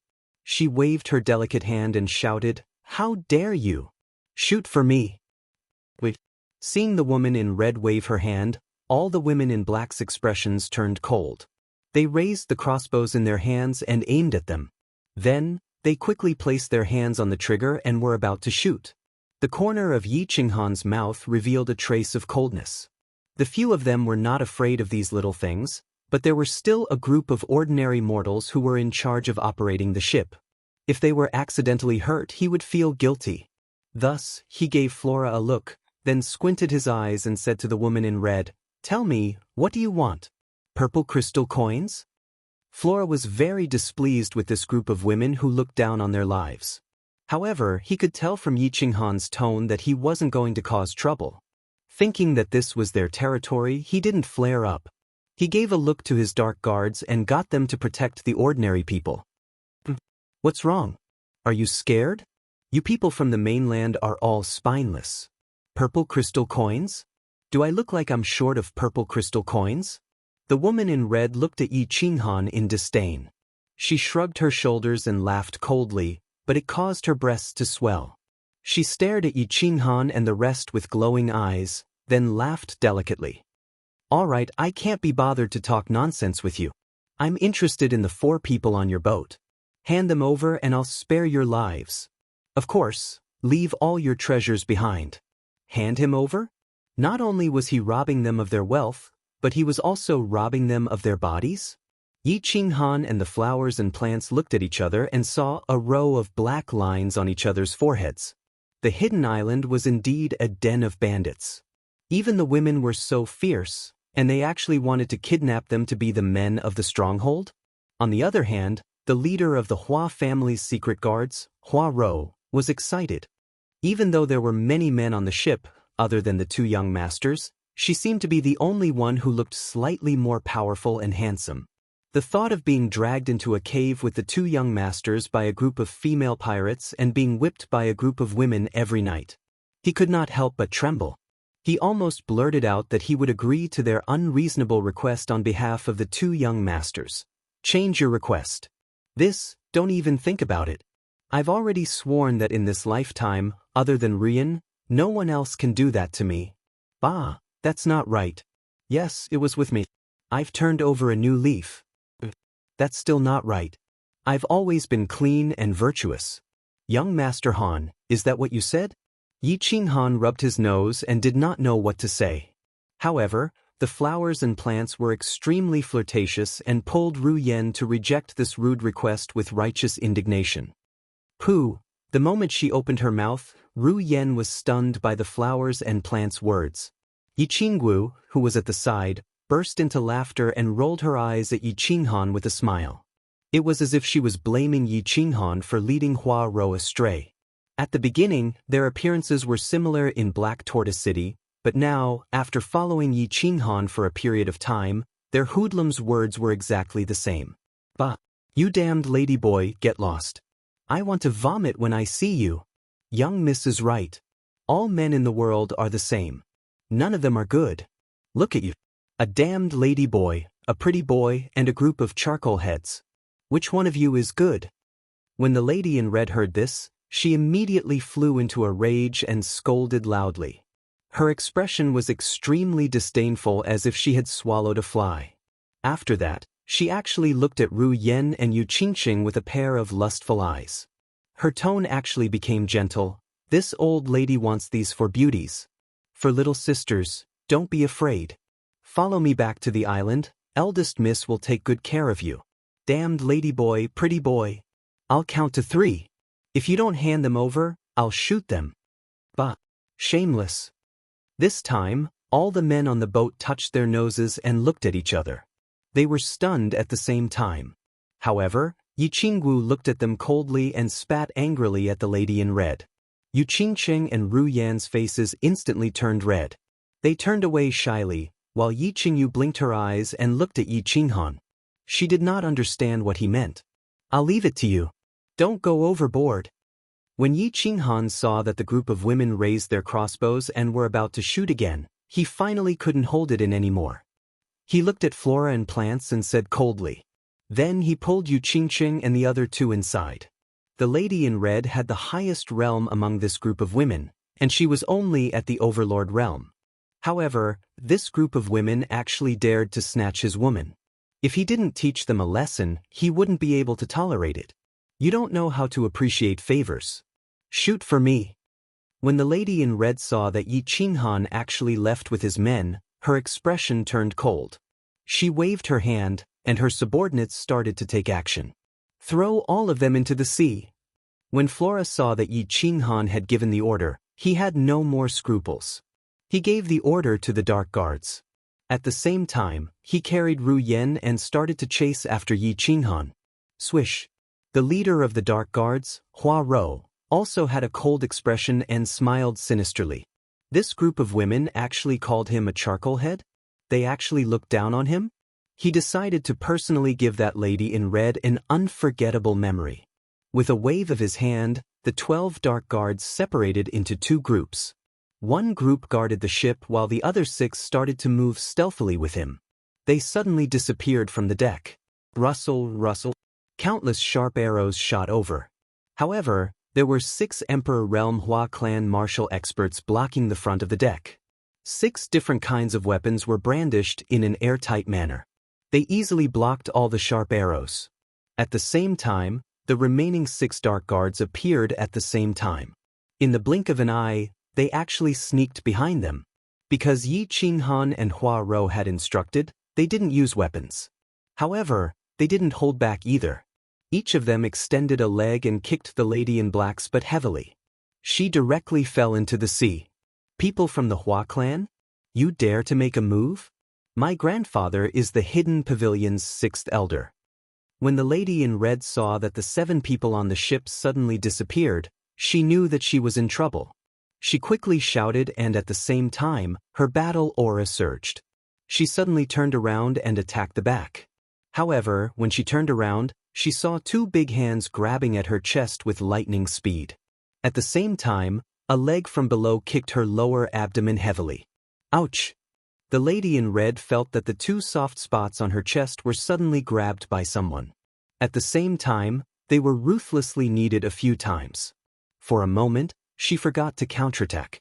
When her lower abdomen was kicked and sent flying, she finally shouted in pain.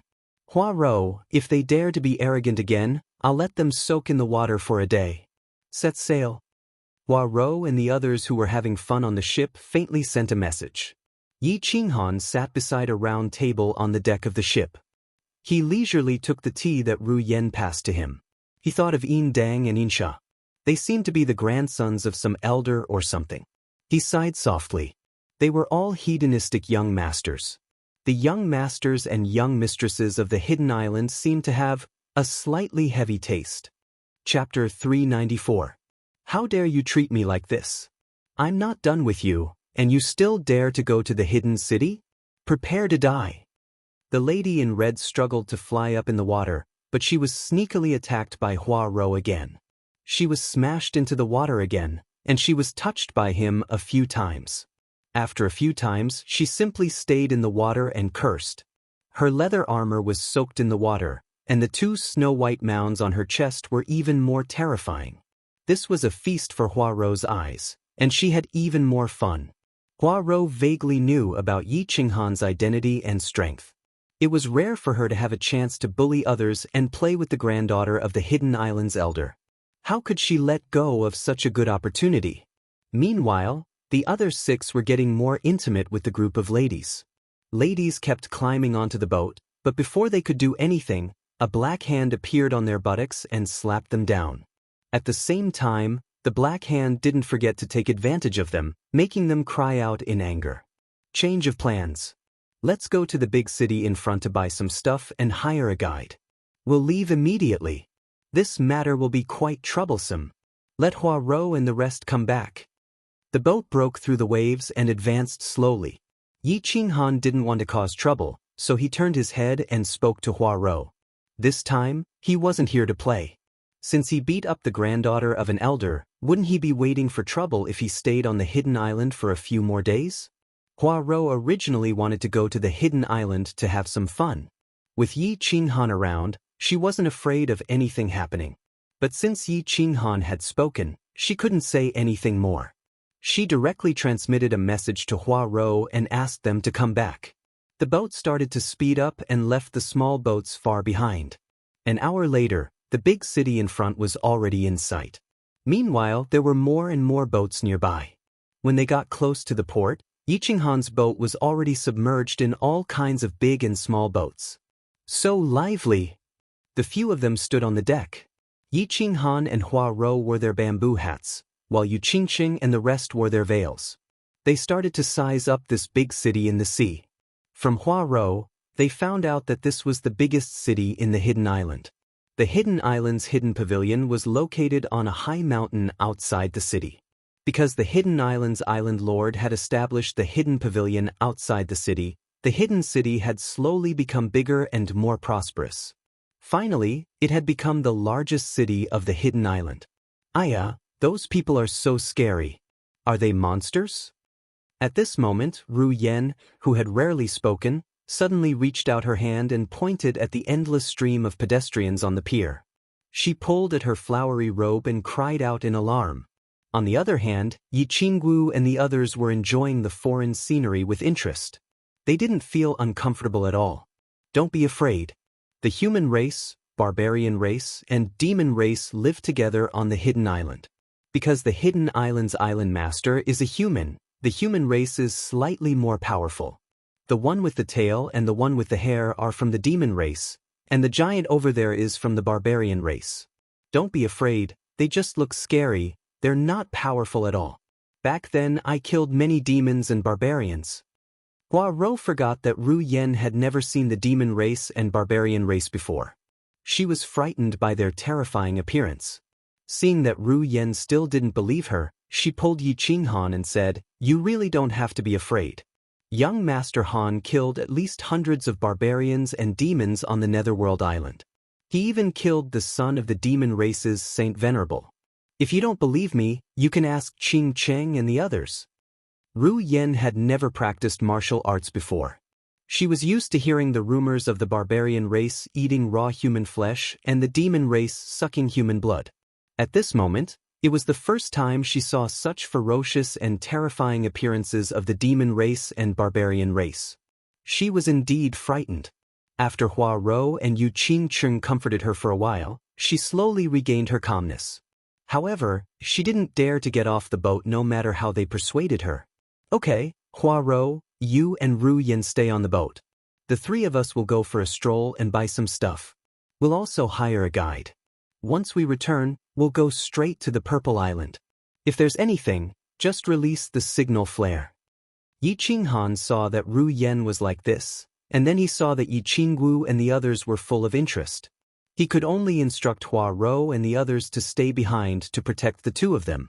He only brought along a secret guard who was familiar with the hidden city and disembarked the boat with the three ladies. They walked into the city. Divine City, Immortal Slaying Pavilion. The God-slaying guard looked at the three divine guards sitting opposite him with some distress. Recently, because of the Divine Master's special hobby, young men and women kept disappearing in the Divine City. This had already caused a great panic in the Divine City. A few dozen people disappearing might be a small matter, but when there were close to 1,000 people disappearing continuously, it would naturally cause suspicion and panic in all the residents of the Divine City.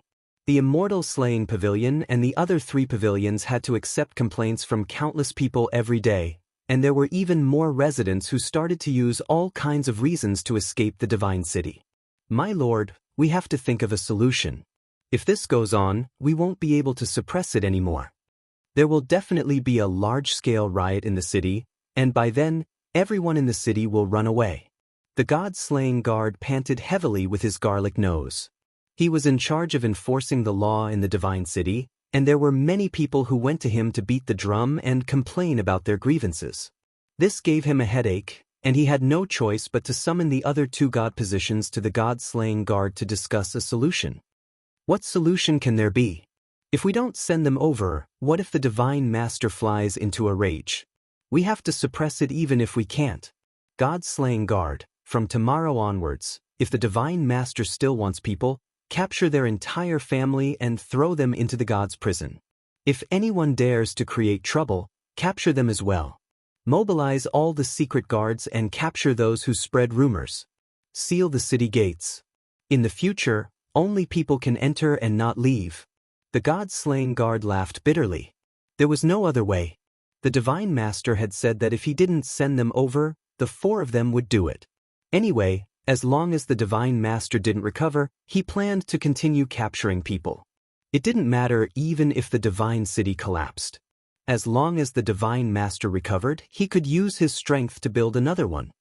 Besides, the God-slaying guard, God-burning guard, and God-slaying guard looked at each other and saw the worry in each other's eyes.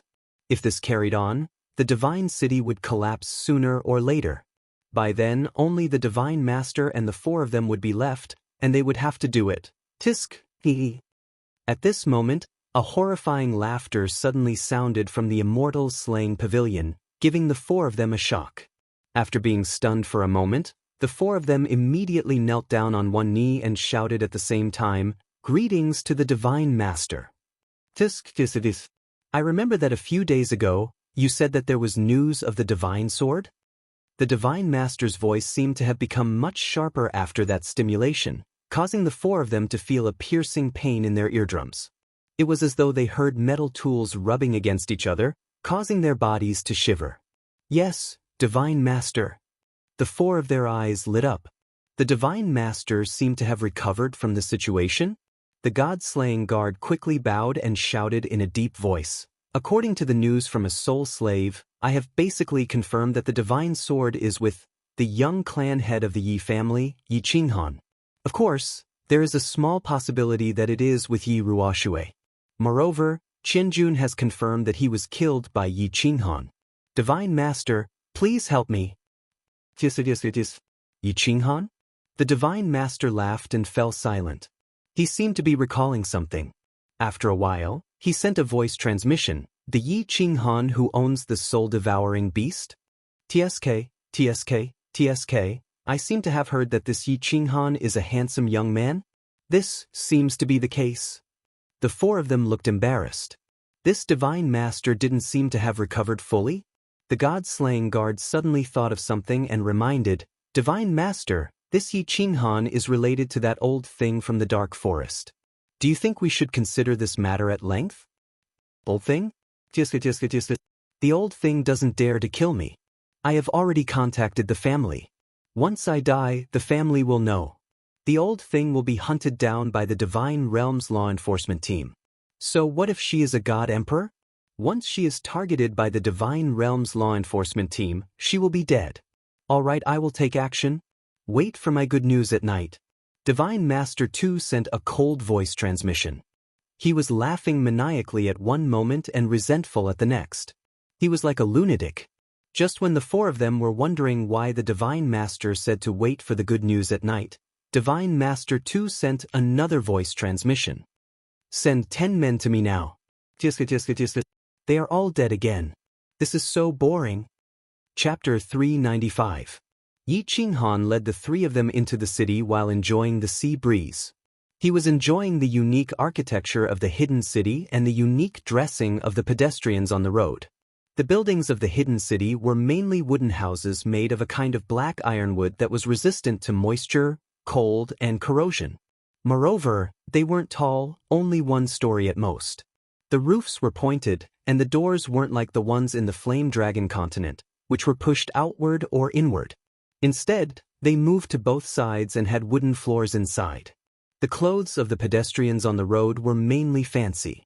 Their robes were very wide, their hair was in a bun, and their foreheads were very smooth. They wore wooden shoes that made a fidus sound as they walked. Most of them had a long blade or a thin sword at their waist. The pedestrians on the road all had a very leisurely and lazy appearance, swaying left and right as they walked along the main road. There were people from all three races, and it was obvious that they were used to each other's existence. They walked their own way and didn't feel uncomfortable at all.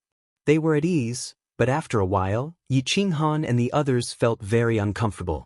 Because the three of them were obviously dressed like people from the Flame Dragon continent, they attracted the attention of the pedestrians on the road. But this wasn't important. What was important was that the gazes of the pedestrians on the street were filled with naked evil intentions when they looked at the three women. The red light in their eyes was very obvious and not pretentious at all. It was as if a group of hungry wolves had seen a little fat sheep. Later, when Yi Qinghan discovered that there were actually people looking at him with such gazes, he finally couldn't bear it anymore. He snorted coldly and was a little angry, but he didn't make a move. He just directly stunned those who pretended to come over unintentionally. Then, he quickly left with the three of them. It wasn't that he didn't think of killing people to intimidate them, but when he thought that the whole street was like this, could he kill all of them? Brother, these people's gazes are so annoying. Yi Qingyu leaned towards Yi Qinghan, feeling very uncomfortable. She frowned and said with disgust, "We bought something and will leave immediately. You can just treat them as a group of hungry wolves." This hidden island should be renamed to Sex Island. Yi Qinghan gently patted her back and comforted her. Thinking of the group of female pirates just now, he felt that this hidden island was exactly the same as a small island in his previous life that was famous for its sexual violence and perverts. He couldn't help but feel puzzled. Could it be that the 4 islands in the East Sea in his previous life were also inhabited by criminals exiled from ancient China? Otherwise, why would it be so chaotic? Young master, this way is the trade fair of the hidden city. You can buy anything there. The secret guard of the Hua family led the way in front. The few of them moved at a fast speed. After half an hour, they had already passed through countless streets. Finally, they turned into a street and walked into a super large courtyard house. Yi Qinghan walked in and found that it was even livelier inside, but it was clear that the layout of the building was very good. There were countless rows of buildings inside, and there was a wide street between each row. The inside of the building was the same as the outside, but there was no door between the front and back of the building. There were only a few empty pillars supporting the front and back of the building, and customers could walk through the shop. What is this? Ah, so embarrassing. The few of them looked forward. Other than the secret guard, Yi Qinghan and the others looked at the same time.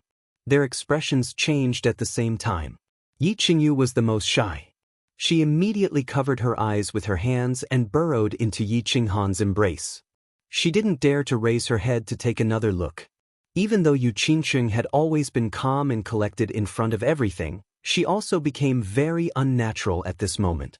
Her body started to squirm. Yi Qingwu was even more direct. She spat on the ground and shouted delicately. Then she turned around and walked over. Your second master's island is indeed a sex island. There's actually such a thing. On the other hand, Yi Qinghan's eyes were shining. He looked at the countless cages inside the row of shops in front of the street. He especially looked at the cage that was used as a signboard outside the shop. He suddenly became excited. His eyes bulged so much that they were bigger than Yi Qingyo's. This looked like a street of pets.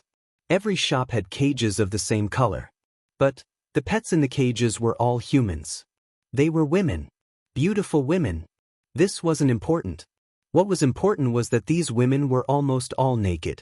They only used a few pieces of floral cloth to cover their private parts. They were like animals crawling around in the cages.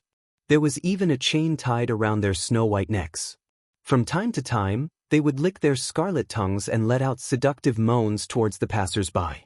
And the customers on the street were gathered in front of these cages. They seemed to be looking at goods. They were carefully sizing them up.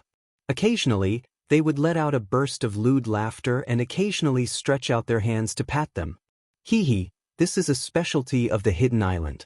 Sex slaves and human pets. Young master, do you want to buy a few to guard the door?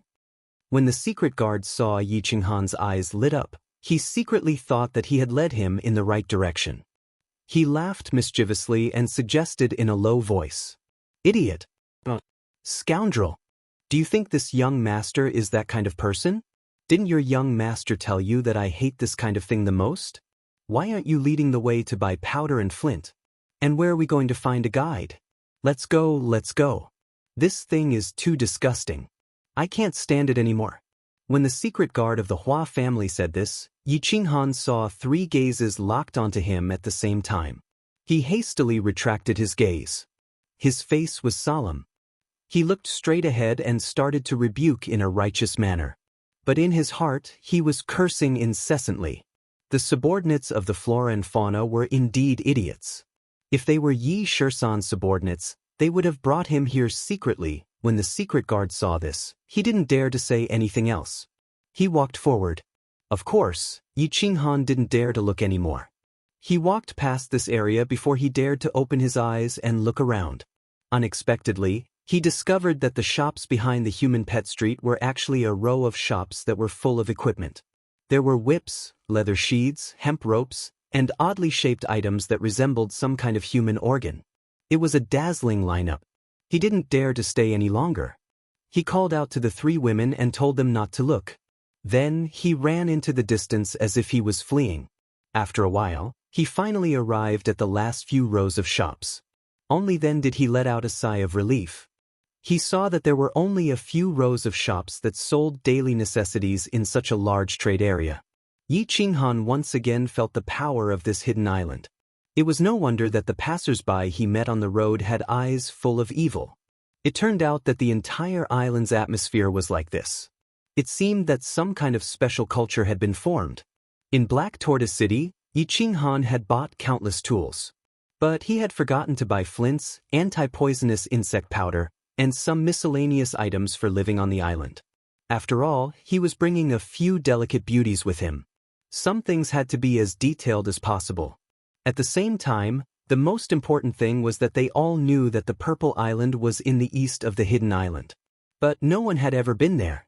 It was impossible for them to trouble Old Deer to use his divine sense to scan the area and determine the direction. Then, they would continue sailing. They turned into a grocery shop. When the shop owner saw that there were guests, he came over to greet them happily. But when he saw Yu Qingcheng and the others, he immediately looked as if he had been struck by lightning. He couldn't move his eyes away. Yi Qinghan coldly snorted and directly used a body fusion technique to stun him. Then he directly picked up the things he needed in the shop. At the same time, he asked the secret guard to go out and find a guide. They stood in the shop and waited for him. They didn't dare to go out again. Half an hour later, the secret guard hurriedly came back with a person. Obviously, they had reached an agreement. The Hidden Island was not too far away from the Purple Island. Moreover, the people of the Hidden Island had basically gone out to sea. So, it was easy to find a guide. Moreover, this time, the secret guard had learned his lesson. He didn't dare to bring a man with him. Instead, he brought a middle-aged woman in her 30s. Without any scruples about the ambiguous look that the middle-aged woman gave him, Yi Qinghan waved his hand and signaled everyone to go back. He didn't want to stay in this place for even a moment longer. Of course, it was because he had brought Yu Qingqing and the others with him. Being looked at like that by his wife, he would certainly feel uncomfortable. If he had come alone, he would have been a little interested. Wow, this time, we actually bought such a good thing. Yinji, you have made a great contribution. Several people's battle chi surged. The secret guard took the guide and ran quickly on the road. However, at the entrance of the trade area, they were blocked by a group of people. Moreover, Yi Qinghan also heard a familiar voice. After thinking about it, he remembered that it was the voice of the young master of the hidden island Yin Dang. Chapter 396. It really was a small world. What a small world. Yi Qinghan shook his head. However, he remembered that this was someone else's hometown and Yin Dang liked this kind of thing. It wasn't strange to meet him here. Yi Qinghan was afraid of trouble and was about to fly back with Yu Qingqing and the others. However, they were discovered by Yin Dang's people. Their targets were too obvious. Although Yu Qingqing and the other two masked their faces, they were definitely beauties. Others didn't dare to provoke them, but the people around Yin Dang did. What a rare beauty! Well, as soon as he shouted, the people around him immediately reacted. They were like a group of hungry dogs that had seen a few pieces of delicious meat and bones, and they immediately surrounded him. All of them stared at the three with lustful eyes. Some even pointed at them and started commenting. TSK, TSK, TSK, beauties from the Flaming Dragon continent? What day is it today? Why is my luck so heaven-defying? I can't not feel good tonight. Yin Dang pushed away the people around him and looked at the three of them carefully. The passion in his eyes seemed to melt the three of them. He was a veteran. He could tell that the three of them were beauties. There was only one person on the island who could compare to them. However, he didn't dare to think about it. Of course, he wasn't an idiot. He didn't make a move immediately. Instead, he probed them. After all, the man's battle aura was leaking and he couldn't sense her realm. The black-faced man behind her was the same as him. He was at the first level of the Imperial Realm.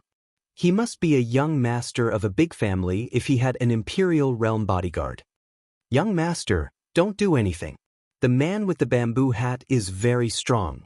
As soon as Yin Dang finished speaking, a Peak Emperor Realm expert sent by his grandfather suddenly transmitted a message to him, causing his expression to change.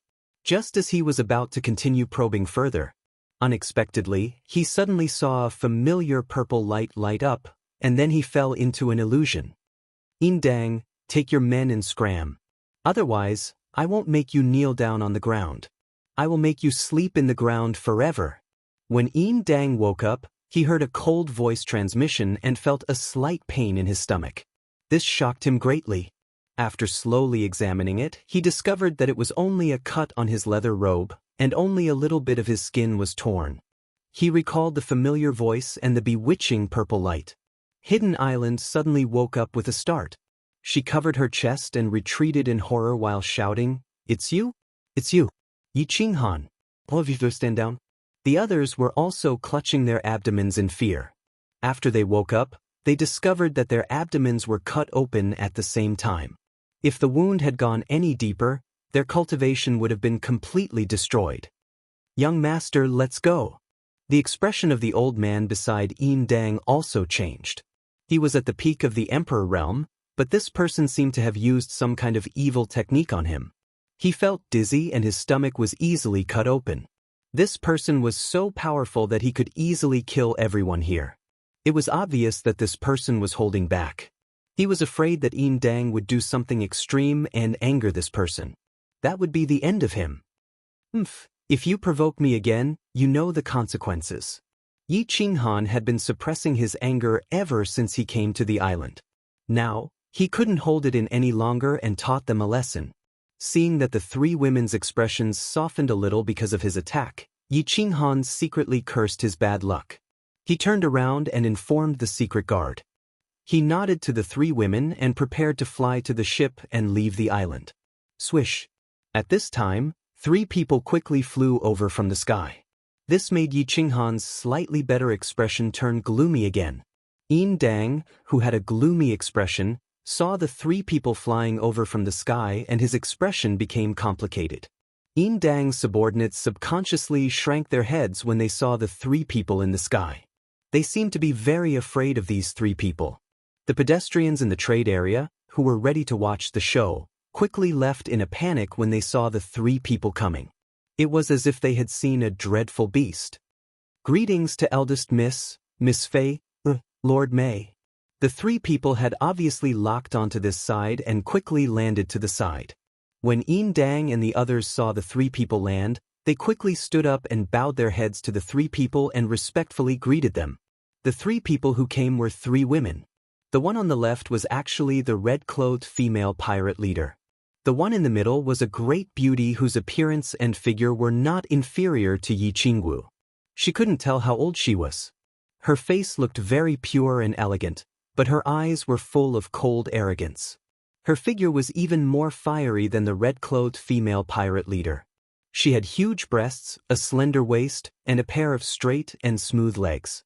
She wore a black leather skirt that was even more fiery than Yi Qingwu's fiery outfit in the past. It was shorter and a bit tighter. Her figure could be said to be the best that Yi Qinghan had ever seen. However, Yi Qinghan didn't dare to look at her for too long. After all, Yi Qingwu and the others were at his side. Instead, he looked at the person on the right with interest. This was a mature woman. She was even more mature than Yunyang from Yulu. She was even more charming. Her pair of watery eyes looked at Yi Qinghan as if they could steal his soul. However, what Yi Qinghan paid attention to was not her eyes. Instead, it was her strength. She was actually a martial saint expert. Who was this woman? She actually had a martial saint protecting her? What a grand show! Leave these three women behind and you can scram. Otherwise, tie. The child-faced, big-breasted, coldly arrogant woman didn't even look at Yin Dang or Yi Qinghan. Instead, she coldly swept her gaze over Yu Qingcheng and the others. Her words almost made Yi Qinghan choke on the saliva that he hadn't swallowed. This matter was getting more and more chaotic. Yi Qinghan looked at the woman's posture and the reactions of the people beside her. He roughly guessed that this woman was probably the granddaughter of the Hidden Island's great elder. She must have the same status as Xianxia, or maybe even higher. Yin Dang, I don't want to cause trouble. Let Xianxia come and see me.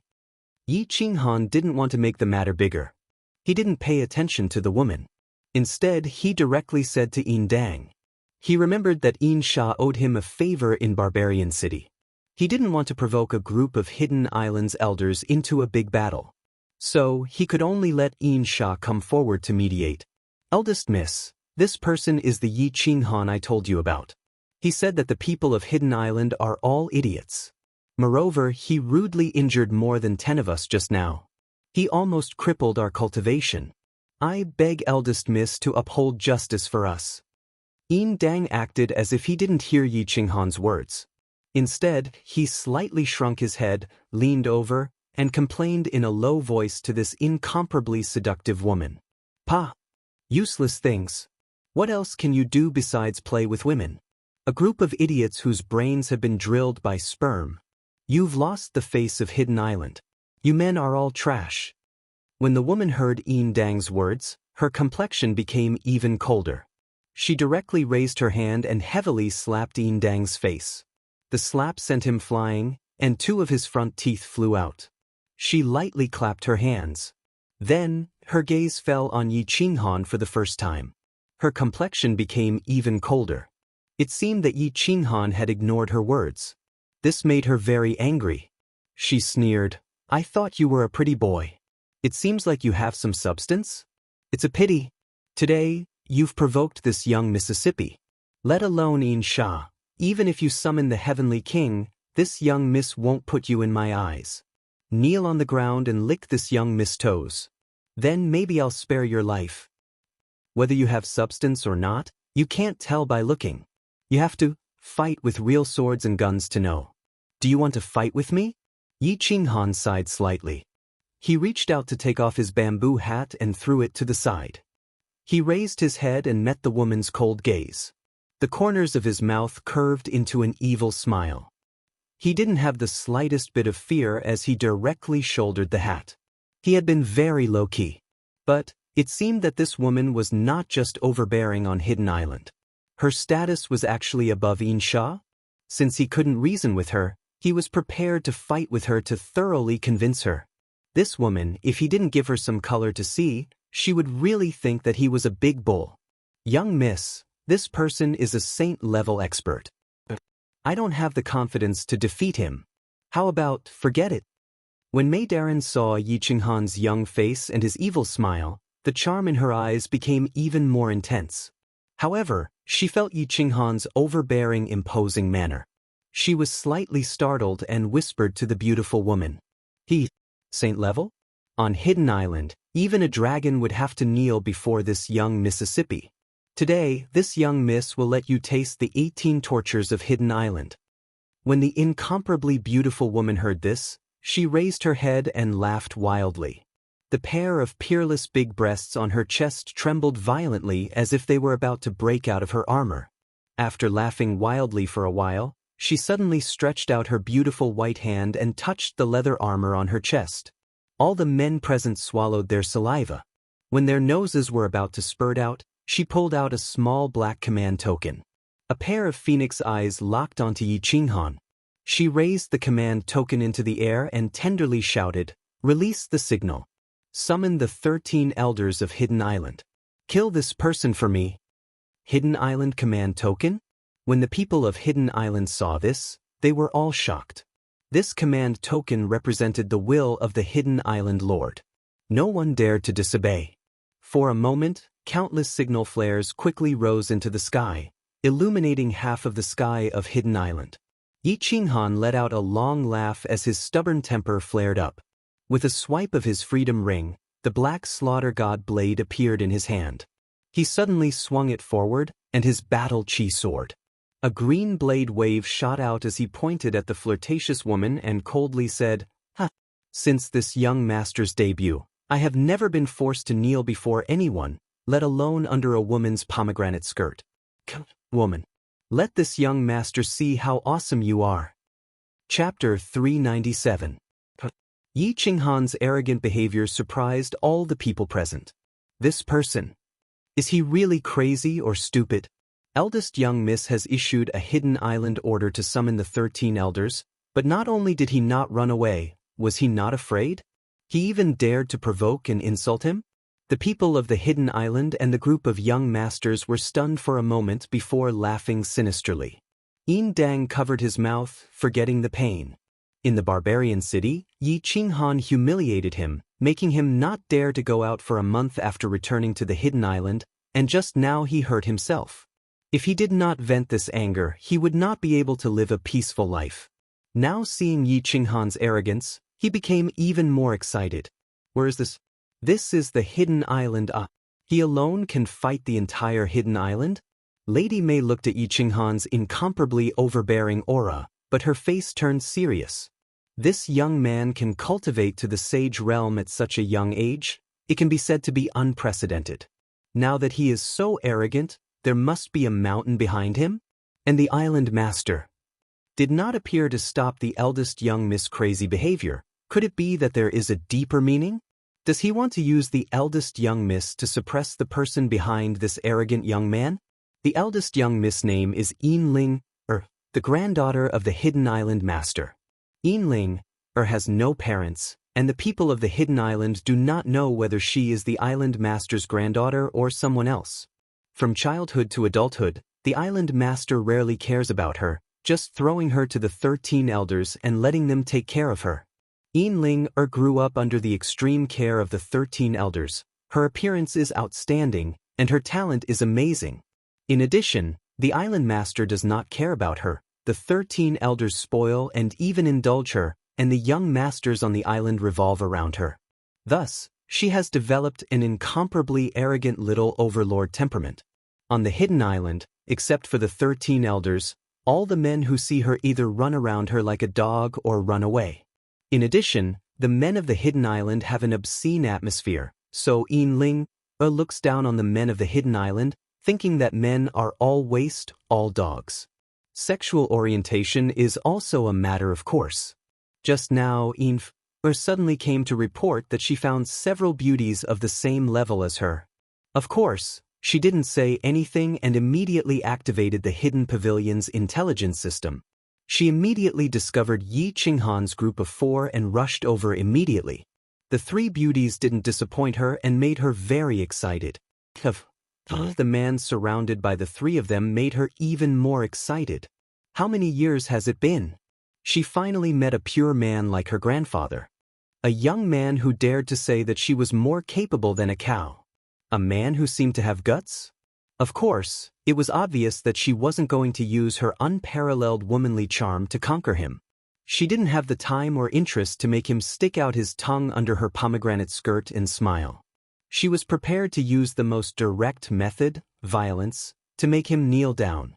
She wanted him to understand that other than her grandfather, any other man could only kneel down in front of her. Xiao. Before the fireworks in the sky had settled, 3 black figures rose from the hidden city. At the same time, 10 black figures flew out from the mountain outside the city. The 13 of them were extremely fast. In just a few blinks of an eye, they had already landed on the scene. "Miss, are you all right?" The 13 of them were about the same age as Yi Qinghu. They were all humans and weren't tall. As soon as they landed, one of them immediately used his Saint Domain to seal off the scene. At the same time, they all surrounded Yin Ling.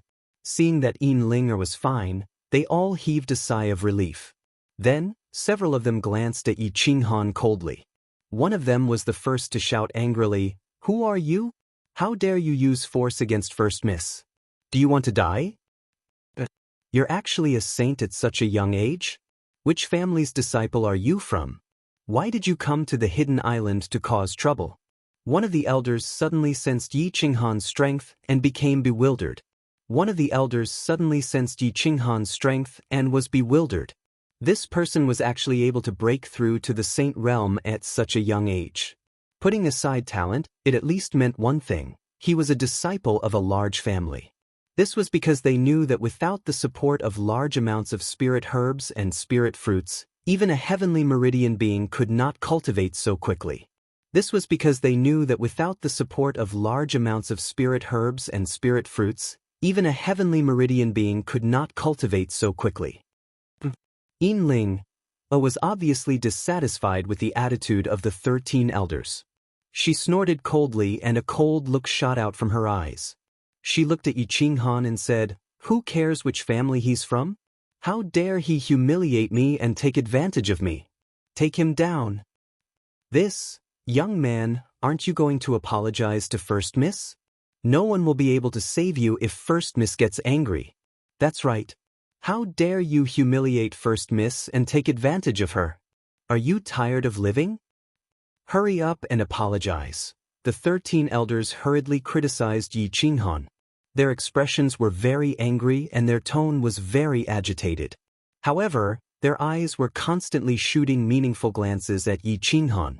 However, none of them made a move. As soon as they saw the 3 beautiful women beside Yi Qinghan, they could roughly guess what was going on. Basically, all the beautiful women in the hidden city had been toyed with by First Mississippi. Now that they saw these 3 beautiful women, then, they also knew that this young man in front of them must have a great force behind him. Perhaps he even had a god-rank powerhouse. Therefore, they naturally didn't dare to make a move. If this young man really had a god-rank powerhouse behind him, then it would be difficult for them to explain to the Island Lord. Island Lord? That's right. After the 13 elders scolded them, they suddenly remembered something. The Island Lord was still fishing at the seaside. He must have known about what happened here. Why hadn't he sent a message? Could it be that there was a deeper meaning? Bullshit. Yi Qinghan looked at this old man who was more than 10 meters tall jumping up and down. He seemed to be scolding him, but in fact, he was trying to persuade him to admit his mistake. Yi Qinghan smiled helplessly. What the hell was going on? He didn't provoke anyone. It was fine if he met 2 crazy women, but now a group of old men came. Why were they so unreasonable? Why were they so obviously biased? It seemed that his guess was right. This beautiful woman seemed to be the granddaughter of the Hidden Island's god-rank powerhouse. All right, this young master will not argue with you. I also don't want to cause trouble. Tell me, how do you want me to apologize? When Yi Qinghan thought about how the 13 elders didn't make a move, he didn't want to cause any more trouble. He kept the slaughter god blade and sheathed it on his back. It wasn't that he was afraid of trouble. It was just that this woman was the granddaughter of the Hidden Island's island lord.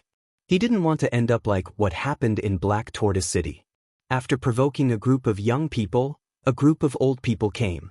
After fighting a group of old people, the Hidden Island Lord appeared. If such a small matter caused Elder Lu and the Hidden Island Lord to fight, it would attract the attention of the continent's god-rank powerhouse and the God City's island lord. That's right. You are worth teaching, and you are young and frivolous. I think we can forgive you this time.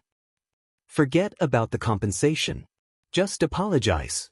In the future, you must be careful not to cause trouble when you go out. The 13 elders heaved a sigh of relief when Yi Qinghan admitted his mistake. The island lord was too indulgent towards Yin Ling. They couldn't do anything about it. Previously, they almost destroyed the hidden pavilion because of a small matter. Now, since Yi Qinghan was so understanding, they naturally tried to smooth things over. After all, they were the ones who suffered and got scolded. When Yin Ling saw that Yi Qinghan had suddenly admitted his mistake, the excitement in her eyes disappeared and was replaced with complete disdain. Men were indeed spineless. He was so arrogant just now, but now he was like a bird. She waved her hand indifferently and said in a magnanimous manner, "Since you, a piece of trash, have become a tortoise, I am not an unreasonable person. Kneel down and kowtow to me 3 times. Let the 3 of them accompany me for 10 days, and this matter will be over."